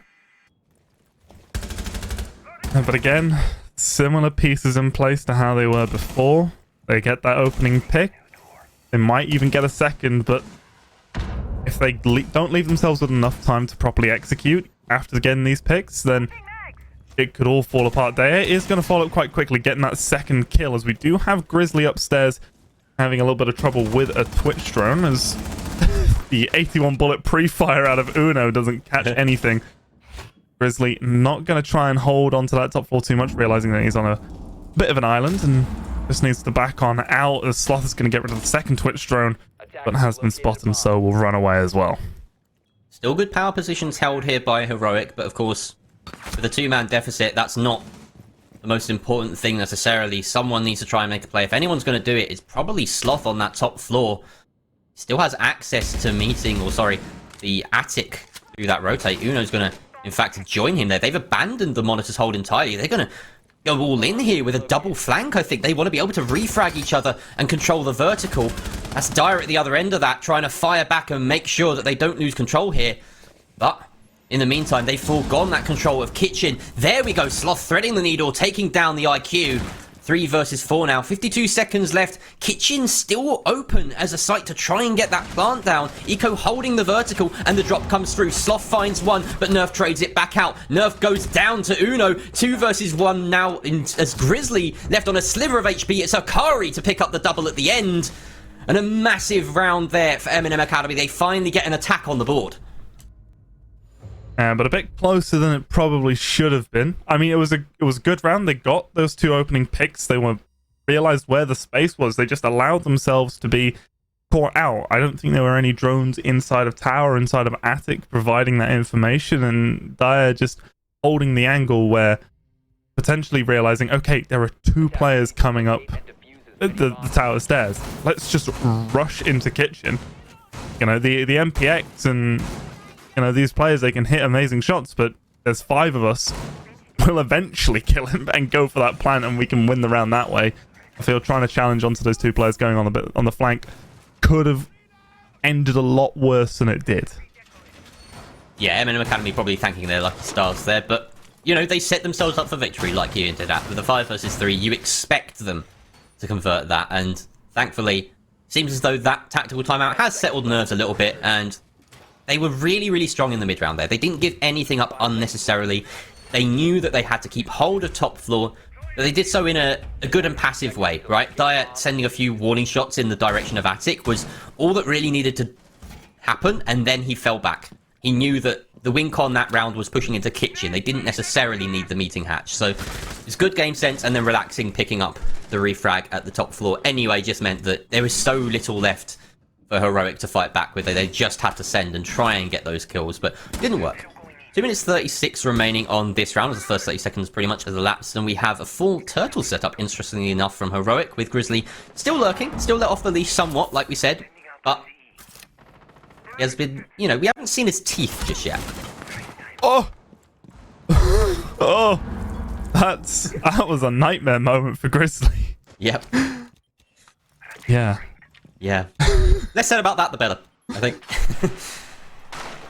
I mean, he would probably hope that one wasn't caught on stream, but alas, it was. And I mean, at least he got away with his life. Yep, that's true. That's true. It could have been a lot worse, let's say that. They now can commit to the full turtle, 5 versus 5. They've wasted a minute. Well, I'd say wasted a minute. You know, M&M Academy have used this minute quite well. They've got control of the meeting. They've got Dire lurking around in there. They have drones flooding the areas around the site. They just need to make sure that Grizzly can't go on these flanks. Looks like Dire on the Nomad is going to be well equipped to deal with that. Realistically, you know, what can you do in Grizzly's position here? You have to push through either that kitchen door or the double into split, and there are undoubtedly air jabs on those. Unless he goes for a massive rotate across the top floor, then he's not going to have an impact. So no surprise to see him fall back to site. And in the meantime, M&M Academy, they look like they've been doing, you know, their crossing their T's, dotting their I's, etc. But looks like the eyes have come straight out of Eco there as Sloth lands a swift bullet to his head. Yeah, going for exactly the same kind of take as they did in the last time they attacked down here, going for this sort of dual direction of Big Tower and Blue, and is just going to walk straight on into the crossfires being set up here by Heroic. Uno with the timing. Oh, Relaxing didn't swing, but there's the potential there for that to go very, very wrong, as there's just all the kills happening over towards the Big Tower stairs, and a swing with the shotgun. Uno's going to get one. It's going to be Benja on Grizzly there to get that final kill, and now we do see Heroic sitting on match point here. I can only assume that the hold inside of Elbow was stellar, because a minute passed with us not really paying too much attention to it. We were looking at Grizzly kind of roaming about, and there wasn't enough intel gathered on that Elbow. We saw it, the hesitation when it came down to that push. You saw so many bodies flooding down Blue, and then, oh, there's a mirror here. Stop. Reverse. We can't go this way. That caught them by surprise. M&M Academy were not prepared for that mirror window on Elbow, and it just meant that their whole attack strategy fell apart at the flick of a switch. You know, they could have swung that. The timing, as we saw from the perspective of the smoke, was quite unlucky, and it, you know, I was expecting him to play through the death animation a few seconds after. I'm sure you were too, Dino. Yeah. But yeah, the confidence wasn't there to swing the mirror. Obviously, you know, you don't know what's on the other side of it as the attacker, so understandable to say the least. But to not know it's there, that's on you, M&M. Attackers are moving out to locate Yeah, I think part of it has been the use of Twitch. I really like Twitch. Twitch is a very good operator, but everyone bring nades. I'd say nades in this situation are more important. They've got 6 now. So they've got 6 now, but they had 4 in the last one. I don't think if they did use them in Blue, it was before they even got to that mirror window. If you just cooked an aim and bounced it behind the mirror window, like, that is so much intel. It clears the space. You can swing it. Like, that would be the ideal way to resolve that situation. But if you don't have the nades, you can't do it at all. there are a lot of tools that they could opt to bring, right? You think even Dire, he's playing this IQ at the moment clearly to counter the Valkyrie that's being brought out, but of course that costs you the slot. You know, you could have a Flores in that gap. You could have a Zofia or something, anything that lends a bit more utility that's all round going to have an impact. Looks like Grizzly maybe about to be caught out as he goes for the run out, takes out Nerf, relaxing there with the trade, but not in time to save his teammate. And Nerf on the Hibana. Well, he's opened up one angle towards the kitchen, at least that's something, but his team will sorely miss him. Uno comes swinging down white stairs with a shotgun in hand, finds Eco Akari there again with the cleanup. Constant trading back and forth here. Heroic still sitting on match point. They just need to win a couple more ones and they might have it. There we go. Benja takes out Relaxing, and suddenly M&M Academy without an answer. And the momentum has stopped toing and froing and has just stopped. If you're on the side of M&M, it's all sitting with Heroic, and they just have to sit here and wait for you to come to them. There's less than a minute 10 to go. You need to recover the diffuser, you need to work your way upstairs and then deal with the 3 remaining players who are all having exceptional games. Dyer is going to get the kill onto Benja. Oh. That is a start here. There's still a lot of time, a lot of utility for these last 2 players to get through. No refrag, crucially. 2v2. 40 seconds left. They do have the time to bring their drones up as well. You have a couple in pocket as well, a couple available to them at the very least. And you have the Yana hologram, let's not forget. So they can slowly but surely figure out the locations of these heroic defenders, although they're unlikely to drone Gorgona's current spot. Sloth left as the sole anchor, and Gorgona decides, yeah, I'm not going to roam any longer. I need to go and help my teammate. They know that the push is coming up white stairs, and they have this crossfire now set up. Good movement by Gorgona to get in position.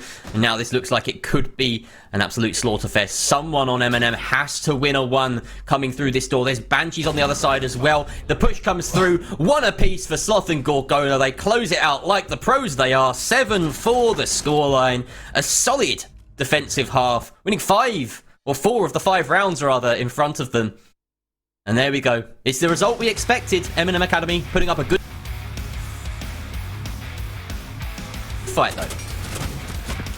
Yeah, very strong showing coming through there from M&M Academy, especially on their own defensive rounds. There were obviously some gaps. I mean, just look at this round as an example. Sloth being able to get 3 huge kills there. But they had their own incredible performances as well, relaxing, getting that 4K and saving the round and giving them a load of momentum. Very back and forth to begin with, but then when it just Heroic had the advantage of the defense as well, it was all going to end one way from there. Yeah. I'm predicting it might spiral out of control in that second half for M&M Academy. That's exactly what happened, unfortunately, for them. Solid stuff from Heroic, exactly what we expect from this side. Showing no signs of any weakness, really, off the back of a less than successful trip away to Charlotte. But, you know, they've got the mentality. They know that they can rack up wins in the NPL at will.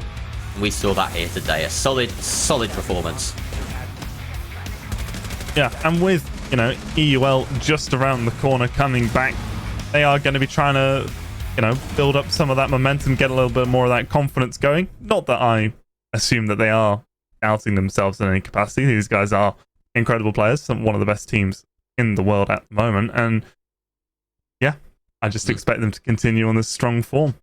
Yep, and I mean, I don't think anyone else expects any different. Heroic with another 3 points on the board, top of the table. This is going to leave M&M Academy 6th in the standings at the end of today, with TENSTAR jumping ahead of them earlier. But we're going to break that game down for you. We've got a wonderful analyst desk, as always, with Ian, Grace, and Ollie ready to break it apart. Very much, Jerry and Dino. I always like to be called wonderful, so I know that me and my esteemed colleagues here appreciate that. We went into that saying it would be pretty spectacular if M&M could pull something off. They didn't. Heroic maintain the sort of dominance you would have expected them to display here. However, Grace, you can argue that M&M put up quite the fight there. They did more than put up quite the fight. They did that really, really well. Again, there were so many rounds, especially when it came to their attacks, where they were really, you could see clearly the strategy they had laid out in front of them, where they were going to do. There were loads of times where they got a lot of this control and they could have gone for the plant, but they were then trying to find these extra kills. I believe it was the kitchen site that they were on when they had the opportunity to plant, and then they were going to go into cover these angles, but instead they kind of pushed a bit too close to that meeting rotation, and then it just started falling down. And there were a few moments like that where it was like, maybe you didn't need to take that gunfight, you could have just held that angle and been a bit more passive with it and just kind of covered for that plant and forced that objective at that point. What did you make of Heroic there, X? Were they as good as you thought they'd be? Yeah, I think so. I think that is a very good performance from Heroic. Obviously, there was a couple of cracks there. They dropped a couple of rounds there to M&M Academy, but on the whole, it was Heroic through and through. Nice to see not a reliance on Benja as well in that kill department. He's not someone that we highlighted in the... Oh, we did highlight him in the entry kills, but I think he has such a big impact as a player. But today, I mean, you couldn't really tell the difference between Benja or Gorgona. Gorgona, for the little bit of flame that I gave him earlier on when we were doing those top 5 players, and I was saying, yeah, Gorgy's in here, but he's not played as many games and all this sort of stuff. he comes out with big performances. That's 2 massive performances he's had on the bounce now.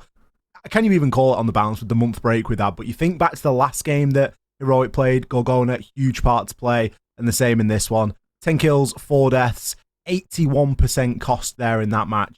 Really standing head and shoulders above most others. Benji only trailing by 1 death there. So still neck and neck for all things considered. But yeah, Sloth and the rest of the Heroic gang should be pretty happy with that one. Absolutely. And speaking of standing head and shoulders above, that means they continue to be in first place in our standings, and they are looking strong doing it. X, Grace, sit tight for just a couple of minutes as I bring an kick on of Heroic fame. An kick, it's been a while since we've chatted. How's life?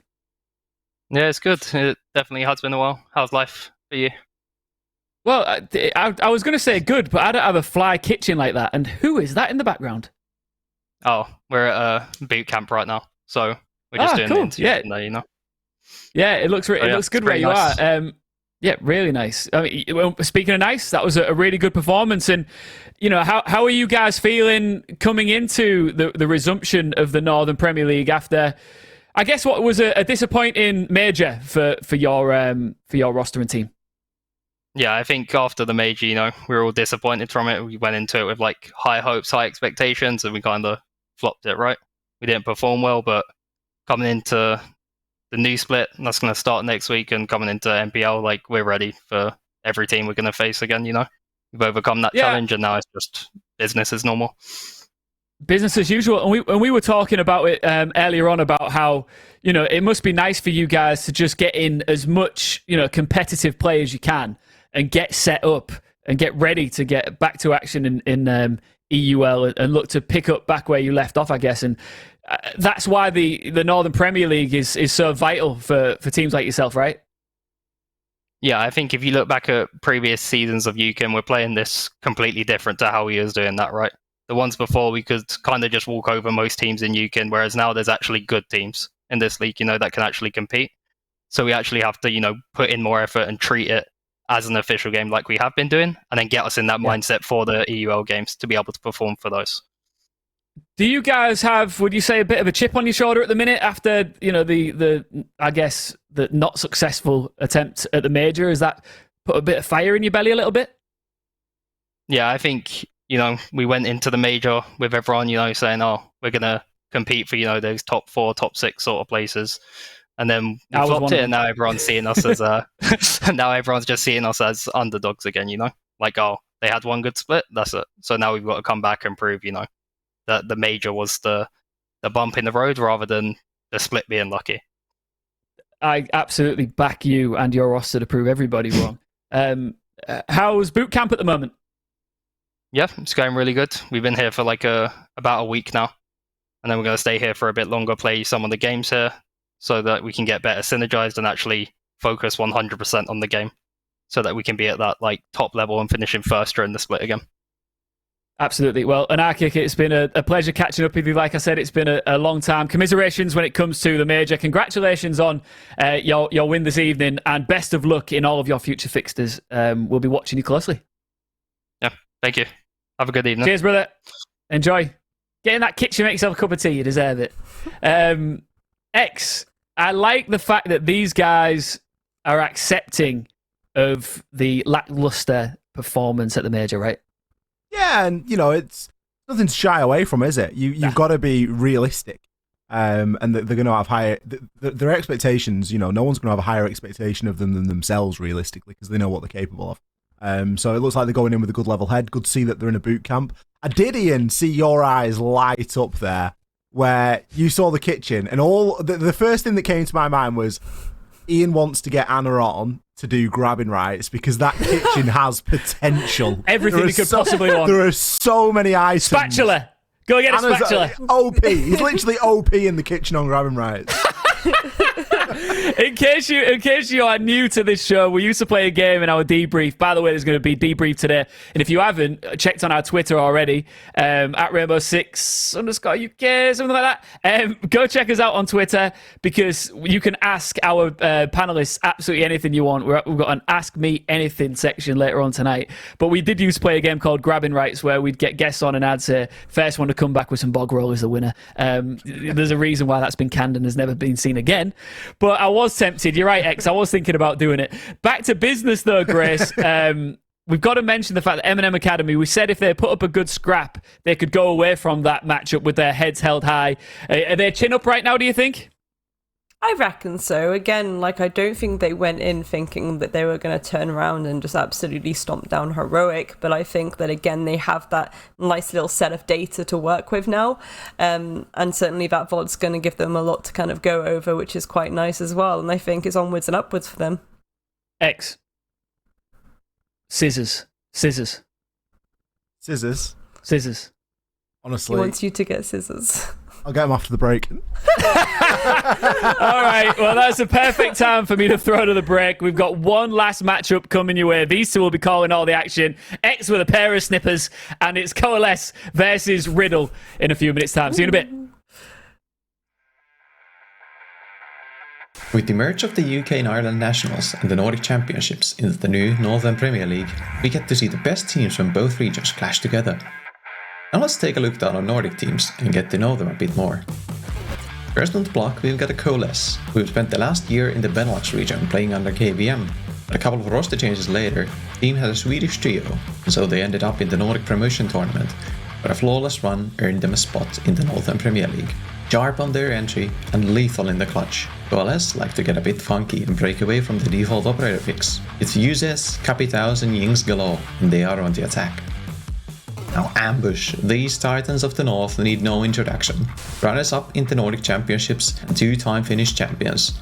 Ambush are the team to look out for in the race for the Challenger League spots. Ruthless in their executes and fearsomely efficient even when down a man, you can never count them out. Recent additions of Rastin and Nick have added young firepower to the experienced core, and the explosive mix has lifted Ambush to new heights. They are sure to turn some heads and take off a couple others during the season. The perennial little brothers Arctic are chomping at the heels of Ambush and have been trading blows constantly for the past year. Now finally arriving at the nationals level after fighting their way through the Nordic Promotion Tournament, Arctic are looking to get one over their local rivals. Years of hard work has brought the team up through the ranks to fight among the best the region has to offer. Picking up South Park at the start of the year to round out their roster, Arctic are not going to play nice. Like a wolf, they wait for their chance to dethrone the king. Hailing from Norway, RIDDLE picked up a team who blitzed through the Norwegian Championships without dropping a map. Play under their license in the new Northern Premier League. Snatching the talented Ket from their local rivals to prepare for the competition, RIDDLE presents their opponents with a conundrum. Underestimate them at your peril, but you can't give them too much respect either, or you'll run down the clock. What they lack in experience, they make up for in raw potential, and their volatile playstyle can catch teams off guard.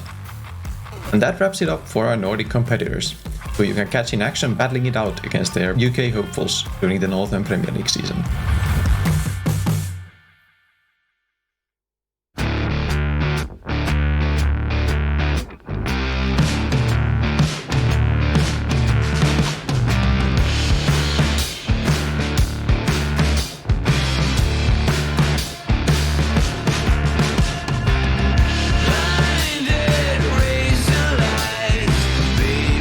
Cover me.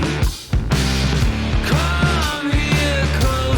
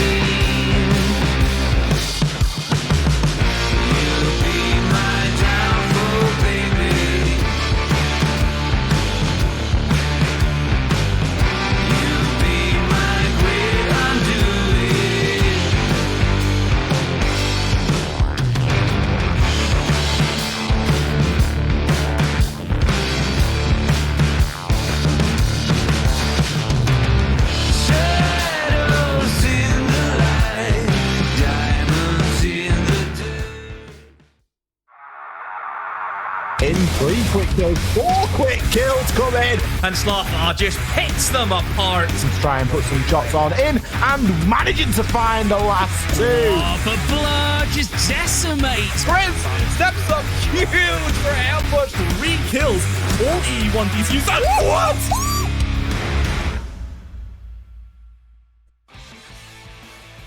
Hello and welcome back to Rainbow Six Northern Premier League. My name's Ian on the desk with Jerry and Dino as we get set to throw you into our final best of one of the night. It's been quite the night so far. You know, we've had some statements made in the first couple of matchups, and we've really discussed that in detail. Last time out, we just saw formerly Kavana, these days Heroic, defeat M&M Academy. And M&M looked strong, as they have pretty much all season so far, Jerry. They've exceeded expectations a lot, but they just didn't have what it took to beat a team as elite as Heroic. Yeah, like, they showed signs of promise, I think, is the best way of putting it, right? They've just come in with this new player with Dyer, who's stepping into Skiddy's role, and I think that he slotted in. He did his job, he did his job quite well, got a couple of entry picks here or there, had some good rounds, but yeah, I think it was the result we expected, and it will be exciting to see them play against teams that are more at their level, I think. Yeah, I think we're all excited to see what Heroic can do next as well, you know, not just in this league, but above and beyond. And that was a nice win for them. And you saw in my interview with Anarchic there, Dino, that they love to take this league seriously, and that was very evident there.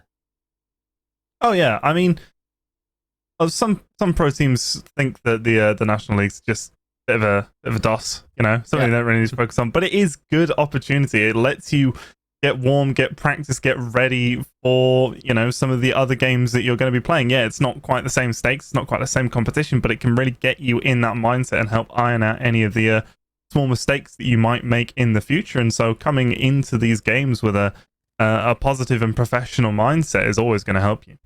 Right, just a quick reminder, guys, we do have our debrief coming up a little bit later on in the show. So when this final match is over, do not just flick off the channel and go elsewhere, right? The debrief is where you can ask our panel of analysts and casters, plus our very special guest, Nixon, who's going to be joining us from Team Coalesce. And you can ask him and any of us any questions you want. So you just need to get to our Twitter page at Rainbow6_UK. Get your questions in, and we'll bring you up on the show and give you a shout out as well. So get those coming. We now move on to our final series of the night. Well, best of one series, we're going to call it. It is Coalesce versus Riddle. Now, everybody has been pretty hyped about this one. We had X and Grace in the very beginning of this pre-show saying how much they're excited to see it. We expect it to be head-to-head, toe-to-toe, all that good stuff. And on the screen right now, Jerry, we have got our Coalesce roster. Yeah, and it's 2 in, 2 out for both sides tonight. You can see Nixon and Divided, the newcomers, although I would say it's probably a bit rude to call them newcomers because they're quite well known and beloved around the UK scene, Nixon in particular. And they've just had a stint on the side of Humble inside of PG Nats and just left there to come and join over here, Coalesce. So yeah, it's an exciting roster. I feel as though they now have the potential with this lineup to cause a fair few more upsets, throw a few teams off kilter. And today against Riddle is a set of 3 points that they will be eyeing up quite, you know, there's going to be like saliva. What am I saying? They're going to be... You saying they're salivating at the opportunity? Yes, it's going to be tantalizing for them. They want to gobble up these 3 points. Oh, wow. I mean, there's lots of gobbling and saliva going on right now. Dino, how do you feel about that? I mean, make it sound weird. Hey, you did that yourself. I think for both of these teams, this is going to be a really good opportunity. Coalesce, they already have 1 win under their belt this season, being able to get the victory over Arctic, whereas Riddle don't have any. So I think Coalesce, they need to try and get as many of these points as possible and see if they can scrounge their ways into the bottom of the playoff contention. And maybe with these roster moves, it will be that boost that they need. Yeah, well, their opponents, Riddle. Talk us through this roster. Jerry, you're excited about the Coalesce roster. How are you feeling about Riddle? I'm very excited about this roster. I feel as though, as well, it's almost sad not to give Dino the chance to talk about this roster because you've done a lot of work in the uni scene and you know Reich and Vabs quite well in terms of their story throughout the Newell roster, having their chance in UKIN 2 last season and doing particularly well. This is definitely an upgrade for Riddle, I think, Dino. Yeah, absolutely. I mean, you've got two players with a lot of experience playing within the UK, tier 2, well, no, not tier 2, UKIN Div 2 scene. And, a lot of that comp experience coming into the lineup and can help them out a little bit. I mean, these players who are already on Riddle do have the experience, but they were potentially missing just that leadership to help them close out rounds. And hopefully Vabs and Reich, with that additional viewpoint coming in from the experiences that they had, could be the kick that's needed. Well, a player that could give his team the kick that is needed is a player we want to highlight right now, and it is Kane B. Jerry, you've got to be excited to see this man in action. Yeah, I mean, statistically, it's a pretty solid set of numbers we've got on the screen, to be fair, when you consider the sort of lack of wins that they've had over the opening 8 play days. And to put up, 58% cost, it's decent. The 1.02 KDR to be positive over those games, it means that he's at least pitching in his share. So we'll see how he fares now that the roster is arguably a bit more well-rounded. I think that this is definitely a roster that's sort of in formation. And we said this about Coalesce before, but it's even more true now. And I'm just happy to be sort of surprised and excited by whatever they bring to the server, because it will be a different Coalesce. Dina? Yeah, I mean, with the other teams that we've spoken about that have had roster changes, even with 2 new players coming in, I think that these changes for both of these teams are going to be much more impactful, because when you've got teams that are already doing well and have an established sort of hierarchy of what works, adding new pieces in just sort of builds on what you've already got. I feel like for both Riddle and Coalesce, they've had to readjust how they're doing things, and these new players hopefully will not only reinvigorate the team, but reimagine what they can do and how they do it. And maybe this will be the boost that both of them need, and they'll become much more effective from here on out. Well, they definitely need that boost. This is well and truly a battle down at the bottom of our table. So these points really do matter for both of these teams. Which map will this one get played out on, and which maps are we going to see banned? It's time to get to our map vetoes right this second. Here they come. All right, we're finishing up on Chalet, and Dino went, ooh. I mean, it's not Oregon. It's not Clubhouse. Yeah. And it is an out-and-out attacker-favored map with 2 new lineups. This is just going to be absolute fragfest. This is going to be a bloodbath from both teams. It's going to be great. What do you think, Jerry? Riddle picking this as well. It shows that the influence of those 2 new players. This is a map that I don't think we've seen Riddle go to at all in the first half of the season. As I just look at my notes. No, not at all. In fact, they were banning it 63% of the time. So definite change here. Definite transformation needed as well. This is, I think we just have to throw all of our stats out the window from the previous sort of 8 matches between these 2 sides and look to start afresh. Well, I think that this is the thing. Both of these teams, and we've seen some of the teams earlier on today come back looking a little bit different, looking a lot stronger, at times looking a little bit weaker, but lots of new roster changes, as we've discussed here and picked apart. That month off, it just gives both of these teams, Dino, a real nice chance to reset and try and figure things out going forward. We touched on, I think it was 86 earlier, about not looking in the rearview mirror and just pushing forward and seeing what's next. And for each of these teams, a win would be a huge result going forward when it comes to momentum. It's time to get into it. We're going to our final map of the evening. This is Coalesce versus Riddle. And for one more time, we're going to X and Grace. Ian, thank you very much indeed. Grace, I'm going to need you to bear with me here. Have you ever watched the film School of Rock? Yes, I have. Cult classic. Whenever Chalet is played, and I know it's wrong, but all I want to say is Chalet. It's a base. It's a base. Anyone that's seen that film may or may not get the reference. Anyone that hasn't might or might not think that I am a lunatic. But we are going to be headed to Chalet now for our final matchup of the night. And I'm pleased, Grace, because we've had a couple of maps tonight that, you know, we don't always get on our feet for a clubhouse or an Oregon. But a Chalet, I'm here for it. Oh, absolutely. Chalet Olay. This is what I want to see. I want to see maybe the maps have a bit more weighting to them as well, because it makes for a very interesting first half of the game, 9 times out of 10. I'm just more excited about the fact that Coalesce and RIDDLE are going head to head after these roster changes. I am so excited for this. It is unreal. I am so excited to see how Vaps and Reich perform. I am so excited to see how Divided and Nixon perform. It's going to be amazing. It's going to be, regardless of what happens, I know I'm going to be enjoying every single moment of it.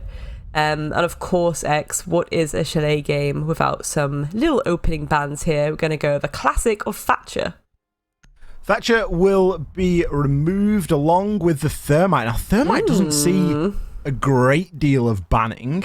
It's definitely viable, but you think about Chalet as a map, and Thermite has a pretty firm place on this map as main breacher. A lot of teams will opt to bring a Thermite over anything else. Some teams will, of course, prefer the Ace. But for my money, Thermite, you get the most bang for your buck, especially on a map like this. RIDDLE, already coming out of the gate, banning out the Azami. Now, on paper, you might be getting frustrated by this. Oh, look at these, the team that banned the new operator. Like, we hate these kind of people. And in ranked, yes, I would agree. We need to play new operators and we need to learn them as much as possible in the game. However, in a comp environment, for Azami to already be warranting a ban slot is huge. Valkyrie's been removed, but you think about what that leaves available.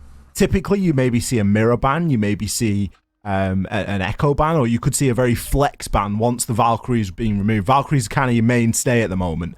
Everything else is sort of up for debate.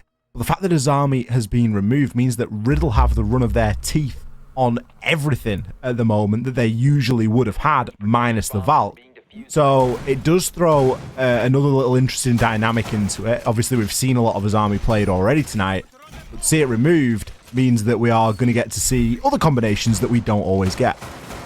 Yeah, 100%. You know, it leaves a lot of flexibility on the board. For now, though, RIDDLE kind of just going with a pretty standard approach, to be honest, to you know, approaching this site, apart from the alibi. That's, again, of course, a second time in one evening I get to see the alibi come through. I'm feeling a little bit spoiled by that, to be honest, but I think that works really, really well, especially when you know the players that you're up against. Again, you're really trying to bait out those really competent fraggers there who are just going to be looking for heads in their peripheral. Also, of course, the classic Pogmats. I think Pogmats and that kind of hold go really, really well. It's like, you know, salt and vinegar on your chips, really. The cheese and pickle to your ploughmans. The cheese and pickles to my ploughmans. I know, 100%. Again, it's the fact that you get them upstairs, because remember, this site, you've got to really keep hold of that top floor 9 times out of 10 before you can even consider jumping in that window, because they're probably going to be holding it from above. So having those little frost mats to rely on is certainly going to be very beneficial for them as well. Looks like they're going to go in from the basement as well. So this is a slightly different approach we're seeing from Coalesce, who maybe are just going to stamp up the stairs and try and take RIDDLE slightly off guard. This could be pretty interesting, actually, X. This is the El Clasico Eminem approach. This is how, I'm not going to say this is how Eminem made it into EUL, but that was a staple attack for them on Chalet. Getting in through the basement, using the Maverick to open up that closet supply wall, that connector, whatever you want to call it, to then be able to have someone stood on your shoulder and pick up a freebie over your, or through the hole that is just being opened. It's a great way to open things up. It leaves the site very uncertain at that point, because you can't rotate out because someone's going to be on main door. You're going to struggle to, you know, really hold that position with a lot of surety for a long time, and it's always an option that the attackers can come back to later. We're now starting to see a little bit more focus toward this top floor. The main person you're going to be wanting to get rid of course, is going to be Keteral. He's going to be playing on that fireplace. We got Reich just on library stairs as well. Instead, it's going to be Zeus's first to fall. There's 2 kills come in very quickly there for Coalesce. One will be traded from the grave, it seems. Kane was credited with that one. Levels things up to a piece, but with that vertical pressure established and still the threat of that Maverick hole that was opened way back at the start of the round, things aren't as easy here for Riddle to keep the hold of. Not at all. And there we go. Right, getting a beautiful pick there onto Noah. Noah trying to contest that shield, getting a little bit spicy with it and being punished as a result. By Nixon, however, the 2 new players in this roster certainly want to be making their stamp from the get-go. So let's see how these 2 play around each other for now. Oh, there we go. Kevin falls. So now we're down to a 2 versus 2. That's a good place to be at because they still have a fair bit of time to work with, to be honest, X. Yeah, time is on Coalesce's side here. They've got 19 seconds and they've done a lot of the hard work. It's getting a little bit easier with that pick over onto Reich. All now lies in the hands of Perry, and he is going to be in the previously opened position. No need for anything too sneaky. Just a quick swing there is going to get the job done. Knew exactly where he was hiding. Coalesce managed to come away with round number 1. Despite everything not really going in their favour, I think they adapted quite well there, Grace. No, I think this is going to be quite a close one if that round's anything to go by. This was just, beautiful nade kill and then nice little tagging through that little Maverick hole as well was quite nice to see from Coalesce. And I think that's going to set the precedent of how things are going to go forward. Again, I think even the call at the end to kind of be like, okay, we're not going to push from the window and bar separately. Let's kind of push together. Was quite nice. It kind of kept them a little bit on their toes, which was quite an interesting thing to see, I think, at that point. Again, just adding an extra immediate cover for a plant if they needed it. It can be risky, though. It still can be risky, but I think you're already seeing how the communication is working on the side of Coalesce, which is quite pleasant to see. Always a good sign when you can see a team that is quick to adapt and make those changes on the fly. They had a very concrete way of how they wanted to start that round, but from that point onwards, after the Maverick had been done, it was very much up in the air. We're going to see the same attempt come through now again as a defense of bar and games is on the table for Riddle. 5 seconds remaining. Choosing to bring a lot of the same operators. This time Vabs is going to be rocking at the Maestro, but the Frostmats will still be there. Some changes too on the side of Coalesce. Obviously, they have the benefit of attacker repicks. They will have known where the site was, but actually chose to 6 off the Maverick onto the Ace. Clearly looking to show us that they have more than one string to their bow when it comes to attacking this site. They're opting for something a little bit different this time. Yeah, Perry potentially at risk of getting trapped a little bit. That's a little bit risky biscuits for me, to be honest, X, but I do think they have managed to retreat safely there before this pinch starts to come in through those library windows. Again, one thing I find interesting is, last round, the Maestro got taken away real quick. And it's kind of the idea of when you have that kind of gun and you have, that utility as well, you've got the intel coming through and you can just light up those shots and basically kind of, almost at times, it is like a laser beam almost. And ideally, they want to be keeping Vabs alive as long as possible to be taking those long engagements if they need it, or even, if it gets down to a nail and Vabs is the last one standing, that's a nice gun to have in pocket, isn't it? More bullets is usually better. And that's certainly something that Maestro brings. Zeus is going to be trying to crouch walk his way in here. Kevin has no idea, but neither does Zeus. Gets juked out there and taken out. Opening engagement there. Firmly going in Riddle's direction, but the refrag's just a little bit too strong. Perry going to be the next player to fall. Keteral takes a hit also. Vabs has managed to rotate himself back a little bit. Kevin's still trying to play this hatch. He's right. He's nowhere near as confident on this library stairs hold as previous. Around this point in the round, last time he was still playing in and around the shield, but as we can see the silhouette circling above him, there is no opportunity to do that. And that means that there's a full minute here for Coalesce to work this vertical with. 100%. And that's comfortable. That's very, very comfortable. Again, they certainly have the numbers advantage too. They still have some nice utility in pocket that can be used as soon as they get that intel as well. So you don't really have to go in and rely on gun skill alone just yet. Depending on the angles you can get with some nades, it could be quite an interesting one. Here we go, Noah coming through with a nade. Let's see if it will do anything though. Vab's actually taking out Nixon. There we go, that Elder coming through again. So 3 versus 3. Riddle doing a good job of trying to keep this player count even. Very good. Divided certainly has something to say about it. Vab's falling, but Kevin is going to shut him down almost immediately. A 2 versus 2. X, this is coming really down to the nails, similar to last round, but there we go. Riddle, Kevin is going to fall down. It's all left down to Reich, but there's 4 seconds for him to get the plant on the way, and Noah's not really looking in the right direction right now. Can Reich shut this down? No, he can't. There we go. Beautiful stuff there by Coalesce, and goodness gracious me, this is going to get a bit too exciting for me, I think. I think my heart's starting to beat a little bit too fast, X. Almost a little bit too much excitement before bedtime, this one, isn't it? We're getting on to our last game, and Coalesce have gone, no, we are here to bring the fireworks. Riddle, what a rotation. It's got to be said. I think that the rotation from library stairs going down through Snowmobile, through the basement, as it were, and then up was fantastic, and they almost had an absolute gem, but it was not to be. The cover was there. It didn't look like it could be. Certainly the positioning of the plant was a little bit sketch. I would have much rather seen that plant go down maybe near big window, inside of the site, typical default spot as is being highlighted. But obviously with the hatch open, you do cause yourself a little bit of a vulnerability there with that hatch if the defenders do try and rotate then upstairs and retake. So never a right or a wrong, just get the round one and worry about it all later. That's exactly what Coalesce were able to do. They had no opportunity but to extend that time by getting the plant down. Again, another nail biter. It is enough, though, for Riddle to go, okay, they have attacked that 2 times in 2 different ways.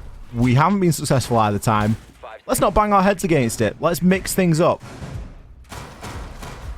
Yeah, and can I just point out as well, so like Divided currently on 5 kills throughout those last 2 rounds, and I did say at the start of the evening that they are an absolute gunner, and I kind of expect that kill ratio to maintain itself pretty much. They are a little bit scary in the lobby, and I think that's certainly something that Riddle might have to try and deal with when they're taking these gunfights, because again, give him an inch and he'll take a mile. He will be trying to find those heads, and that's why I'm kind of a little bit disappointed that we're not seeing as much alibi action anymore, but at least they have got those shield utilities, a lot of shield utility actually, you know, the smoke and the alibi both being used there. And I think slowing it down is going to help too. Well, as I say, that Perry actually taking a lot of damage, but yeah, those Vulcans are certainly going to benefit when it comes to slowing down the approach from Coalesce. Oh, the go-yo pockets can be huge, can't they? Those are a little bit of a nightmare. And if you think about how the last couple of rounds have gone, time has been a bit of an issue for Coalesce. They've got the job done, but they haven't done it in tidy time. Exactly. So you now start to deal with, you know, some sort of area denial, whether it's those go-yo pockets, whether it's the smokes, you know, being a little bit more effective, and really start to get yourself choked out a little bit. And I'm not saying that it's going to happen in this round, but again, we're seeing this slow and steady approach from Coalesce, and whilst it's good, it needs a little bit more considerate. Now, how considered is this, Grace? Noah's got a shotgun in his hands. He's playing Sledge. Like, has he not got the memo that this isn't the norm anymore? Yeah, I mean, was it ever the norm, realistically? I'm kind of concerned about that, but what I'm more concerned about is the fact that Reich's back was turned and that shotgun can actually do something. Goodness me, Reich gonna have to crawl to safety. Perry very aware that the jump in may come through, but it's just not quite coming yet. And there we go, Divided cleaning that up. But Katal is actually gonna find the head of Divided and take him down before he can cause any more carnage on this server. Kane B2 taking down Perry as Katal also takes down Nixon. A 3 versus 3x. Once again, getting very, very close to the nail on both sides right now. Katal tied against the corner, taking out Noah.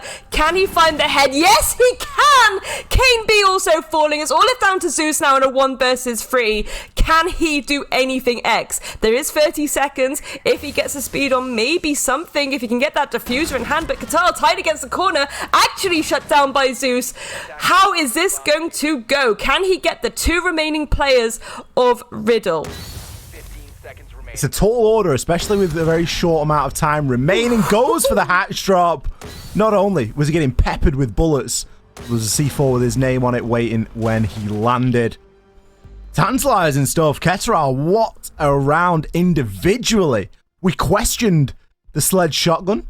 I will continue to question the sledge shotgun. Yeah, it picked up a down, it got converted into a kill, but realistically, you have not got much business taking that, especially on Chalet. There are so many long angles. One of the main reasons it's so attacker-sided is because of the window play. You can usually get yourself a pick before having to commit. You can use these outside to in angles to your advantage and cut off a large number of rotations available for the defenders.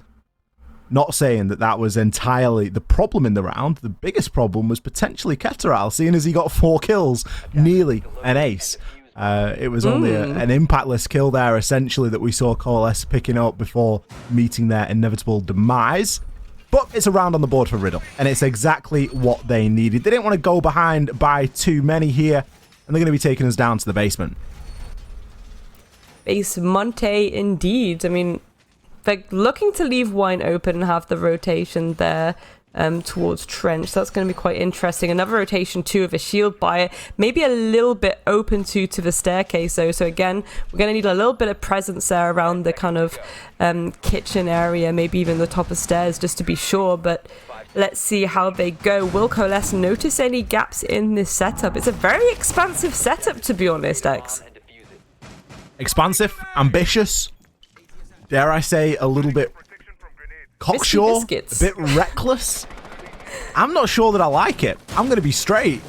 I get that we've got some castle barricades. I get that we've got a little bit of protection knocking around here and there. But realistically, any attacking side should be able to fairly easily dismantle this. And guess what? All they've got to do is get a couple of these. Noah, guess what? Pick the right gun this time. Finally got himself back onto the L8. And he's picked himself a kill up already. Wouldn't have got that with a shotgun, let me tell you. Those outside to in angles, as we were mentioning, didn't even need to commit himself to the building to grab that one. Castle barricade opened and immediately Ketteral sat down. You might have had a good round last time, but my friend, you're going to be on the cameras before 2 minutes left on the clock here. And now that super long angle, well, it's only really going to benefit one side here, and that's the attacker. Saying that, right, is able to grab himself back refrag. I think that was potentially vertically. He has got a couple of angles here. Will be droned in the corridor. Has rotations and get out of jails. But with the amount that's been opened onto site, you don't even have to worry about breaching here. You know that as soon as you get that clear call, as soon as you get that option to move through, you can do so with very little obstacle. Yeah, I mean, again, I just think that setup towards Garage was just a little bit too risky for my liking. I think the one here works, in my opinion, a little bit more because you would, in theory, have a little bit of coverage from that left wall, but that left wall is indeed open, and it's just very open, and I think sometimes you need to have the guns with you too to be able to contest those kind of angles, and they just didn't really have that, so... let's see how this goes, though. Perry actually getting the pick there onto Noah, though. That's certainly going to benefit them. Divided falling too as Zeus and Nixon come through. Perry and Kevin going down. It's all left down to Reich now. And a minute to go. Coalesce feeling pretty happy with this, probably. They've got all the time in the world to try and attempt some kind of pinch here onto Reich. Or there we go. Zeus getting that final kill. Really nice round there by Coalesce. But again, look how open this was. That setup is mind blowing. I'm surprised it took that long, really, to dismantle that. Just a little bit. You know, you think about that site, and I think back to ways that I've seen it played, and Ace of Pyrite's going to be having a mare over that one, by the way, because this is his favorite site in the game. The amount of times I have heard Tim lose his mind in ranked at a team or whatever that just cannot attack or defend that site. He's got it down as one of the easiest sites to both attack and defend, and I think he's even made a tweet about it. And it's great. He goes through like all the different variations of where you need to place your utility on, you know, whether you're attacking or defending. It's very checklist, and there are very nice angles that can be covered. You've just got to have the right bodies in the right place. As soon as you start opening up the site like that, you just entirely change the ballpark. And one deployable shield that's looking onto trench door does not make up for the fact that you've got a castle barricade that can be burnt one in a million different ways. Attackers have got so much that they can use to burn that singular castle barricade there from big garage into into the corridor, excuse me. And then you've got the long line of sight all the way through to the connecting room. Now, you were really a little bit too ambitious there for my liking, Riddle. Good attempt, but just a little bit too ambitious. Rein it in a tad. I mean, it's just silly, because it's like you've got 2 shields facing towards trench door. And no one even came from trench door. Yeah, that's what I mean. Like, you're relying so much on that approach, but for what? Like, you've just wasted all that utility, and they've come behind you or to the side of you, and it's like, yeah, there's a castle barricade, but a castle barricade does not a safe standing make. Anyway, round number 5, Exeter. Let's see how this goes. Again, Coalesce kind of running away with it a little bit at the moment. Riddle really need to kind of pull their britches up a little bit, so to speak, and start to get at least 2 more rounds in the bag and try and bring this to even Stevens. I think that would certainly benefit them going onto that attack, but I'm really curious to see how aggressive Coalesce are going to end up being on their own defense, to be honest. Will we see a few cheeky spawn peak situations or like runouts and things like that? I feel like it's probably highly likely. It's very possible if this confidence continues, especially if they start looking at a 4-2 or even a 5-1 split. That's going to, you know, really be a little bit dangerous. Now, granted, Chalet is one of the more attack-sided maps, but given the sort of landscape, the bans in particular, we've talked about already how flexible the defense is, in the sense that we might have a Zami band, but you think back to, you know, only a couple of months ago, and that would have essentially meant that you only had 1 defender ban. You've got so much option available to you. Even something like an Aruni would sometimes get banned out on a Chalet just because of how crucial those laser gates can be and how many doorways and placements there are that you can use for that. So there are so many options available here. For Riddle to only be picking up 1, it doesn't bode all too well. We're going to lose the opening pick here in round number 5. Reich, first to fall. Nice to see Coalesce not going for that same strategy of mavericking open the wall again. They're looking really to be a little bit different here. They know that that basement's going to be getting held a little bit firmer now. Second kill going to fly in. And all of these have gone without response. Ketteron might jump himself out, see if there's an opportunity here, but immediately Nixon hits the prone and the turn and burn. Hits him with the headshot, sits him down. Perry is going to find the first kill here for Riddle at the 42nd mark. It's backed up with the second. Now there's a chance. Vabs is going to be inside a connector, as we're seeing a rotation from Perry making his way up the stairs. Vabs, it's not the place to be with the DMR, my friend, and Kane murks him through the wall. Perry, the next player to fall, as Nixon hopped in through mud, dealt with the frost mat, and picks up the final kill. It leaves a lot to be desired right now, but I mean, I'm going to be optimistic and say maybe, you know, they pull something around.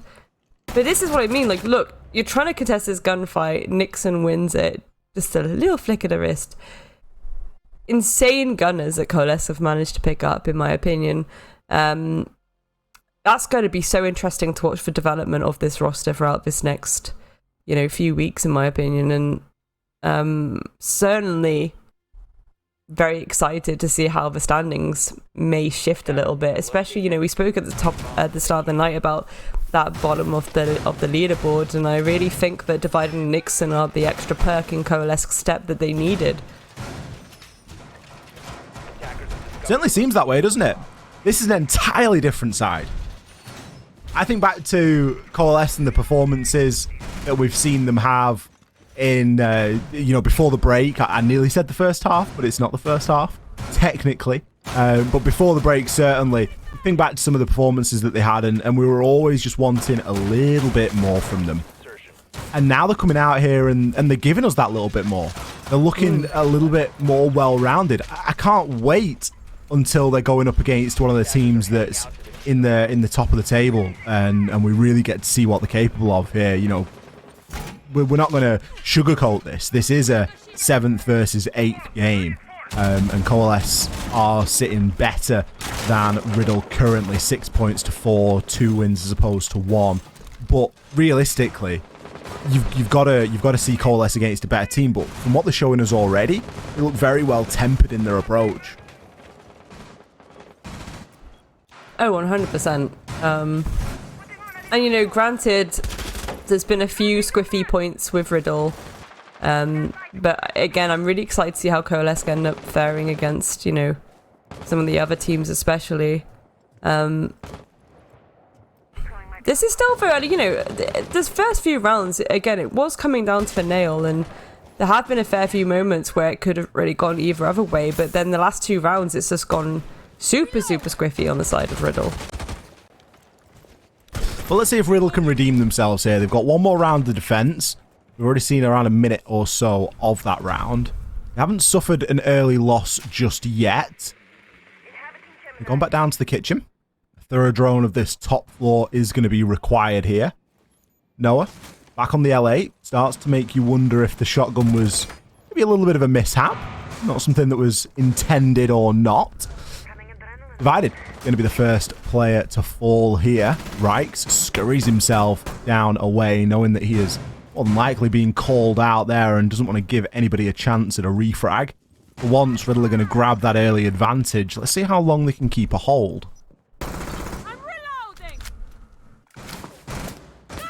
Ooh, a little bit pinched in this box area. Qatar might get... There we go. Nixon getting aggressive, just rushing up on him with the bearing 9. Noah also taking down Perry as well. Nixon taking down Reich. Oh my goodness me, X. RIDDLE are being torn apart upstairs. Disaster. They might have picked the opening kill, but they haven't had any success since, and they've lost 3 of their own.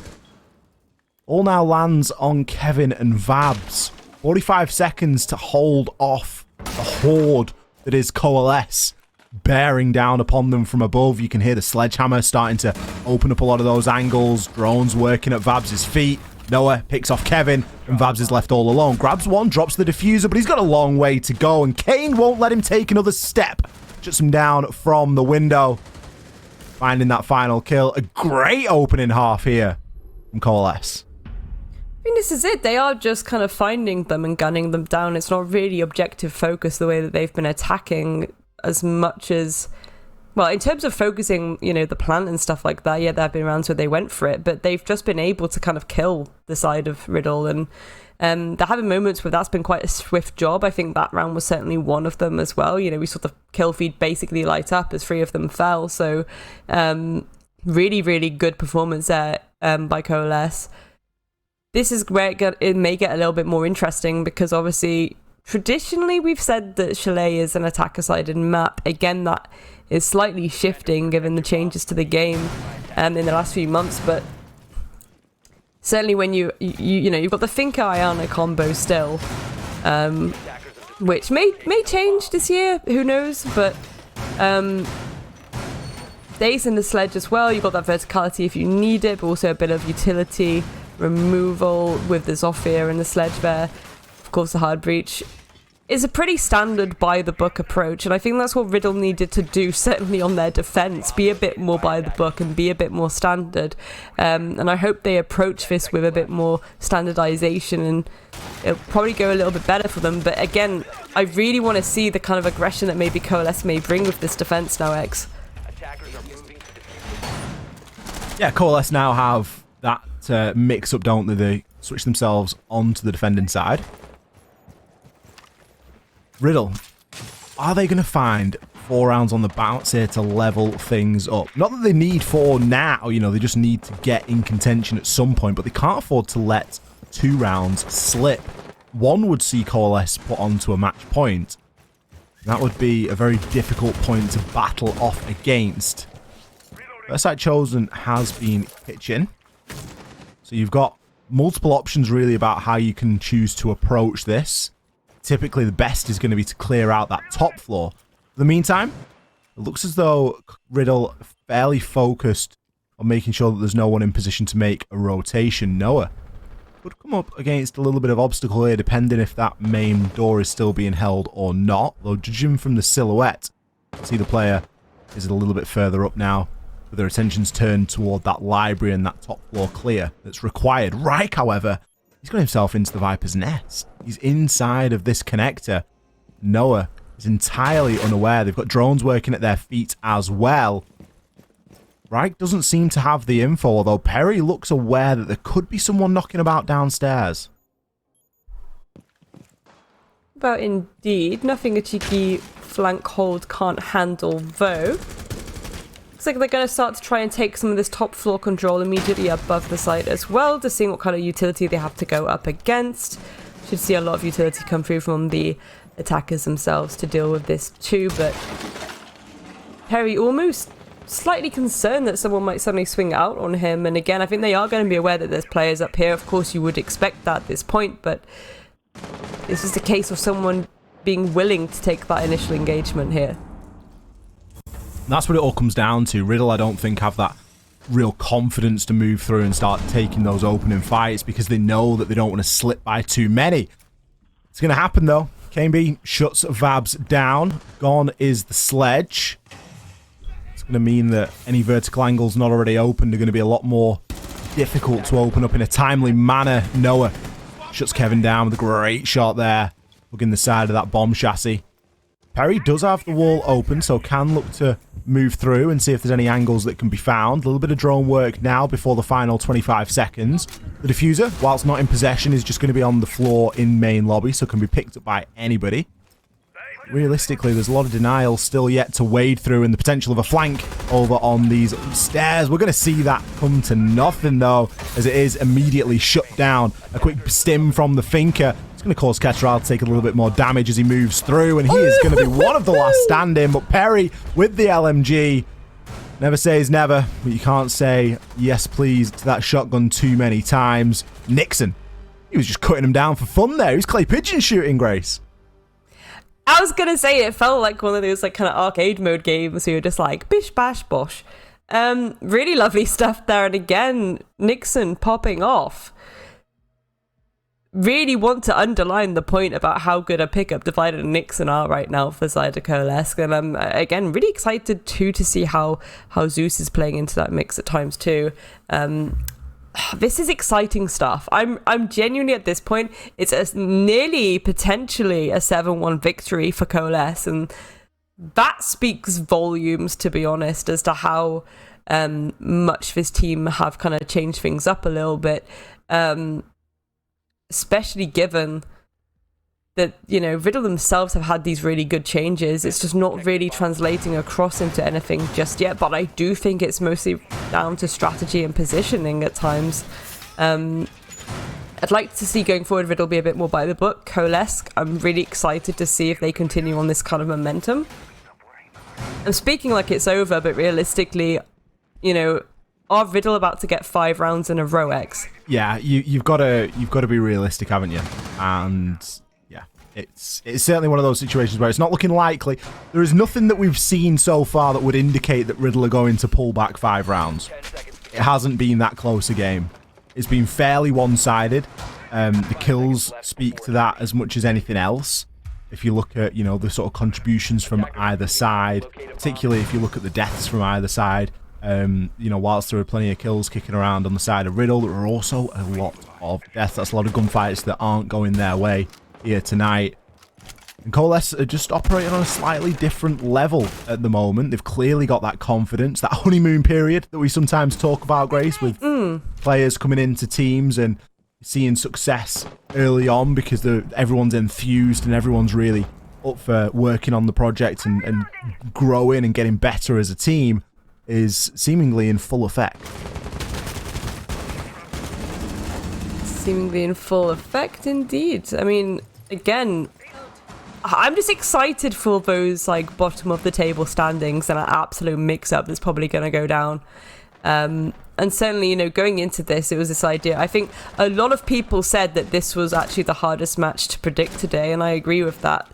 But this has been something else from Coalesce. Goodness gracious me. Absolute masterclass.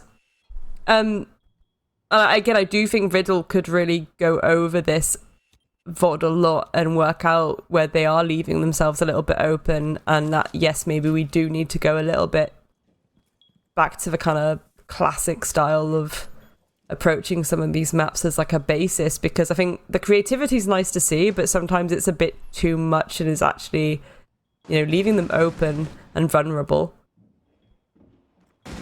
Divided kind of working a little bit still in basement. I think he's ready and waiting for an approach to come through. And this is an interesting thing too, because we're not really see RIDDLE make too much of a move yet. I mean, nade's starting to come through, trying to clear a bit of utility. There we go, shield goes down. Now Wine Wall can get nice and open, potentially giving them the chance to start taking some of these gunfights. But again, Coalesce really feeling fraggy themselves. Well, there we go. Perry actually taking down Nixon. So opening kill going in favor of RIDDLE. Good start there for RIDDLE. They've managed to remove the shield as well, which is very important when you're playing that more closed-off defense downstairs. A couple of ADSs and that shield is a nightmare to deal with. Vabs, he's going to find one onto Noah.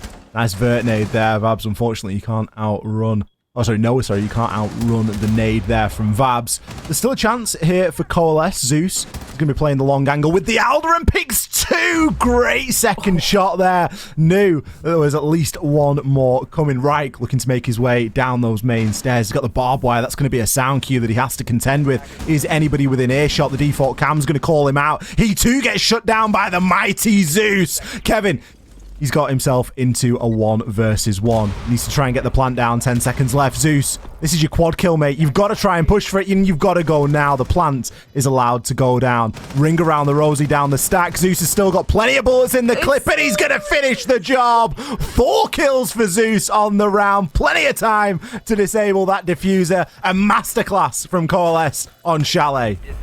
That's such, again, it's the Alder. You just kind of just press mouse button and hope for the best.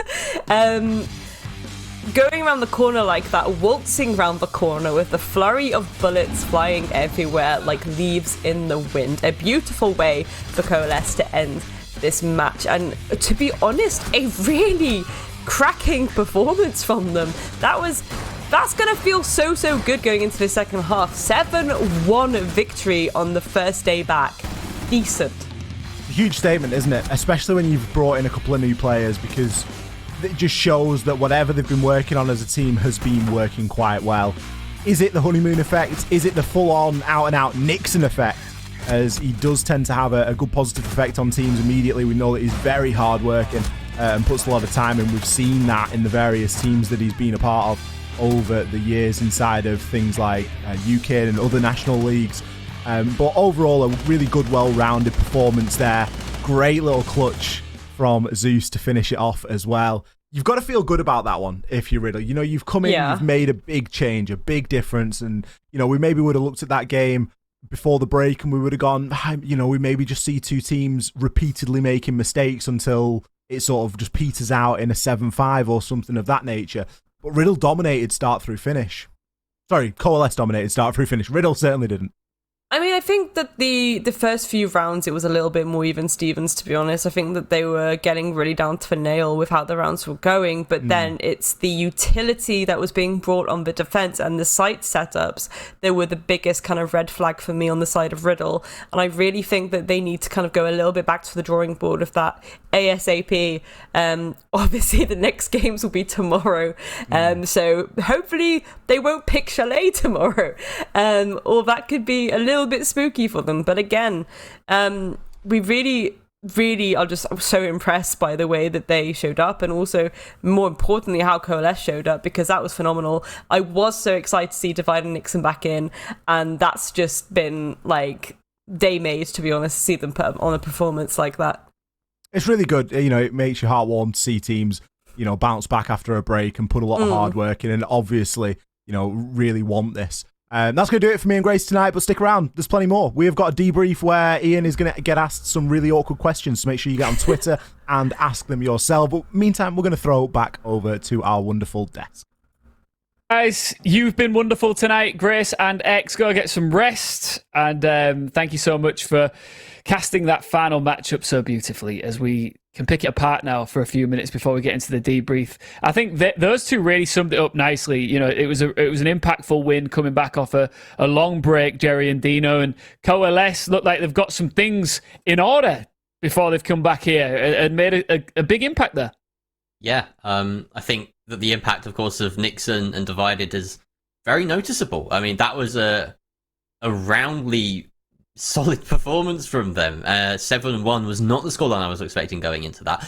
And you could see it on a lot of the situations where there was a sort of passiveness about them.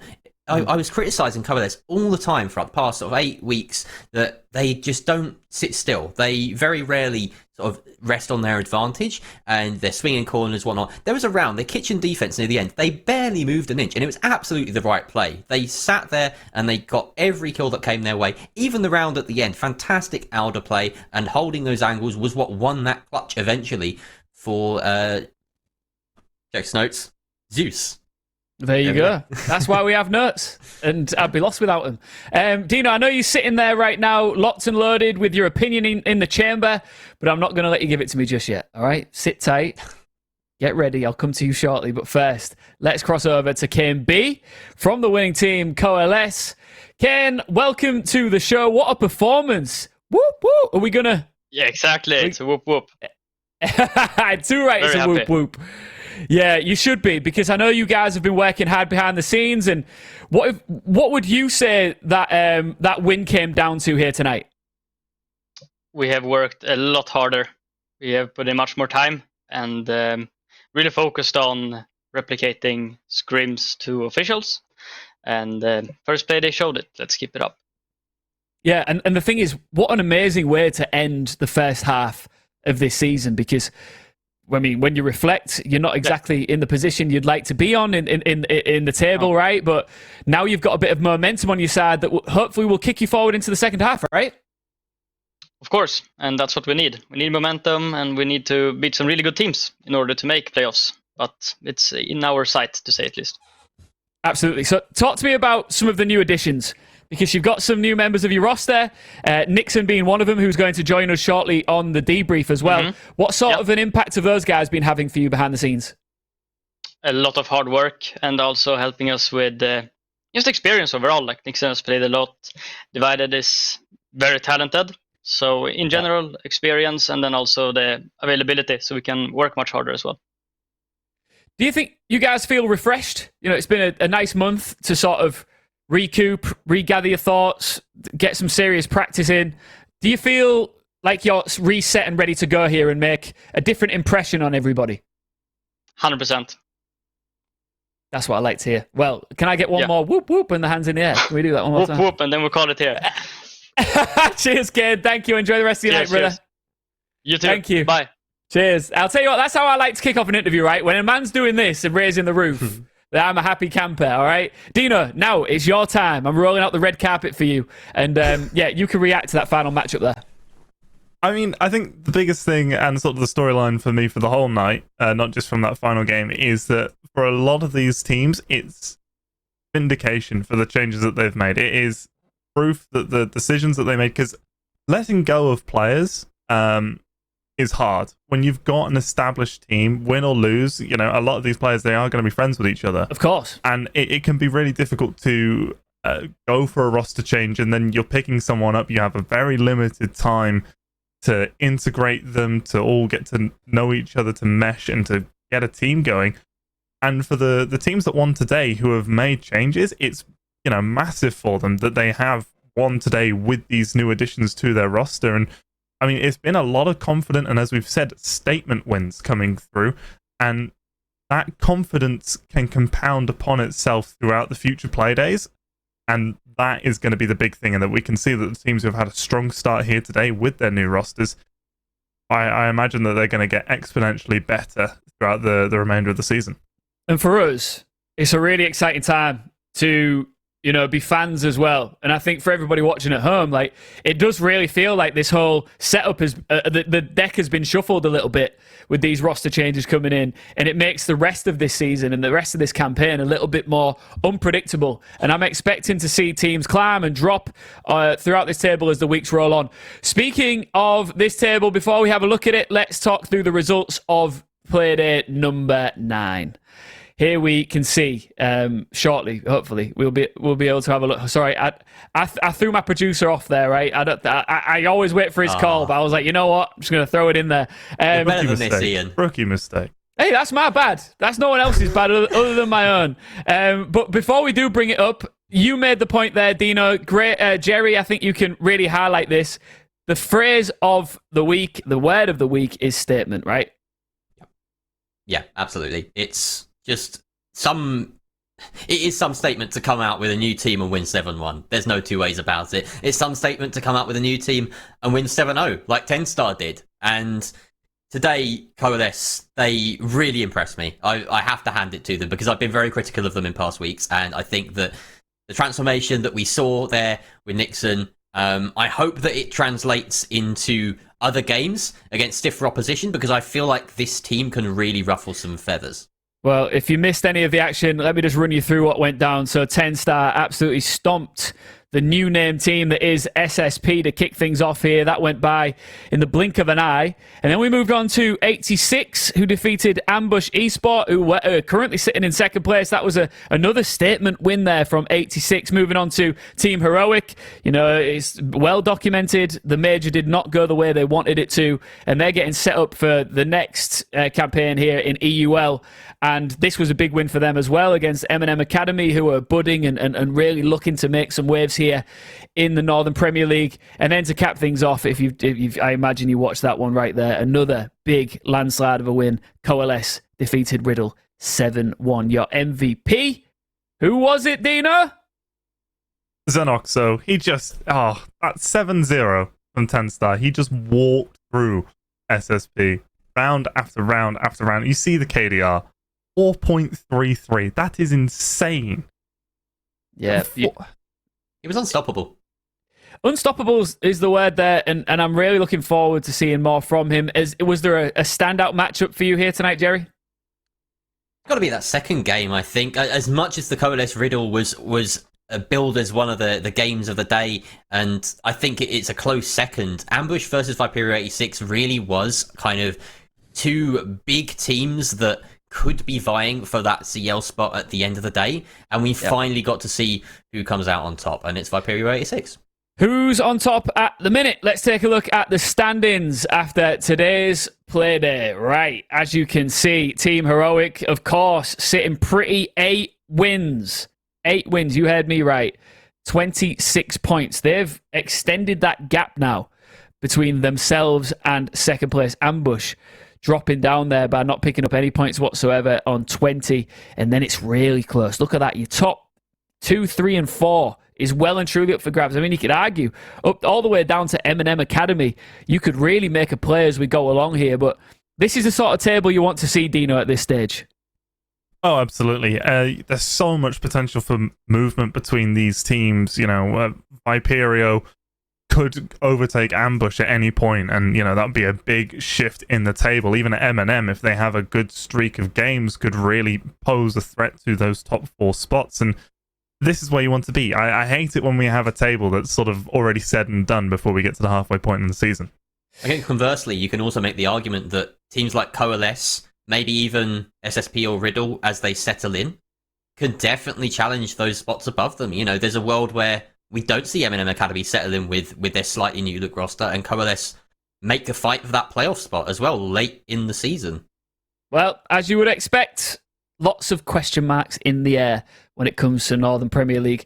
And as we go along week by week, we will answer every single one of them. And speaking of questions and answers, it's like we've got a Q&A lined up after the break. The debrief is coming up. We've got Nixon right here on this show. He is joining us. I cannot wait to see him.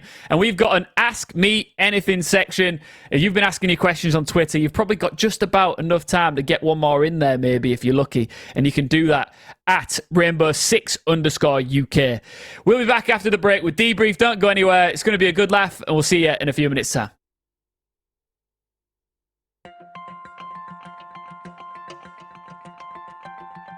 My name's Nikki. I am Chase's mum, and we first met Special Effect at EGX some years ago when both me and my husband went up for the day, and we found a stand called Special Effect. Never heard of it before. Didn't realise there was such a thing as a gaming charity for the disabled. So before we visited Special Effects, I mean, we've always been a huge gaming family, and gaming is something I wanted all my children to be able to have the opportunity to do.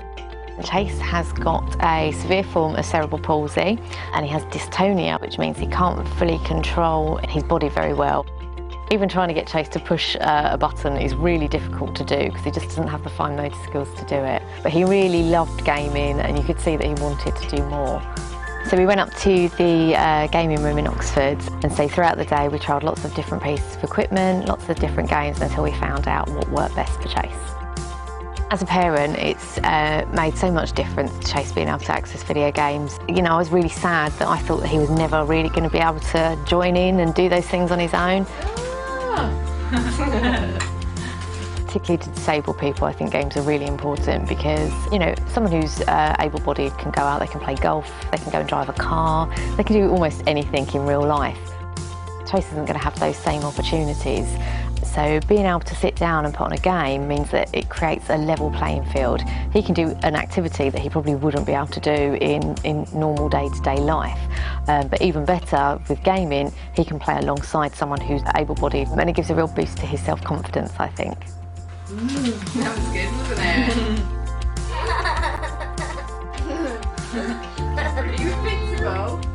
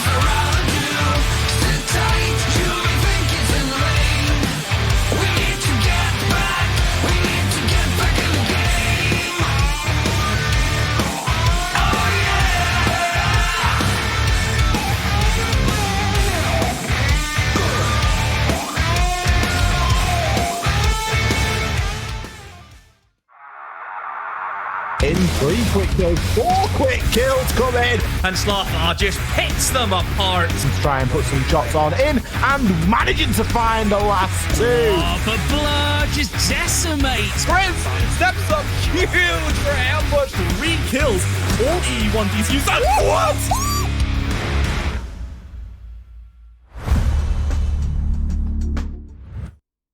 It's quite funny, really. Everybody thought the show was over, and we're still sitting here. So that can only mean one thing, guys. My name's Ian, this is Jerry, and Dino, and we are into the debrief.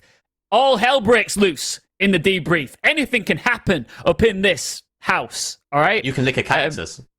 Say that again, Jerry? I said you've licked a cactus before. Do you know what? And I might do it again. That's the way I'm feeling tonight. Dino, how are you? Are you ready for the debrief? You do. I'm ready to watch you lick a cactus. I'm not making any promises about licking a cactus.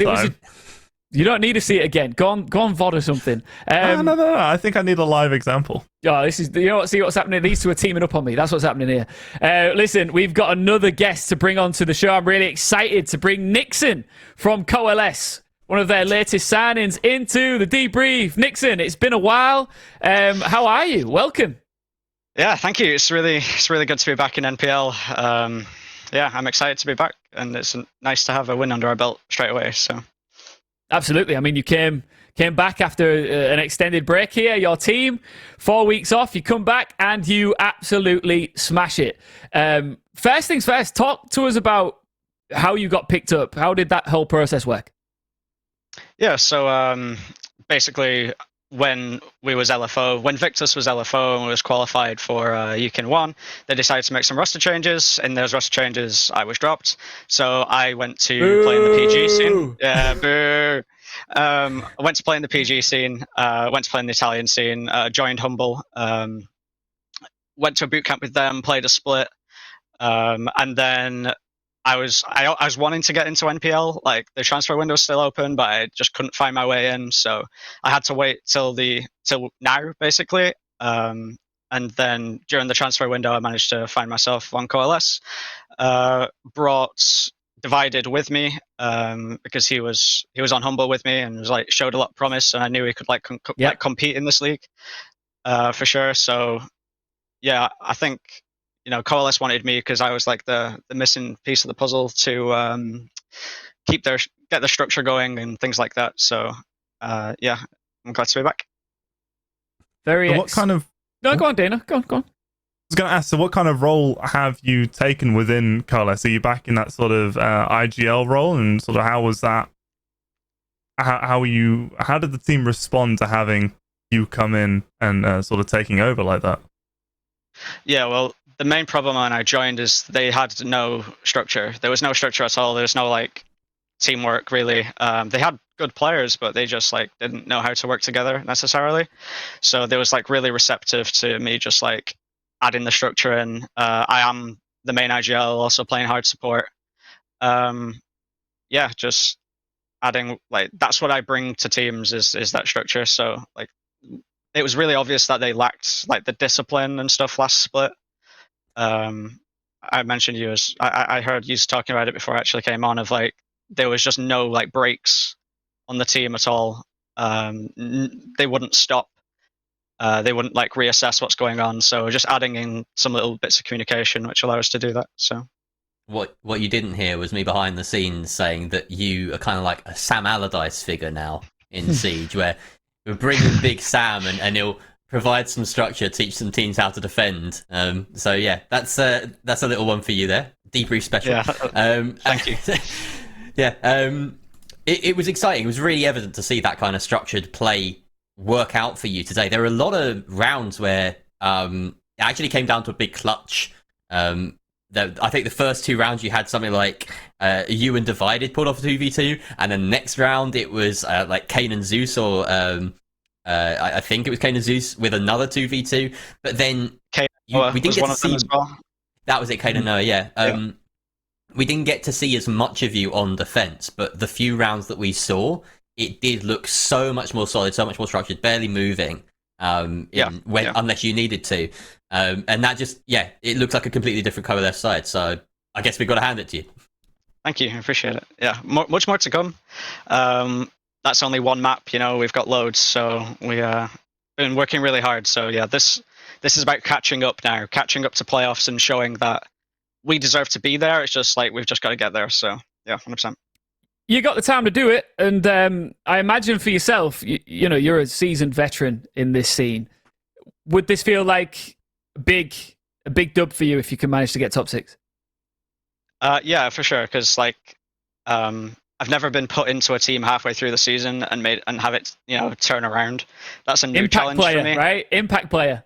Yeah, that's a new challenge. Like, I've never joined a team halfway through the season. This is my 6th season of UK, like the UK league, over the years. This is the first time like I've been added in halfway through. So it's definitely a new challenge, and I'm excited to keep working with them because we really do have potential, I think. So I think everyone can sense that.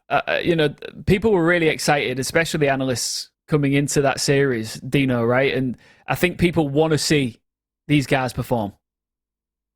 Yeah. I mean, just to sort of echo what you said yourself, Nixon, is that like good players just without the sort of comp mindset. And I think you bringing that, if if that structure had been there before, then Coalesce would definitely, in my mind, be in the mix for that sort of 5th, 6th spot. I think coming in now, it's going to be quite a challenge for you. You know, a lot of these teams are already established. So sort of where do you see yourselves finishing come the end of the season? Add it all up. I mean, if we manage to get into 6th, into that playoff spot, then we play like the playoffs, and if we play the playoffs, then we can still come first technically. You know, we want that Challenger League spot. I am just dying to get into Challenger League. You know, I wanna progress through my career. It's hard as a support position to get the recognition for sure, but hopefully, you know, I go time and time again showing that I can put these teams together like this, and you know, this year I hope we can make it for sure, and I think we can still get that sales spot. I think that ambition, that drive, that dream that you've got will hopefully rub off on everyone around you, and that's the sort of thing that can really pull a team together and push them up to that next level. So good luck with all of that. Let's move on, because we put out a bit of a question on our Twitter page earlier on. Ask us anything. So people have been sending in their questions for Dino, for Jerry, maybe for me, I don't know, and for you as well, Nixon. So are you ready? Should we do some questions? Yeah. Everyone. All right. I think so. Well, what else are we going to do? Exactly. I mean, we could just sit here and look at each other, guys. It's up to you. You could lick a cactus again. I ain't licking a cactus. Nixon, do you have a cactus in your house, or are you good? Unfortunately, I have no cacti in my house now. You're a lucky man, because these lads would have made you lick it. All right. I'm not sure how it's going to... That's just for you. That's just for you, Ian. I'm not sure how it works, but maybe we'll get a question to pop up on screen. There you go. Right. So, Tieflings... says, which roster changes do you think will be the most pivotal? I'm coming to you first, Jezebel. Well, there's one sat below me. I think transformation, we've already banged on about that enough, so I'll move on. I think the other that really stands out to me is Hungary moving into 86. I think that they were already on a good trajectory, and he might be the element that kind of pushes them over the edge. We already saw them beat Ambush today. I'm so hyped to see them play up against Victus, up against TENSTAR, the other teams I really sort of have pegged for those spots. So, yeah, I think 86 came out of the transfer window looking the best. Personally. What do you think, Nixon? Yeah, I think Reich and Vabs are two good players who have had their... They've beat me on Chalet before in the 6 invite calls towards the end of it. Didn't today. I think that'll be good for them. I don't know if it will necessarily show in the results because of how NPL is. I think Victus had a hard blow losing Flexi. I think that's going to be quite pivotal for them. And then I think, like, if you look at the other transfers like Hungary, Xenoxo, and I'm missing someone. The other Yonka. There's tons, but those ones, I think they've lots of flex players like being thrown in the mix in those like middle of the pack teams. I think that's going to be quite interesting. It'll probably change their play style quite a lot, those middle of the pack teams. So. All right, well, let's move on to the next question, because I don't care what Dino thinks. No, I'm kidding, Dino. That's a joke, obviously. I'm going to come to you first for this next question, Dino. All right, let's see what it's going to be. I get excited because it's literally, you can ask us anything you want. Okay, there you go. From JR Hooperts. Dino, which operator has the best facial hair? I'm trying to think of operators. Cade, I guess. That's the only one I can really think of who has facial hair. I think Bandit has a real proper beard. His elite does. Yeah. That is a big beard. I think you're missing one here. Blackbeard, surely. Blackbeard, of course. I mean, it's in his name. Yeah, but I don't like Zero. Blackbeard. Zero has I think a Bandit's big Zero. Yeah. I'd go Zero or Cade. Yeah. Well, Dino is the only man in this room right now without facial hair, because you shave it all off. I don't know what you're on about. Which of us three has the best facial hair? I'm gonna message you all independently my PayPal, and then I'll let you decide with your wallets. How about that? That's a good shout. All right, let's move on to Dino, the businessman. We love him. Let's move on now to the next question. This is from Jakey Boy Pro. who is an amazing producer, I've heard. What does a team need to do to take down the Giants of Heroic, and what are the chances that they go to the entire group stage undefeated? Now, I think the chance in my opinion, these guys are pretty elite, right? And it's shown exactly because of where they are and their stature within this Siege scene. There's a good chance that they'll make it through undefeated. But what I like about that, and what I like about that narrative, is they've got a huge target on their back for these teams up and coming. Imagine a team like Coalesce, right? You take down Heroic, everyone is going to be talking about you, Nixon. Yeah, I've got some ideas. You got some ideas? You think you can take them down? Yeah. Well, first of all, you've got to have a team that's good enough, and then you've got to beat them. So, we keep on this path. We'll have a team that's good enough, and then we've got to beat them. So yeah, I think it's possible for any of the top NPL teams to beat Heroic. It's just whoever wins on the day, I think. What do you think? Do you know they're going to be undefeated? Sorry, Jerry, I'll come back to you. Yeah, go on. I think that if they take all the games seriously, they might be undefeated. Double check who their final game is against. They're going up against M&M Academy on the final play day. I think maybe if Heroic are fully set in place and M&M have a lot of fight behind them, and they've got Victus in the play day before, I think there's the chance that they don't come in completely fired up in the same way that they normally do, and they could let a couple of those slip. But yeah, I don't think that they're going to be planning to lose any. I don't think it's entirely within the opposing team's hands, if that makes sense. I think that they have to catch Heroic on a bad week, quite honestly. It looked impossible in the first 8 play days. It's entirely possible that we start our PUL in, when is it, a couple of weeks' time, maybe next week, and that they are on a bit of a slump. They didn't do so well in the Gamers Without Borders competition. They didn't do so well at the major. Obviously, they want to pick themselves back up, and I hope they do, just to rep the UK scene. But I think that it does rest in their hands. It's always going to be their game to lose, in my opinion. All right, I think that's a very fair answer. Let's move on to the next question. Who's this one going to be for? All right, who would look the coolest with aviators? Are we talking about what are we talking about here? This is what I want to know. Are we talking about us, or are we talking about in game? I have mine in the other room. Right, Jerry, you go get your aviators. No, we're not playing the bloody grabbing rights. Grabbing rights game. So Strickle actually means us, and Jerry's got some aviators nearby. So it would be criminal if my man doesn't go get his aviators. No, please, Jerry.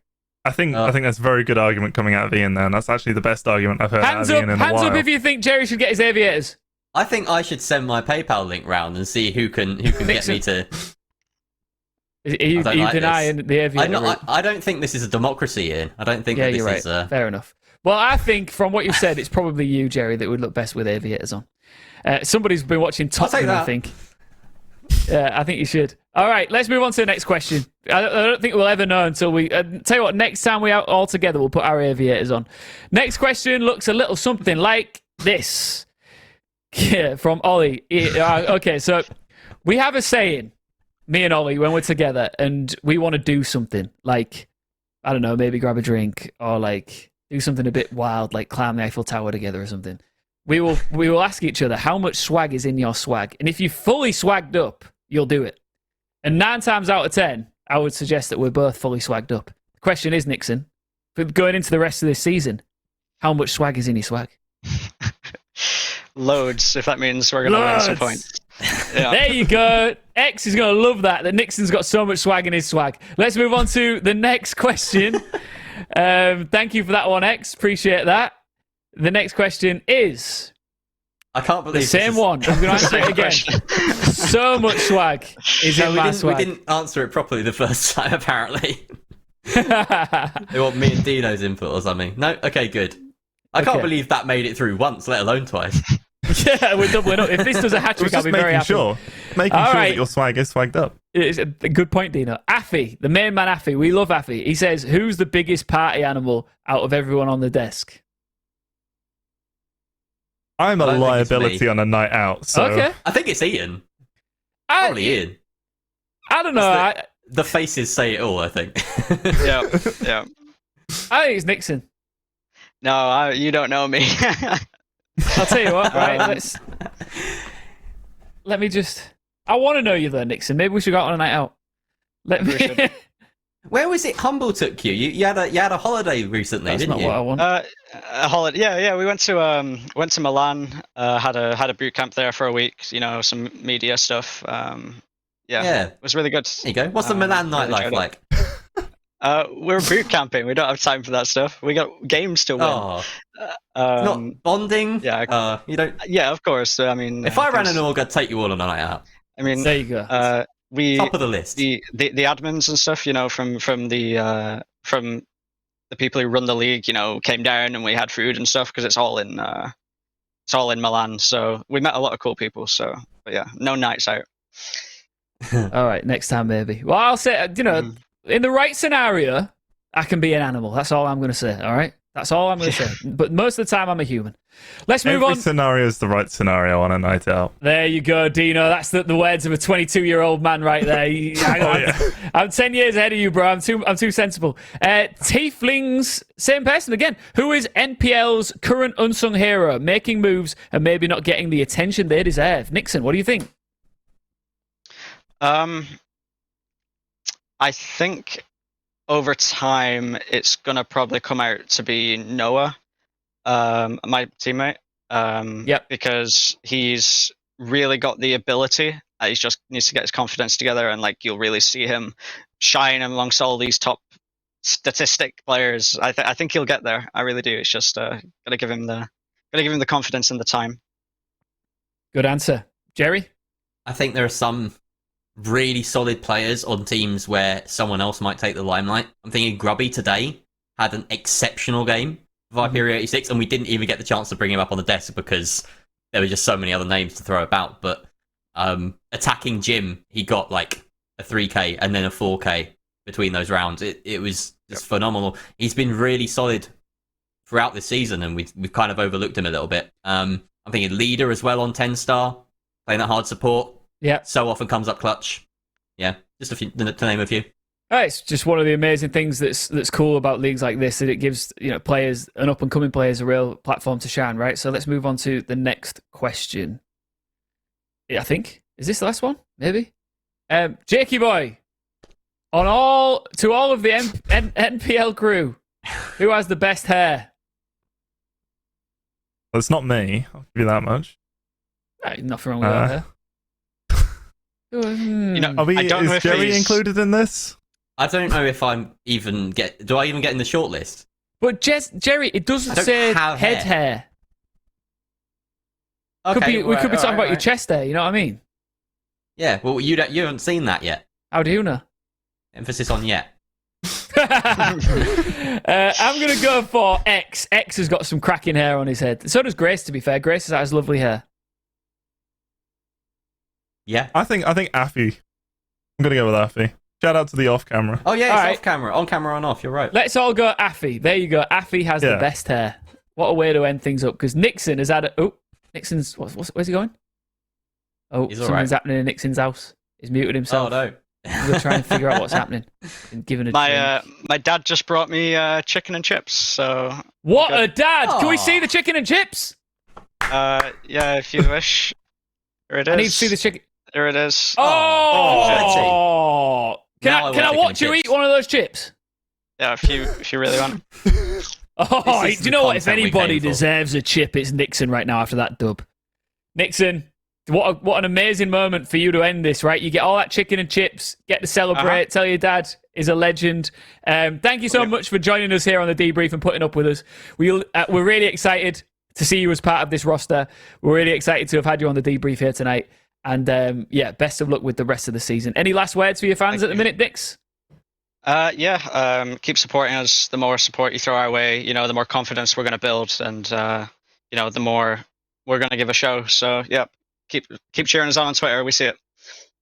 Good stuff. All right, to everybody watching, thank you so much for being a part of our comeback tour. We're going to call it this day one, back in action of the NPL. Jerry's gone; he's had enough. But we will be back tomorrow for another Playday. It's all popping off once again. Thanks so much for watching the NPL. I've been Ian, Dino, Jerry's just done a runner, and Nixon as well, of course. We'll see you again very soon. Bye for now.